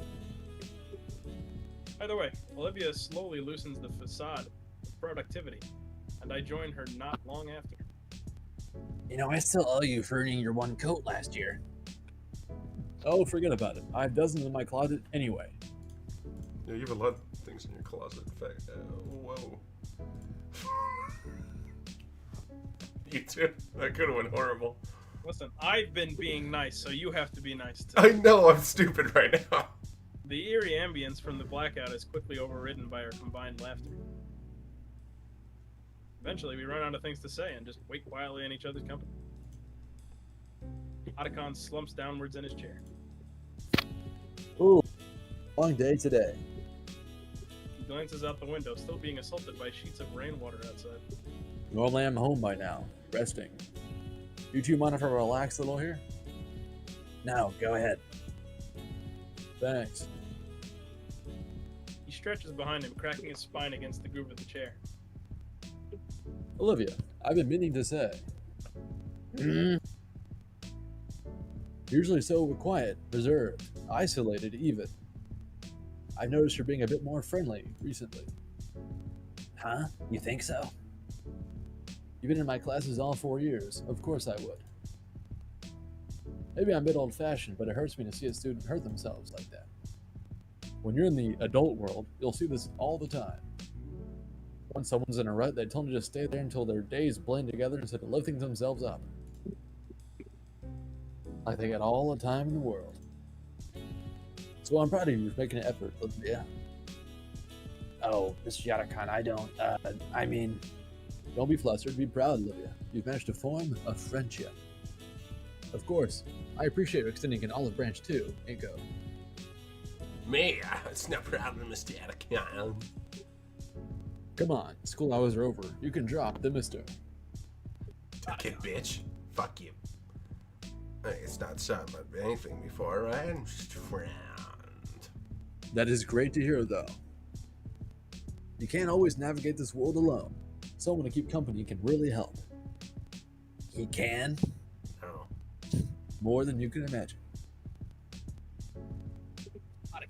leans forward to place a hand over both of ours.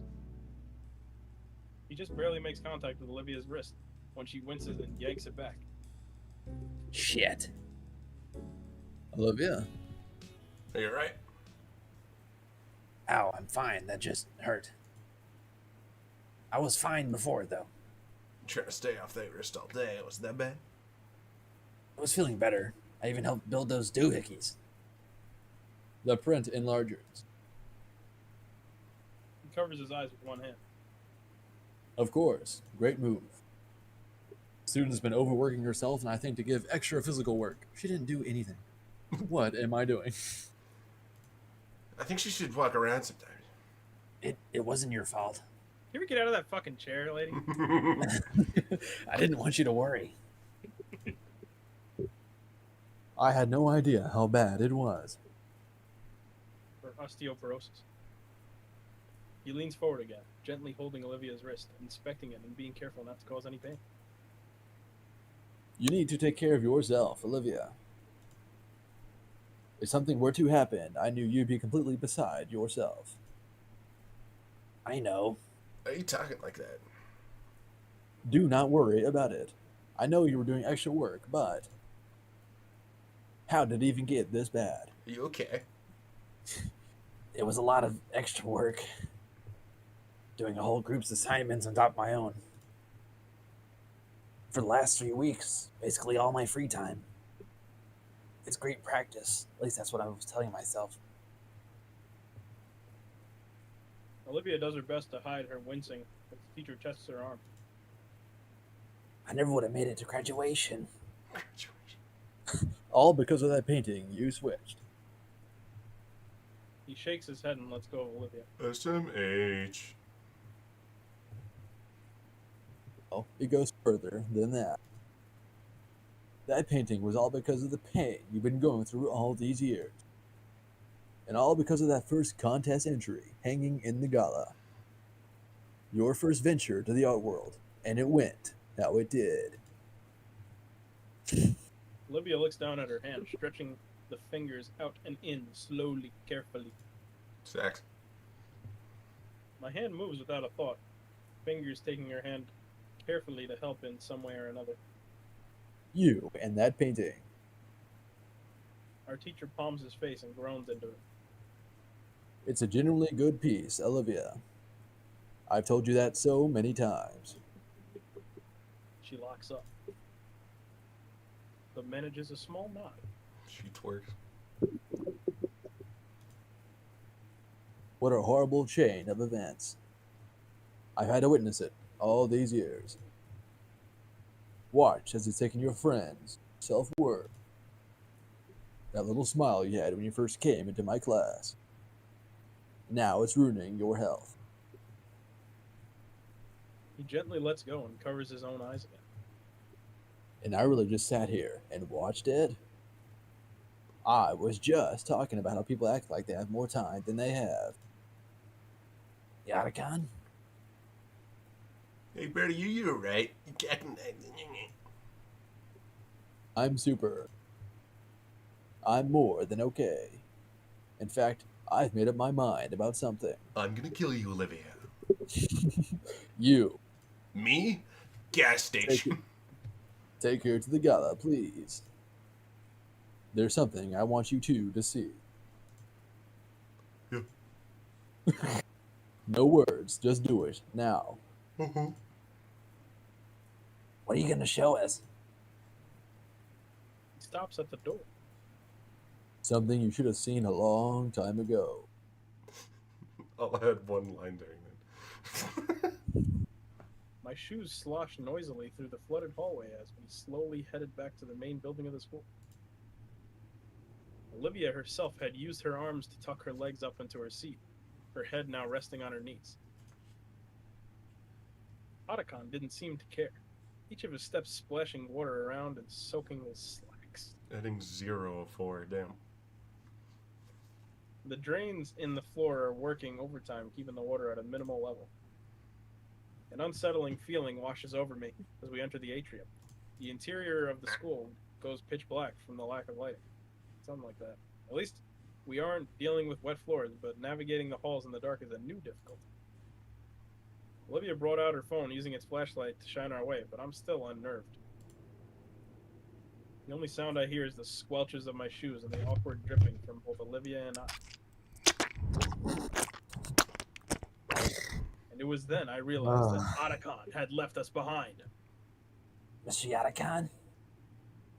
Her voice bounces down the dark halls of the school. Did you see where he went? Kinda. I think he went that way.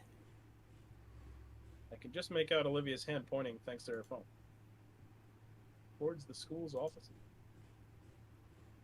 I keep pushing Olivia, though taking my time as I feel my shoes threaten to slip with each step I take. It's slow going, between the eerie darkness and my slow steps. What should have taken us a minute at most takes about 3 minutes for us to arrive at the gala. Well, we're here. The storm rages against the glass ceiling.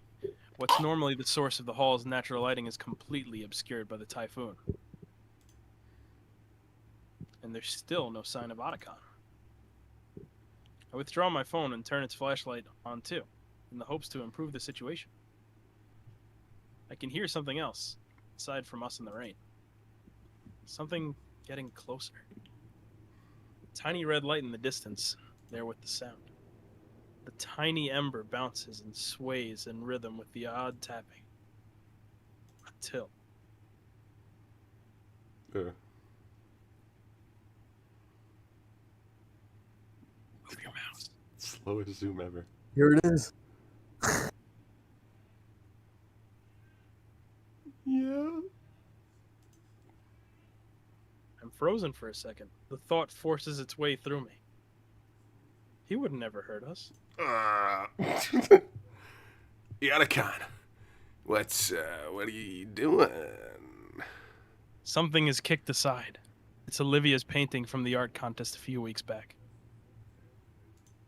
He's gonna destroy it. It smacks loudly against the glass casing of the display case. These are the ones, yeah? What? I'm ignored. Otacon staring right at Olivia.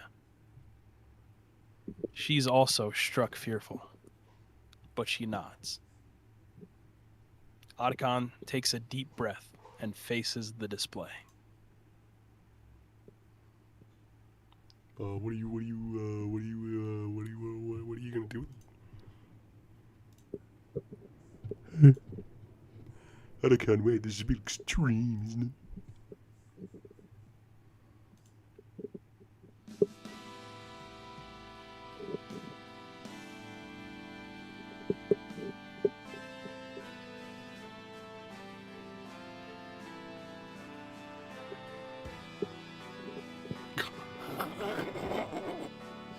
Zed. God damn. Shit goes hard, man.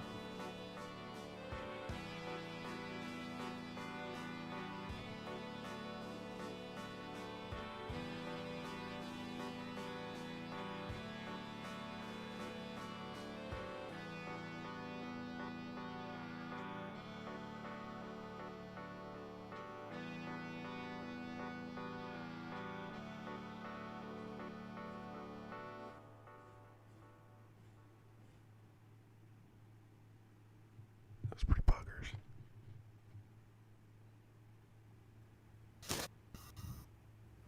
Ha. Ha. Ha. Yeah, I'm sure that's how it's said. Olivia. 10 styles out of 10. That the It's art gone. did indeed have 10 different styles there. Both of them. This should have been done long ago. Yeah. Yeah. Yatakan, this is... It's crazy. Crazy. I know. What about the other things in the case? Who fucking cares? I don't know why I didn't... That's not the right voice. Those students graduated ages ago. You know how many still do art? None. If they're collateral so someone else can, fine by me. But Olivia, You got no other big paintings now, do you? She shakes her head. SMH. That's a shame. Look what I just did. I can make another. Yes, that's what I need to hear.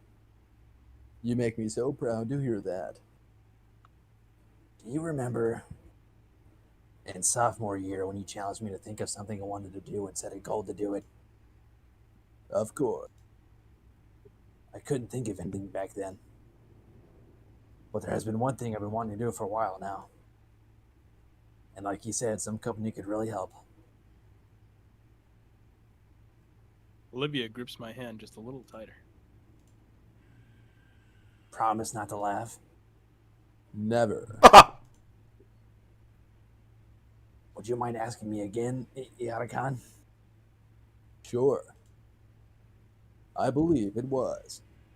If you could leave right now and go do anything you wanted, what would you want to do? I I'd want kill to have myself. sex. Oh. Anything at all. Yep. I want to go see a fountain.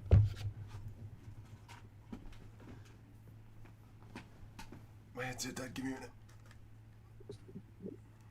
Oh. That sounds retarded.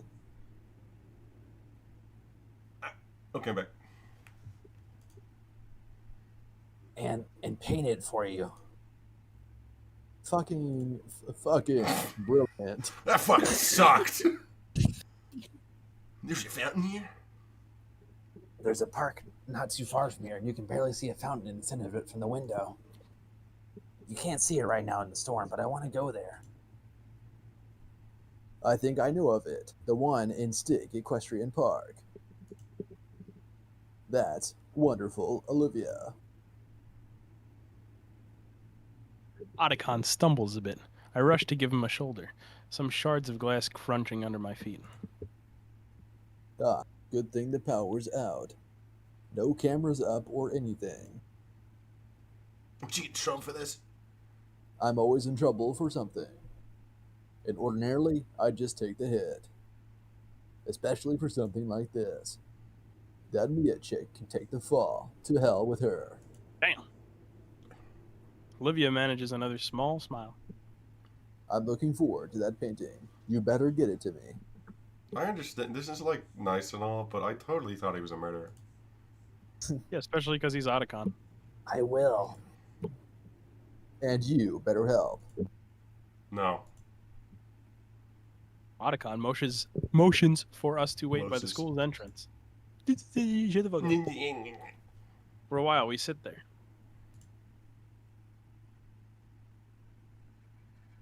It is now raining. I think it's always been It is, raining. it is now raining. Do you have one, Yataka? What was that? What was it? Huh? Do you have something you want to do? I'm already doing it. No, really. Really? Teaching high school is a great job that nobody ever regrets. You should pose that question to Inko there. All his character development, and he's barely said a word. Damn. All right, Inko. What about you? I want to hug that gator. What do I want to, huh? If he says that, I'm gonna shut. If I could pick anything. I guess.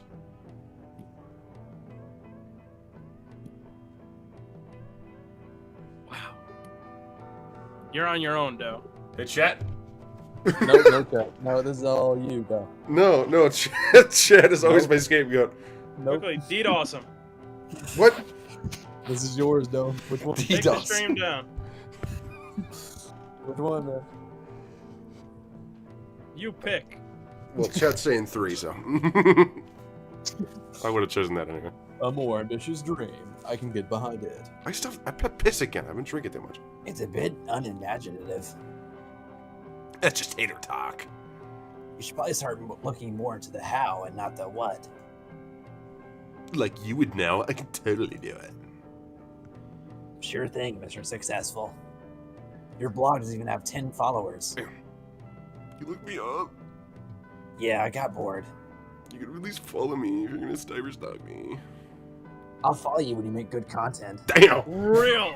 Holy Shut up. Ado. Shut up! Holy real. Stop talking! Also, your interpretation of Godzilla you copied from video essay sucks, and you should feel bad. Holy real. Fuck I yourself. copy Otacon's motion with the axe and karate chop Olivia's leg. I didn't feel that, jackass. Well, I guess some banter is a form of motivation as well. Sounds like you have quite the promise to uphold now, Inko. Even with the disses being thrown around, what stood out most was the wild grin on Olivia's face. Between the staccato of rain and the uproarious laughter, time seemed non-existent. I could feel the muscles in my face ache, brought on by bouts of laughter and grinning, which made the taxi's arrival so disappointing. As we were escorted out to the parking lot, our mirth was replaced with something more calm, comfortable, an easy quiet that let my thoughts wander back to the things that we said to each other, back to what our tarot teachers said. We're generally just saying Pantera now. Navigating the world alone. For all the time I spent around Olivia and her friends, it never really occurred to me that she'd harbor something like loneliness. I mean, Damien alone is a wild crowd composed of a single madman. And Liz, she's practically the group's nanny or something. Liz, barely a character. I love Liz.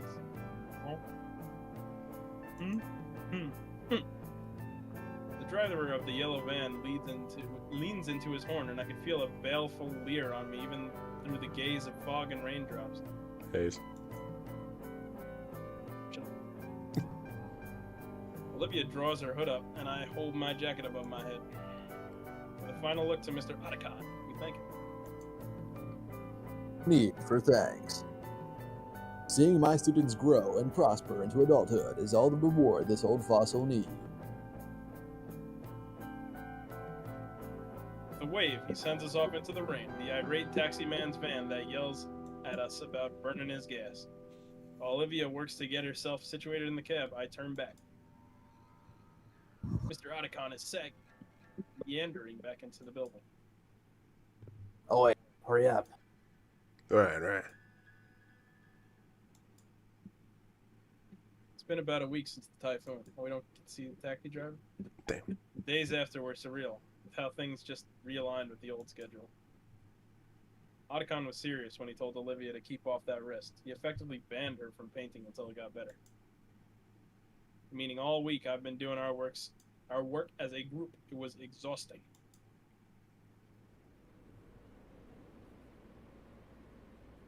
I think that's it. Yeah, we gotta. We stop here. Please let me go to bed. Please. That was pretty good. I enjoyed. That was probably the best. It actually had some story at the end, isn't that crazy? Yeah, I enjoyed that. And you That can was leave probably it the best the game has been so far. Yeah. Yes, we are going to bed. I'll make a BRB screen when I feel like it. Probably not on stream.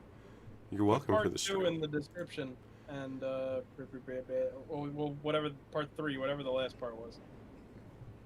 Yeah, part 2. Maybe I'll just. I think I'll just post it on Discord.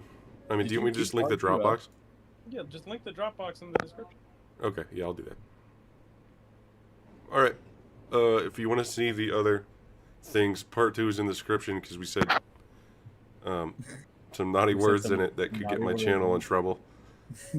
And part 1 is still up. It's all unlisted though. You have to go on one of my playlists called Streams, and it's all there. Yeah, we'll be streaming again tomorrow night. Probably around 11 my time, which it's like 4 a.m. for me right now, so do the math. Anyway, goodbye guys.